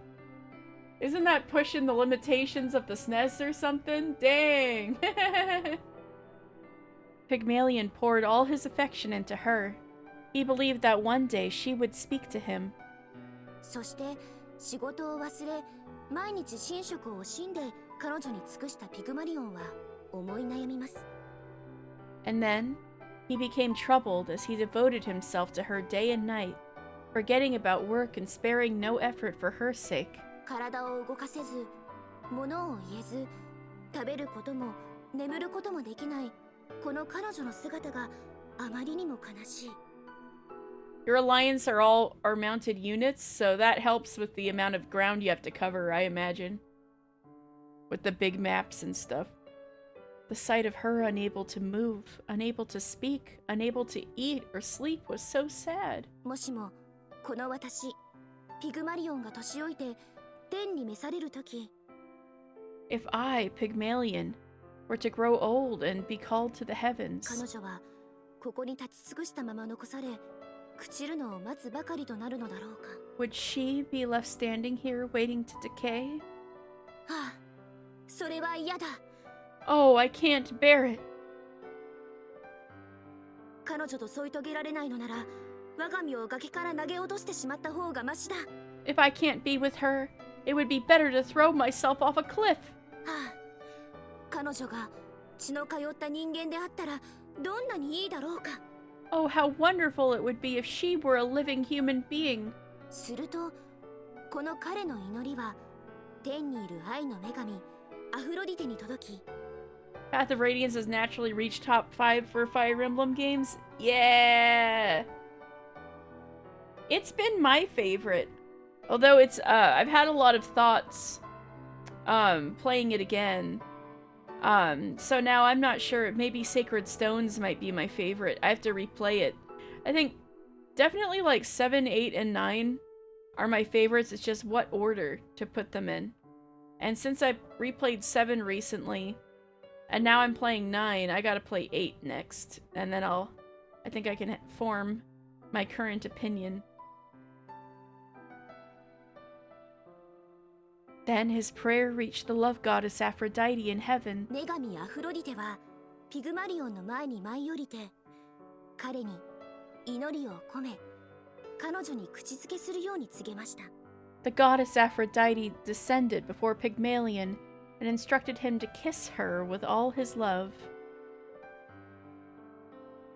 It is slow.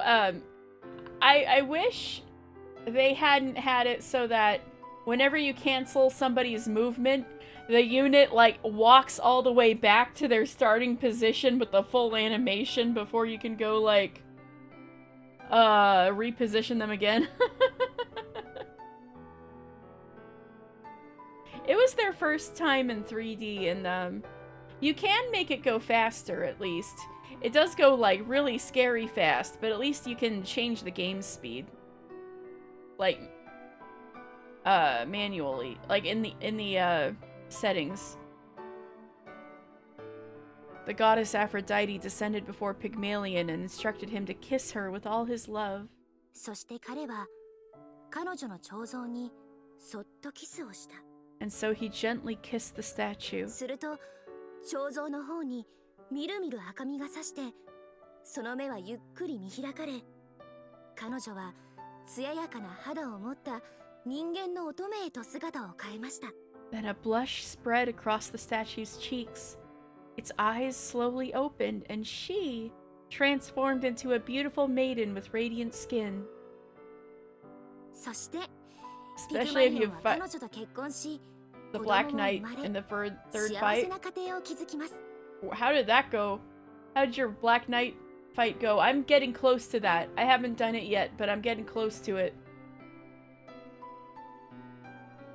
I'm probably gonna do that in 1 or 2 Fire Emblem streams, either the next one or the one after that.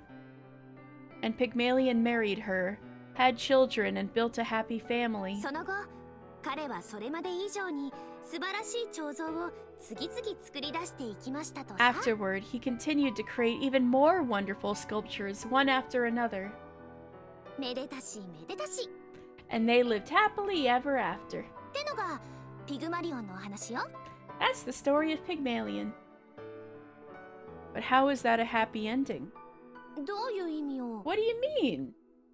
Well, Pygmalion just became infatuated with his own statue, spending every day talking to her without doing any work and isolating himself in his room. Isn't that a bit creepy?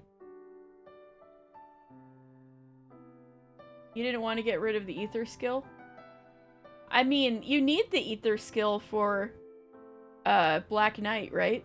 Oh, does that just make it really slow because it has to activate all the time? I can see that. Got screenshots 6 of some large number of characters you've made in this game. Whoa. That's a big amount.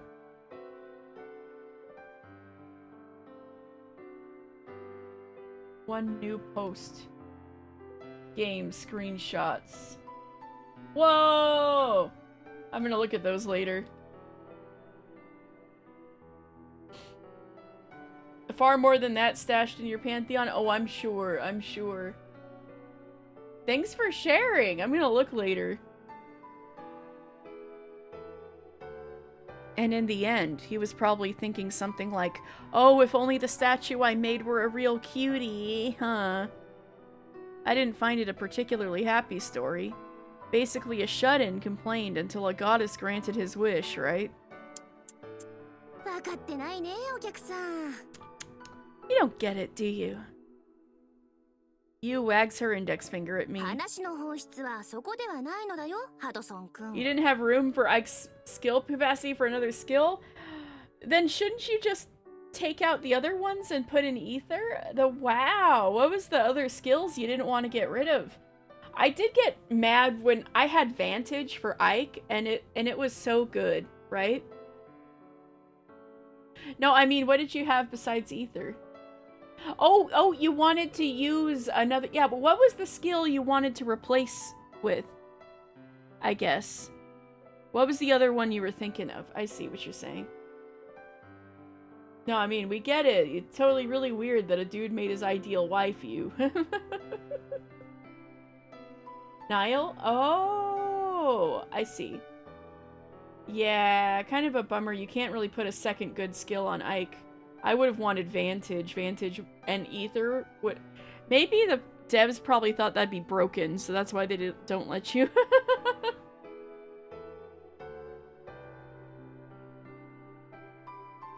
That's not the essence of the story! Then, puffing out her chest, she begins to speak again. このピグマリオンの話はね、 This story of Pygmalion. 望んで願い、努力を怠らなければそれは叶うという、そのことを言い表しているのよ。 It expresses the idea that if you earnestly wish for something and don't slack off in your efforts, it will come true. The part that's creeping me out a little is that he technically created her.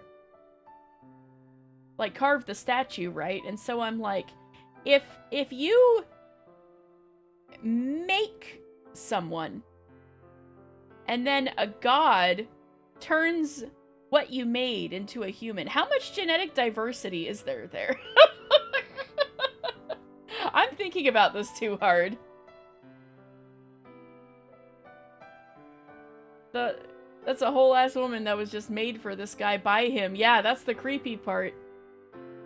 To me, at least. I didn't give any of your main units a bonus EXP and stat booster till the end of the game. Well, that's a good way to increase the difficulty for yourself.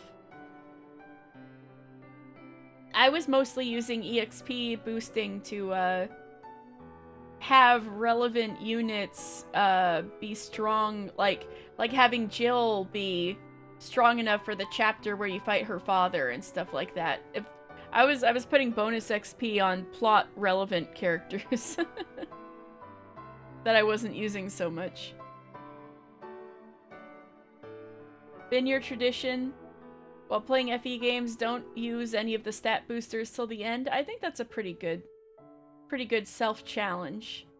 I really, like, don't use them at all unless somebody's really lacking in a stat and needs to catch up.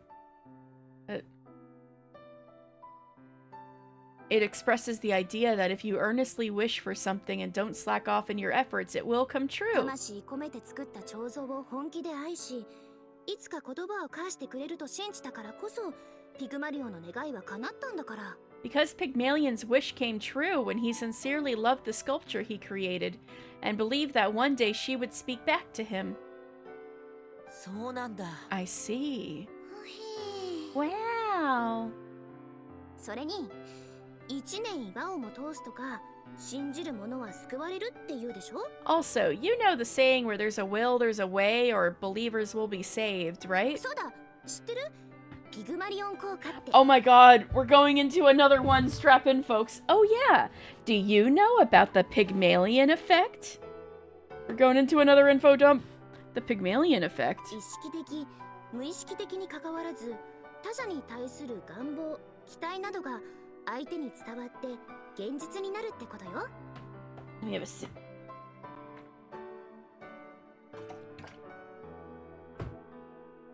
For Binding Blade, you have to use stat booster before the endgame chapter.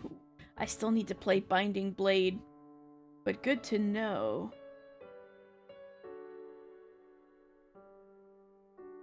Whether consciously or unconsciously, desires and expectations toward others are conveyed and become reality. I get that. Sometimes humans can understand what another person is thinking or wishing for without even saying a word. まあ、そういうことね。 Something like that. Yu wears a satisfied smile. Okay, now we're back to the skip mode. Now we're back to seeing stuff we've seen before, so we're skipping.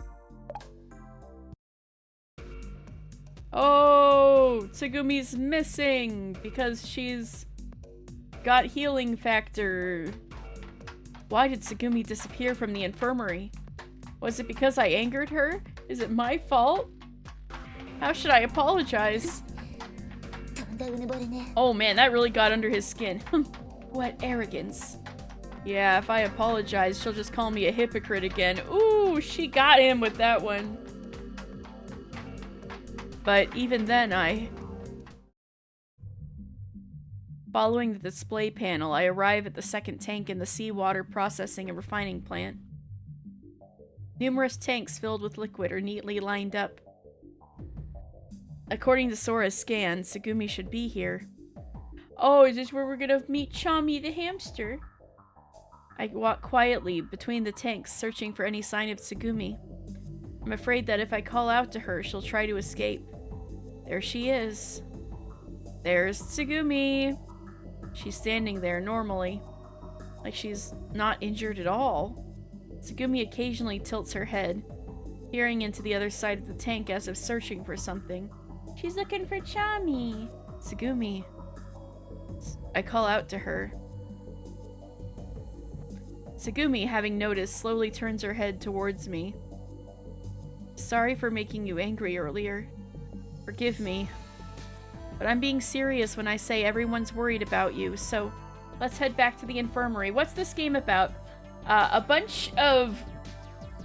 Okay, so there's this underwater theme park, which is a bad idea. So, there's a problem, and the underwater theme park goes like several hundred feet down into the ocean, and it starts like... There's like explosions and rupturing and then decompression and flooding. And this group of teenagers are the only people who didn't get evacuated. So they're by themselves under the water and they're trying to escape and survive. But there are several routes and different romances, I guess. But also... there's some kind of time loop thing going on. We haven't really uncovered all the secrets about that yet, but there's some crazy plot twist that happens, because that's like what this game is known for. I don't know exactly what it is, because I've played other games by the same writer. I have an idea of what the twist might be, but I'm not exactly sure what it is. I just know there is one, so... We're kind of going through... We've already played through the game twice and gotten 2 different endings. So we're skipping a lot when we get to stuff we've seen before. But it shows you what choices you've made before, so you can choose different choices and start to get different plot points to happen. So that's what we're doing. So this is a new plot point, or at least this scene happens, but in a different way, because it's whether she's mad at you or if you guys are cool, depending on how a choice goes earlier with talking to her. So that's why we're doing a new scene right now, but we're pretty much trying to get all the endings at this point. But I'm being serious when I say everyone's worried about you, so let's head back to the infirmary. Tsugumi is silent. Is your injury okay now? I'm fine. For some reason, Tsugumi takes a step back, wary of me. I can see a hint of agitation in her expression. She occasionally glances towards the tanks behind her. Is there something over there? No, it doesn't concern you. Her agitation seems to intensify. Is there something behind you? No. Are you sure?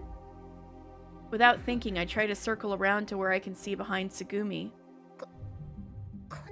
Stay away. Tsugumi shifts her body to block me. Don't get any closer. Tsugumi retreats from me. She's reluctant to let me see behind her.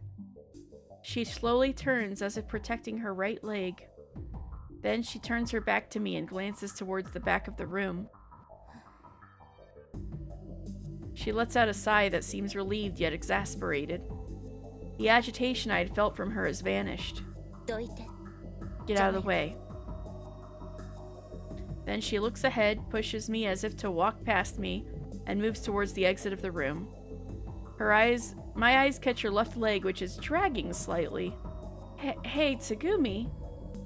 I reach out to Tsugumi's shoulder without thinking. Don't touch me! My hands brushed away in a flash. I told you, you're in the way! Tsugumi glares at me sharply, showing her displeasure. And she starts walking again, dragging her left leg. Huh? I don't remember her injury being on the left leg. What? What's going on here? A wound requiring about 40 stitches, a complex fracture, and other injuries. Recovery period of 2 months. Didn't that happen to her right leg? Wait, what's going on, Tsugumi? In my panic, I instinctively reach for the hem of Tsugumi's skirt. Uh-oh. And without hesitation, I lifted up to see her thigh. A strong slap brings me back to my senses. Oh! No matter how worried I was about Tsugumi, what was I about to do? When I regained my composure, Tsugumi's nowhere to be seen. All I can hear is the sound of her footsteps fading away down the corridor. That kind of happened before, so I don't know why the whole scene wasn't skippable. I think it was just a few lines that were different. He lifted up my skirt. Uh-oh, he's in trouble. Oh wait, no. There was like the oxygen thing happening and they're all okay now, right?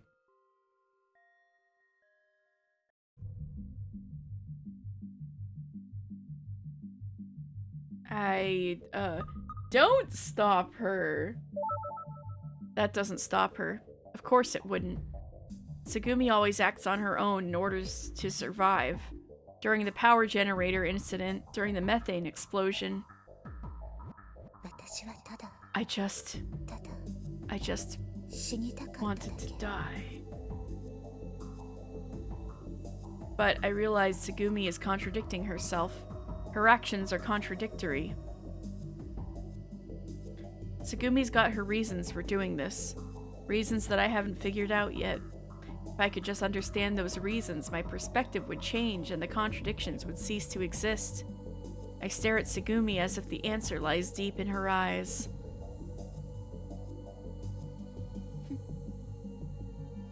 Tsugumi looks away. She then leaves the room without a word. I try to follow Tsugumi. 大丈夫みたいです。小町さんは救護室へ向かっているようです。 It seems she's okay.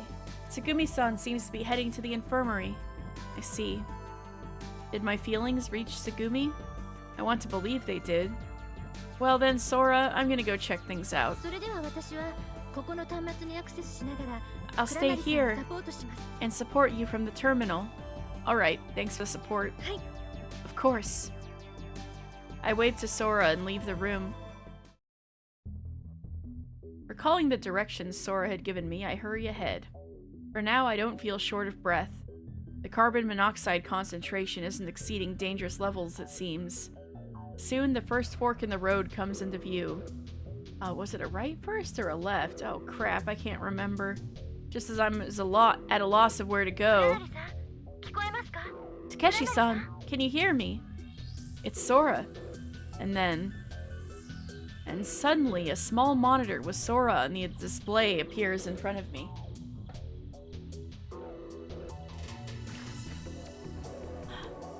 Wah! 倉成さん、今の悲鳴は Takeshi-san, 何があったんですか？ what was that scream just now? Sora, appearing worried, calls out to me through the monitor. Oh, it's nothing. Don't worry, I just got startled for a moment.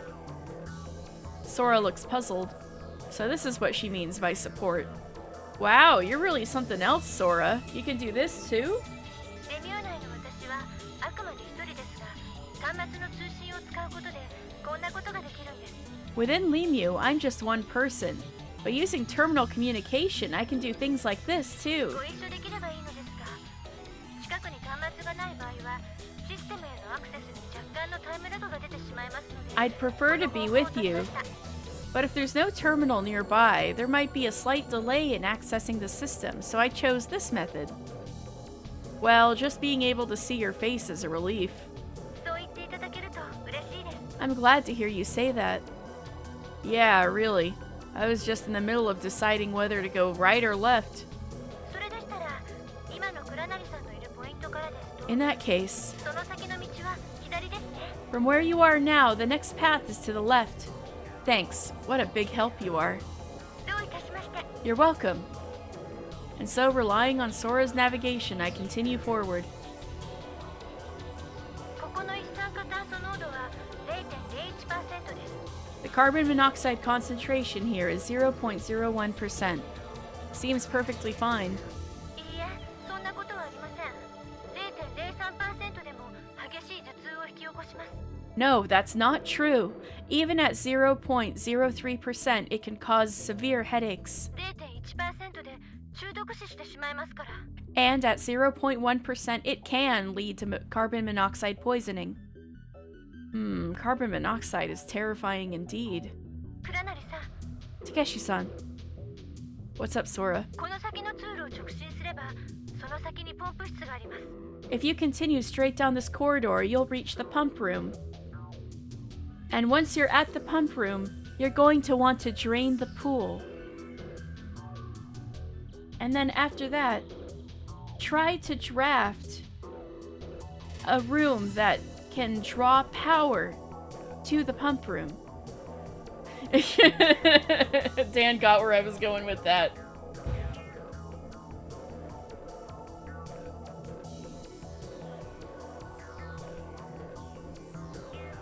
I see. That was easier than expected.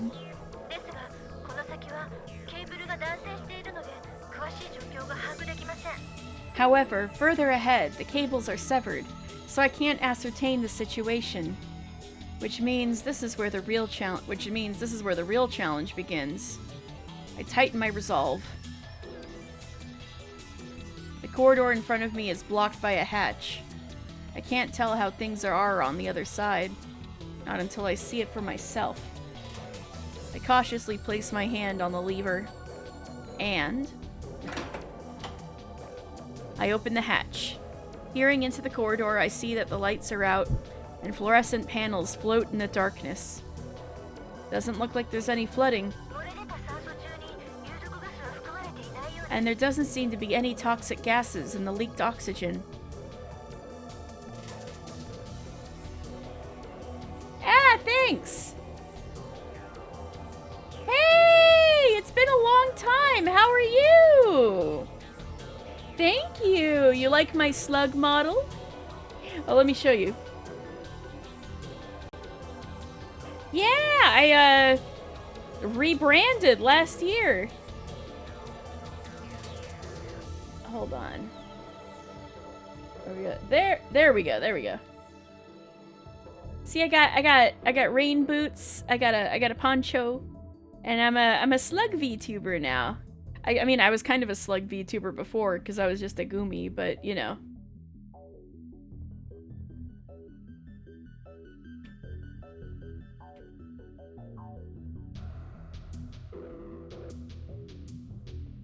It's been a long time. You've been okay? I've been okay. You? Yeah, I've been doing great. I've had a lot of life changes for the better, and I'm honestly doing awesome.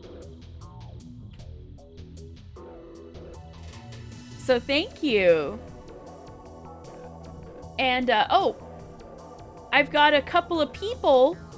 I think they went to sleep, but I've actually got a couple of regulars who I convinced to play the house in Fata Morgana, and so sometimes they come back to me with updates on how they're doing. I also made a YouTube video about oh yeah, Marsh is one of them. Oh yeah, I made a YouTube video about the house in Fata Morgana. Yeah. Let me link it. Oh, hold on a second. I can grab it. Oh, actually, it should still work. I think I still have the command. Yes, my first video essay. I remembered my command for the new video was still active.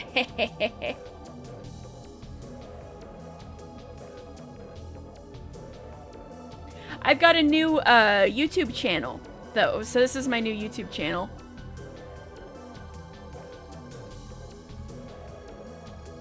Yeah!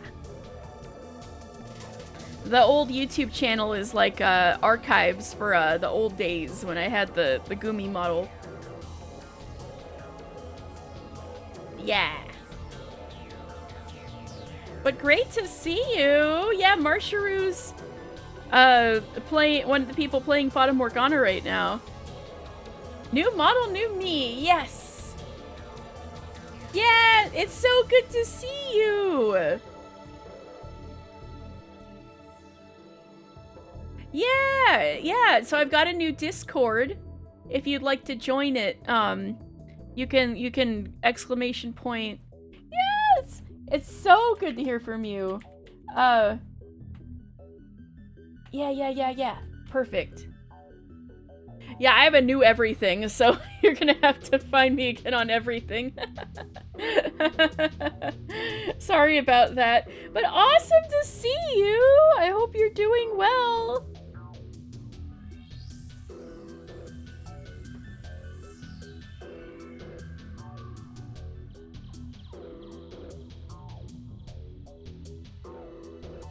I got new everything. Do you know about this game, Danny? This is, if you know about Zero Escape or I, the Somnium Files, this is the same writer, but, this is, like, his first hit game.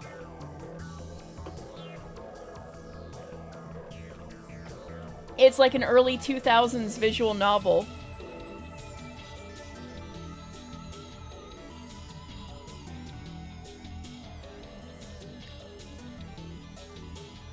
Alright, so noise mixes with Sora's voice.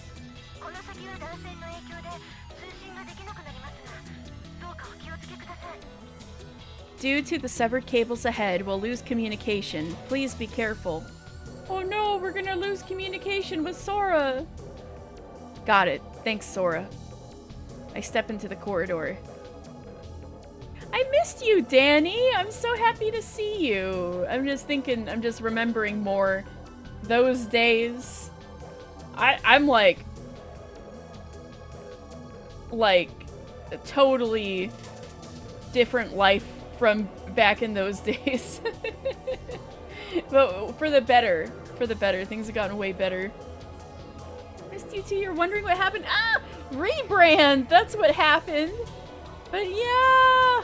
I'm happy too! Fantastic seeing you again! Yeah, I'm still streaming games and doing... Yes, I did! This isn't the new PC, but, it's built and I'm switching to Linux. And I've never done Linux before, so I've got a bit to figure out. But yeah, we had a... I love that you're doing so much... Thank you! I hope you are too! Thank you, thank you. Wow, I really loved, streaming the House and Fata Morgana back then, though. It was really, really cool. But then... Nobody told me I was saying Jacopo wrong the whole time. I was saying Jacopo wrong the whole time. I was saying Jacopo, until literally reincarnation. And then Dell, my mod, was like, by the way, it's Jacopo. I'm like, what? You knew for like 100 hours, not 100 hours, you know, like, you knew for like 60 hours and didn't tell me, you know? It's a rite of passage. Ah! So because of that, I cringe when I look back at the old videos and I'm like, low-key, I want to just voice act the entire game again, and then I had a friend be like, no, Katie, that's insane. Don't do that!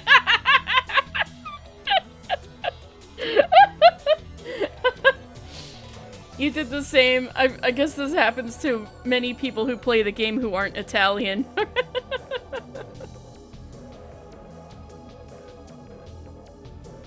Linux can be tough, but there's a ton of resources for help. And oh, sorry, my eyes all of a sudden.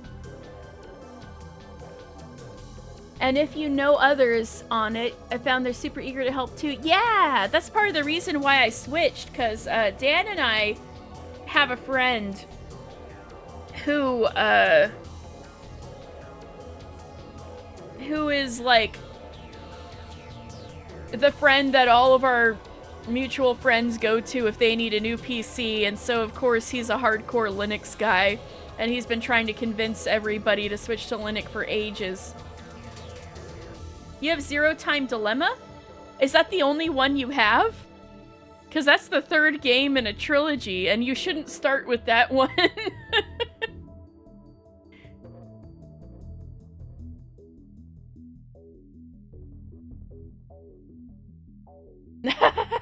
Yeah, that's the third game in the trilogy. I know it's not very clear. You know what, Danny? I think on Steam right now, the Nonary games, Zero Escape the Nonary games, is the first two games in the trilogy put together. And I think it's really, really cheap right now, like $3 or $4 US. So now might actually be a really great time to get the other Zero Escape games, and so if you do, you should start with the Nonary games and play Zero Time Dilemma last. Oh, you have the watch! Oh, that's what you're saying.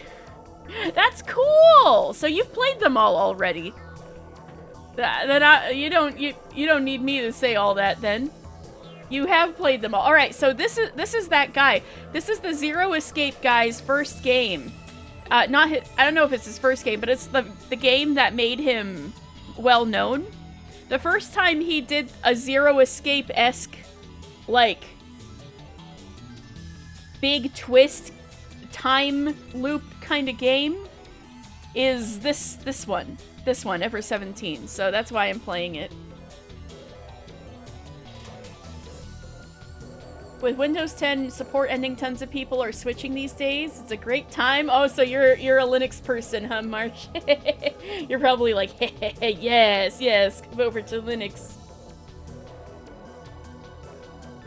This, as at the very least, it's on the PlayStation Store. I'm playing it on PS5, but it's on PS4. I assume it's on Steam? I could look this up real fast.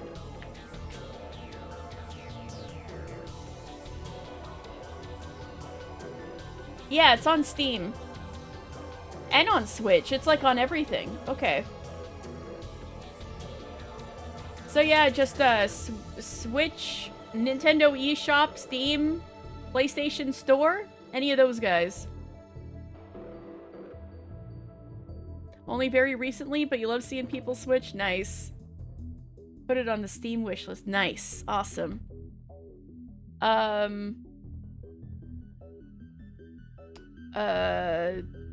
was gonna say something else about Linux. Oh yeah.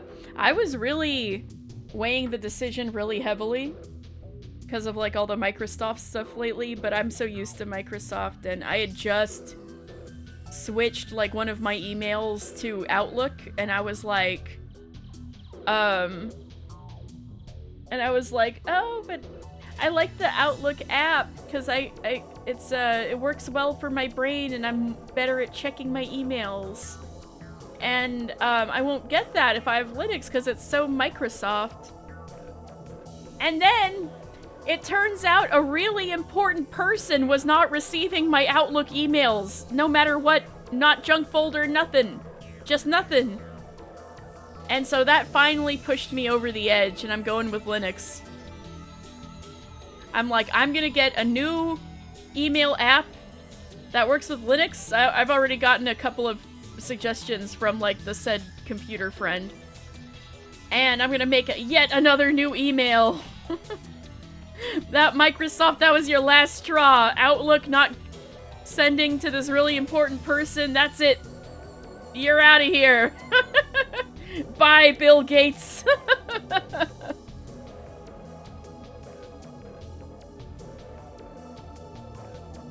You have a laptop that runs games well, but you're primarily using a Nintendo Switch too?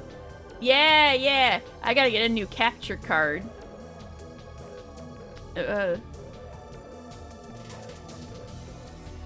That does suck, yeah. Go full privacy nerd, you can get a Proton email. Do they have an app? That's the big bit. Is it just in a browser, or is there like an app version? Oh, Proton can also be iffy? Okay, that's good to know.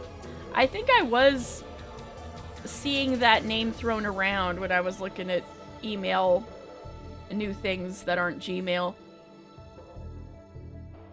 A web app, I guess I should be precise. I want a desktop app email. And I got recommended Thunderbird, so I'm gonna look into that. But anyway, we've gotten very sidetracked. After a while, the monitor that had been floating in front of me suddenly distorts, makes a crackling noise, and then disappears.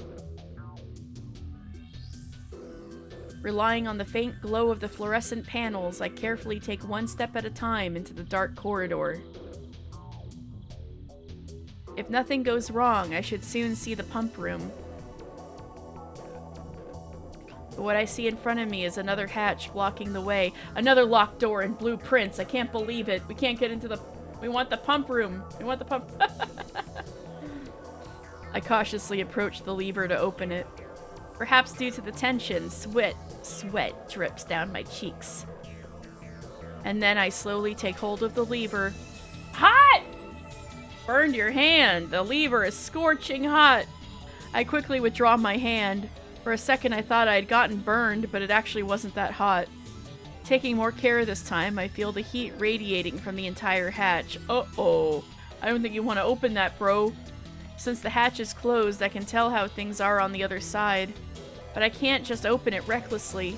It's just like the situation in the generator room. 確かに人間400度の水蒸気の中じゃ大やけどじゃ済まないもんね。 Indeed, humans wouldn't just get a small burn in 400-degree steam. I remember what you told me. Yeah, it's probably best to give up this route. Come to think of it, Sora mentioned that there are 2 routes leading to the pump room. There's still hope. I could try the other route. I decide to give up advancing further along this route and turn back. As soon as I pass the blackout zone, Sora's navigation mode, or Sora Nav, comes back to life. 倉成さん大丈夫でしたか？ Takeshi-san, are you alright? Yeah, I'm doing fine. よかった。 Good. 心配しました I よ。 was worried. Thanks for worrying about me, Sora. いえ、そんな。 Well, oh my god, cute Sora sprite. Hello? Hello? Well, Sora seems a bit embarrassed inside the monitor. Cute! But it doesn't seem like I can pass through this corridor. 何があったんですか？ What happened? The hatch at the end of the corridor is closed and it's extremely hot. Could it be like in the generator room with steam blasting from the other side of the hatch? このブロックには蒸気を生み出すような高温の熱源になるようなものはないはずなのですが、 There shouldn't be a high temperature heat source around this block that would generate steam, but 他に可能性があるものは。 what other possibilities are there? わかりました。加工プラントの熱排気管が近くを通っています。 I've got it. The heat exhaust pipe from the processing plant passes nearby. おそらく熱排気管に亀裂が入り、通路に熱い空気が漏れ出したと思われます。 I presume a crack has formed in the heat exhaust pipe, causing hot air to leak into the corridor. Is it really that hot? 加工プラントからは離れてますから、多少温度は下がっていると思いますが、プラントの消費エネルギーから逆算して、だいたい200度前後くらいになります。 It's away from the processing plant, so the temperature should have dropped. But based on the plant's energy consumption, it'll be around 200 degrees Celsius. Woohoo! 200 degrees Celsius? That's hotter than boiling water. That's twice as hot as boiling water, sir. If I'd accidentally opened the hatch, it would have been a disaster. Whew! I let out a sigh of relief. Well then, shall we try the other route? Please guide me, Sora. はい、 I will. The other route is a detour through the general area. この階段から一般エリアに上がってください。 Please go up the stairs to the general area from here. Got it. この先を直進です。 Keep going straight ahead. She's being my personal GPS. Okay. Turn 台車に left. 沿って Hey, I was right. 左に進んでください。 And then go left along the perimeter for a while. Okay. With Sora guiding me, I keep moving. Boink. That's what he says when he pushes the button to open the doors.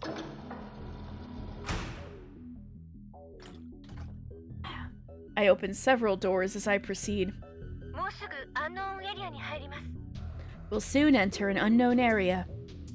An unknown area? 原因は不明ですが、外部センサー類のすべての反応がない。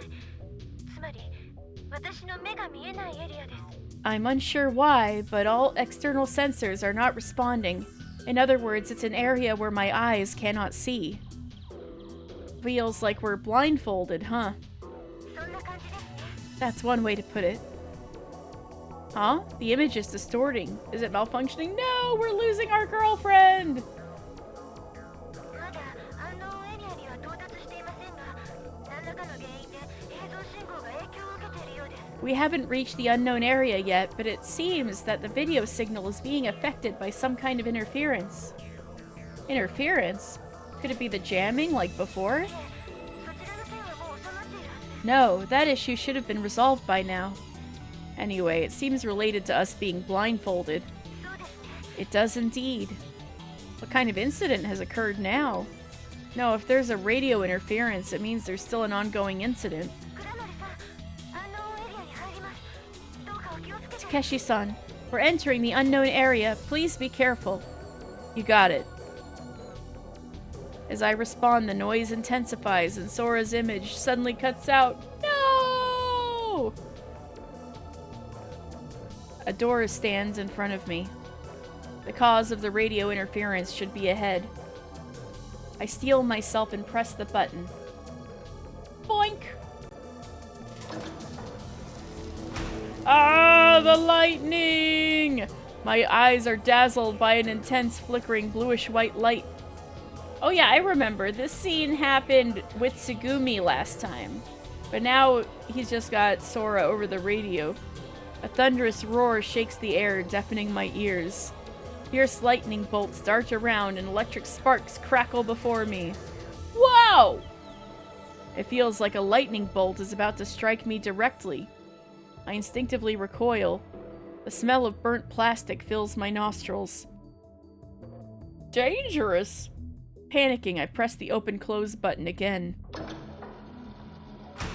It's impossible. Passing through here is definitely impossible. I quickly retreat along the path I came. I'm too scared to continue. Takeshi-san, are you alright? Zen Dameda. It's no goddamn good at all. It's useless. You're useless. Takeshi-san, are you alright? There's no way we can get through there. Oh, hey, Sora! I respond in a strange tone, possibly due to my fear. Unbeknownst to me, I've passed through the radio interference zone.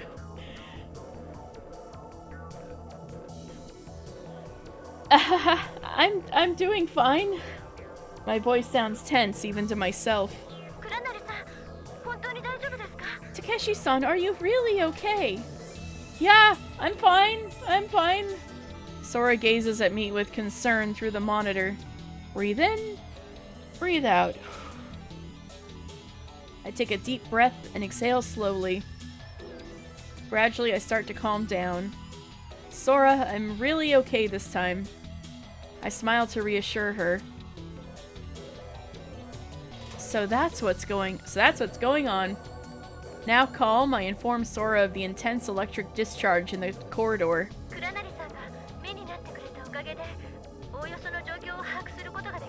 Thanks to you being my eyes, I was able to grasp the situation to some extent.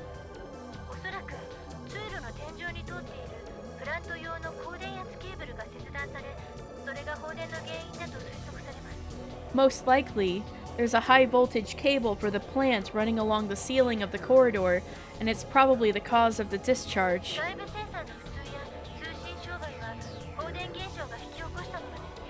The malfunction of the external sensors and communication disruptions are likely caused by it.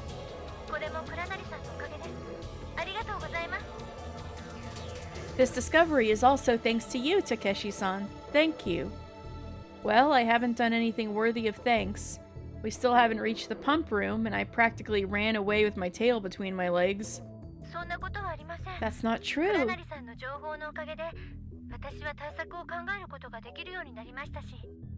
Thanks to your information, I can come up with countermeasures. I guess you're right. Then first we have to deal with the electric discharge. We can't just cut off the electricity? Yes.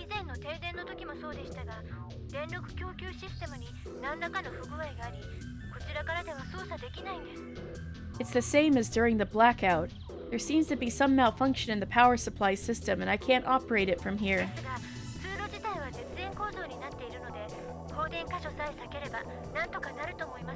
However, since the corridor itself is insulated, you should be fine as long as you avoid the discharge points. It certainly didn't feel insulated. It felt like electricity was running through the entire corridor. Even so, I have no choice but to pass through it, huh?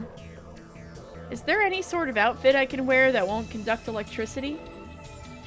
Am I still going to be going in 30 minutes? Probably not. I think I'm winding down soon, but why do you ask? Unfortunately, no. Yeah, right now I'm kind of hunting for a good spot to stop. Anything that I could use, like rubber?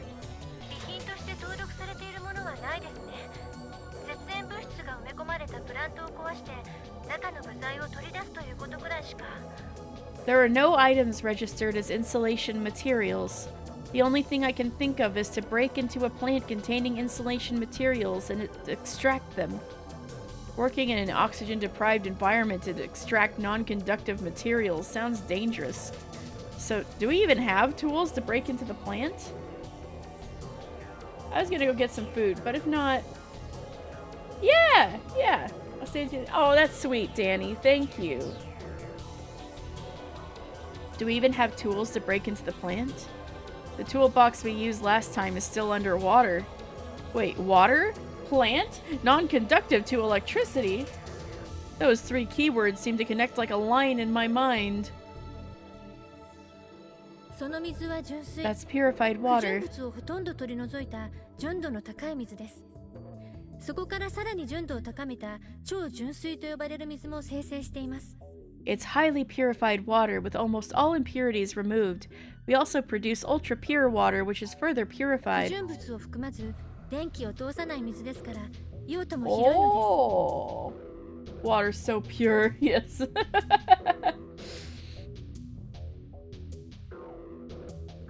And doesn't... It's water without impurities and doesn't conduct electricity. There are many applications for it. I've got it. Purified water! We can use purified water! 純水ですか? Purified water? Didn't you mention it, Sora? Purified water doesn't conduct electricity. So we can fill the corridor with distilled water and swim through it. So, Sora, is there a way to channel purified water into that corridor? スプリンクラーの配管を操作すれば可能です。 This still sounds so dangerous, but it's a life or death situation right now, to be fair. It's possible if we manipulate the sprinkler pipes, but won't that take a while? 消火用のスプリンクラーは水源の接続変更が可能ですし、安全策として独自の制御システムを持っていますので、アンノーンエリアでもこちらからの操作は可能です。 The water sprinklers can change their water source, and as a safety measure, they have their own control system. I can operate them from here, even in an unknown area. I'd be shocked if it went off without a hitch. Didum tish. It does seem, it really seems dangerous.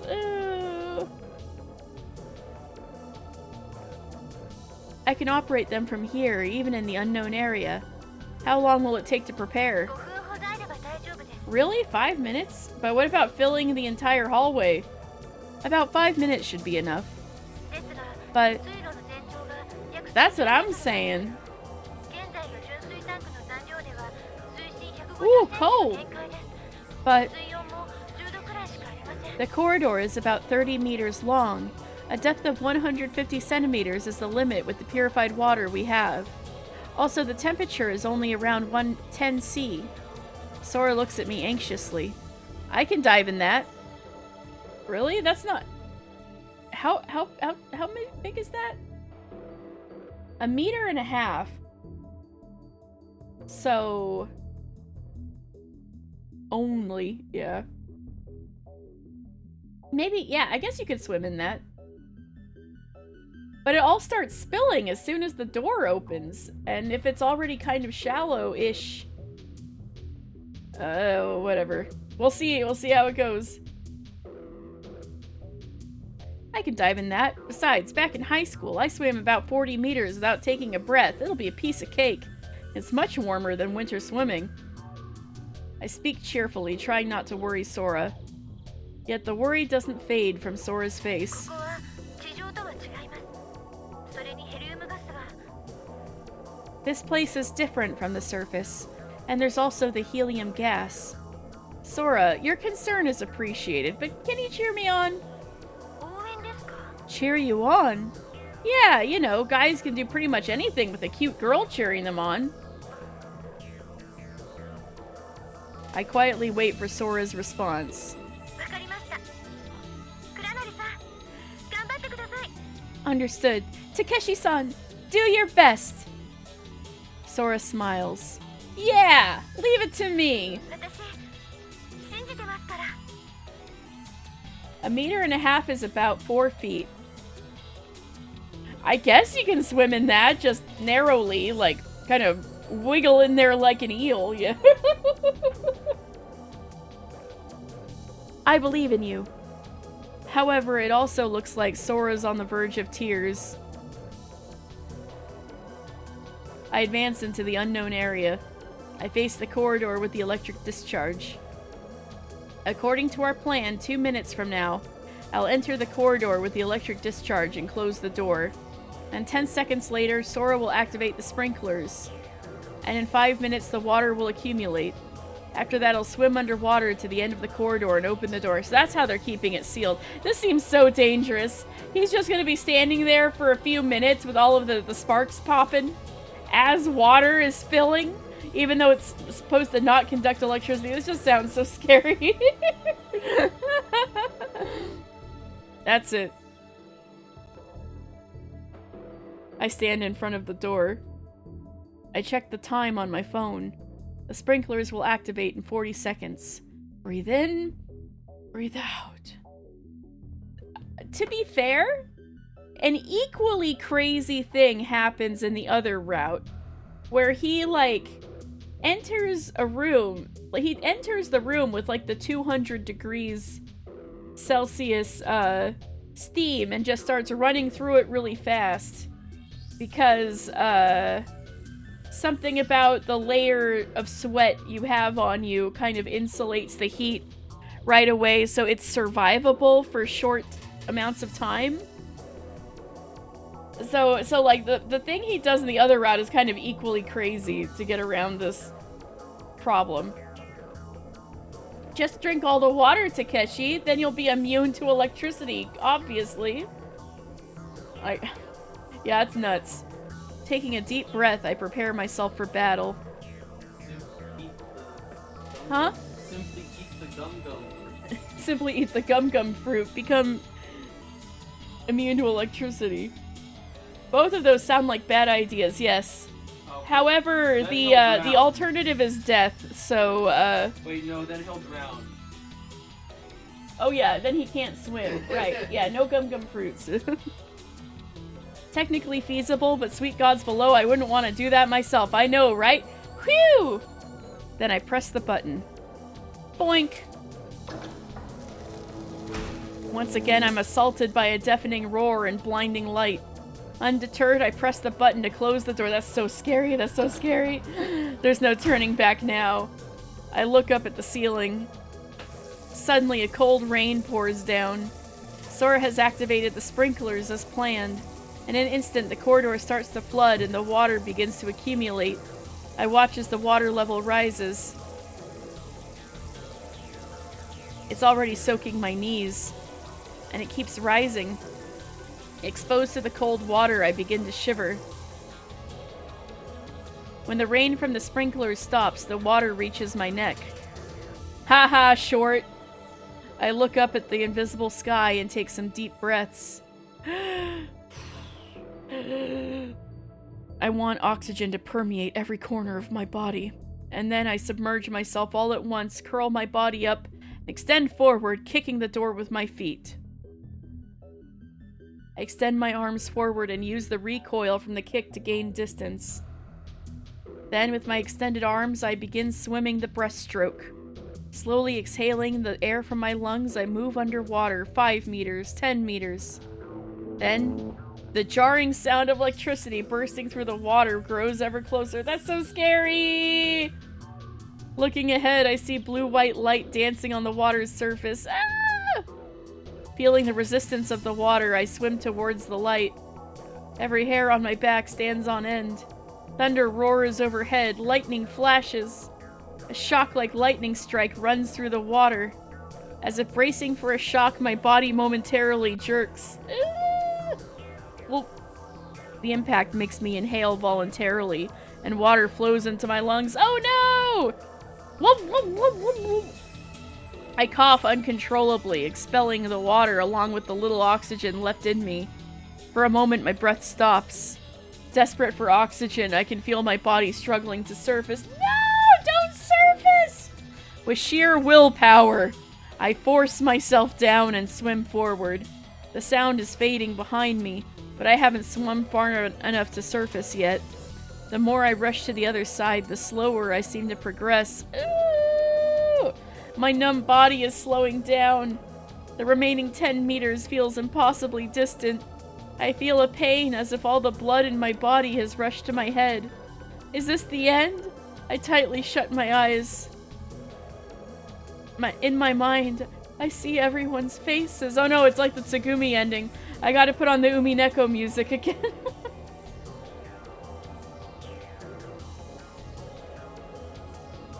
Can streamers swim?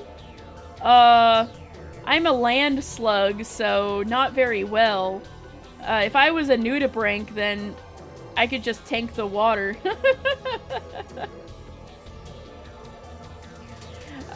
I can swim, yes. Not very well. I do a mean doggy paddle, I'll just say that. The boy, Coco, Peepee, you, Tsugumi, and Sora. Sora's looking at me anxiously. I know, not into the light. 4 feet of water reaching your neck is short. Hang on. Oh, no worries. Super delay. The streamer likes swimming underwater. Kinda. A little bit. Not until, like, I feel like I'm dying, like Takeshi here. No. Short amount of time. Yeah. I like it. Sora, your concern is appreciated, but can you cheer me on? I like, going into a pool and trying to touch the deepest part. I guess that's how much I like swimming underwater. I like trying to reach the deepest part and touch it and come back up. I silently speak to her in my mind.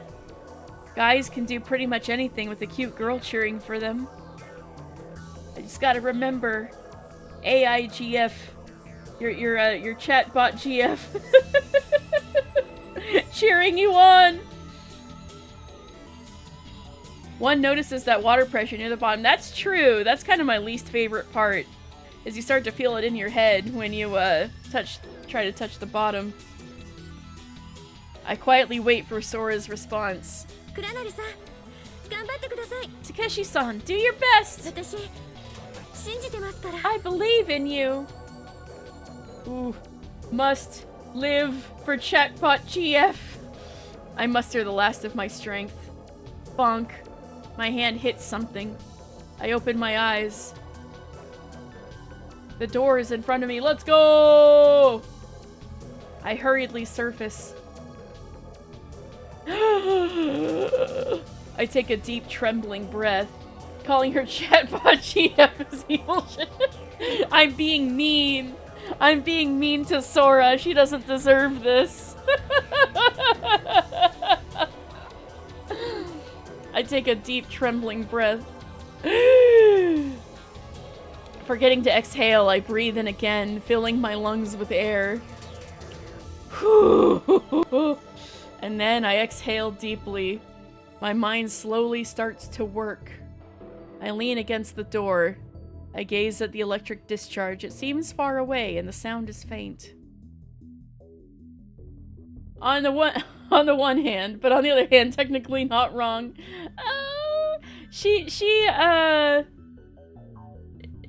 Hey, she could tell that that Takeshi was not actually okay when he said he was okay, so maybe it's a little better than what we've got in reality. She's a little better than what we've got in reality. Then I tentatively reach out for the door control button. She's got more features than just chat. Well, there's that too. I press the button without saying a word.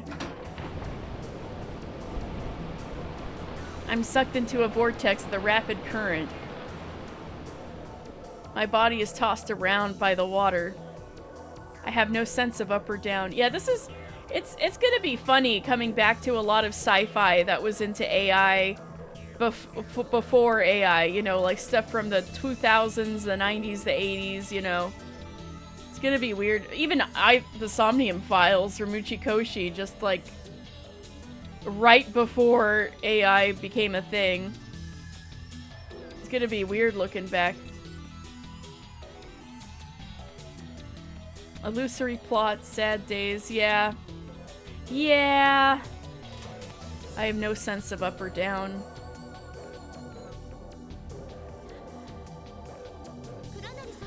Takeshi-san. In response to a distant call, I open my eyes. Chatbot GF. My head fuzzy, I scan the surroundings. I'm half submerged, sitting upright as if kneeling on the floor. Looking down the corridor, I can see a distant bluish-white sparks flickering. It seems I've been swept to quite a distance by the released water. Takeshi-san, can you hear me? Takeshi-san! Sora's voice sounds in my ear. Is that you, Sora? Yes! I instinctively look around, but I can't see Sora or her navigation interface anywhere. When I look up, there's her interface floating in the air. Perhaps due to a sensor malfunction, Sora can't see my location. I stand up to align myself with her interface. That's a cool little,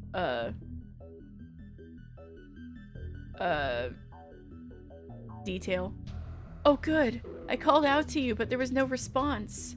Sorry for making you worry. But I was sure that you were safe, Takeshi-san. Thank you. But maybe I should stay safe because of you. But maybe I could stay safe because of you. That's not it. When I thought it was all over underwater, I feel like I heard Sora's voice. What we have now would be classified in sci-fi as ANI, or Artificial Narrow Intelligence. Meaning it can really only do one thing, whatever it's built for. Sora here would be called an AGI, a General Intelligence. Something that's more or less human level. Oh no! I totally get it. I totally get it. We have a splendid AGI here in Sora. Artificial General Intelligence, that's what the tech bros are saying is the grail, right? I think I've heard that on, like, news and stuff. When I thought it was all over underwater, I felt like I'd heard Sora's voice. Perhaps Sora's feelings reached me after all. By the way, how much time has passed since you activated the sprinkler? About 10 minutes. That was the longest 10 minutes of my life. I see. I thought I'd blacked out for a while, but it's only been 10 minutes. Only 5 minutes have passed since I started swimming. That would actually be an enormous leap in tech and our understanding of consciousness if we could actually make an AGI, yeah.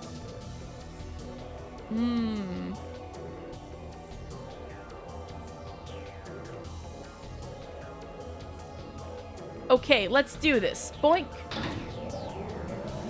As I press the switch, the drainage pump starts working.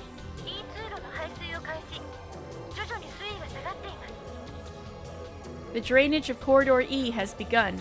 The water level is gradually decreasing. Whew! Looks like things worked out. Hearing Sora... Also, I'm sorry for Danny. You probably need to go get food, but the scene has gotten a lot longer than I thought it would be. Hearing Sora's report, I let out a relieved sigh. Takeshi-san, we did it! The drainage of Corridor E is complete. We've secured the route to Drichchok. Okay. It's all thanks to you, Takeshi-san. Not really. It's because you were here, Sora. Thank you. And well done. Oh, it's the cute sprite again! No, it's not like that. I just did what I had to do. Sora looks embarrassed. I smile warmly at her. Okay.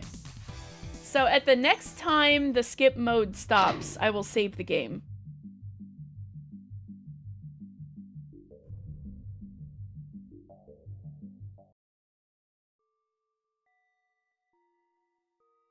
Okay. This is a funny place to stop.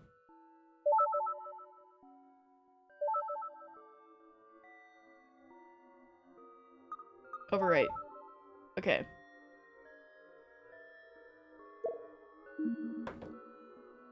Get some food, and afterward I'll eat while watching your video essay. Oh, thank you, Danny! Oh, that's so sweet. Enjoy your meal. And great to see you!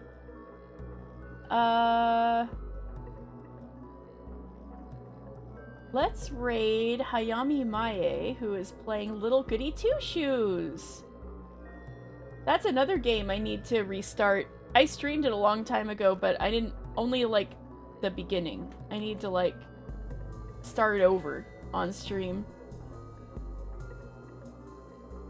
But Little Goody Two Shoes is very pretty looking if you want to hang around a little bit. I'm glad to know you're doing good and better than good. Yes! Yes!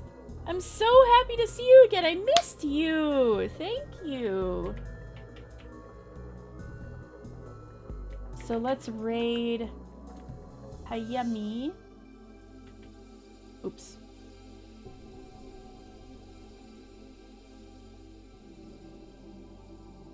I'm so glad you're back. Alright, raid is going out. Let's all have a good night. Unless you're elsewhere in the world and it's not night, but I know I need to go to sleep. Have a nice night. Thank you guys all for hanging out. I'll try to do Ever17 next Thursday, and I think I'll probably stream Pocopia tomorrow, so look forward to it. Alright, you guys, thank you!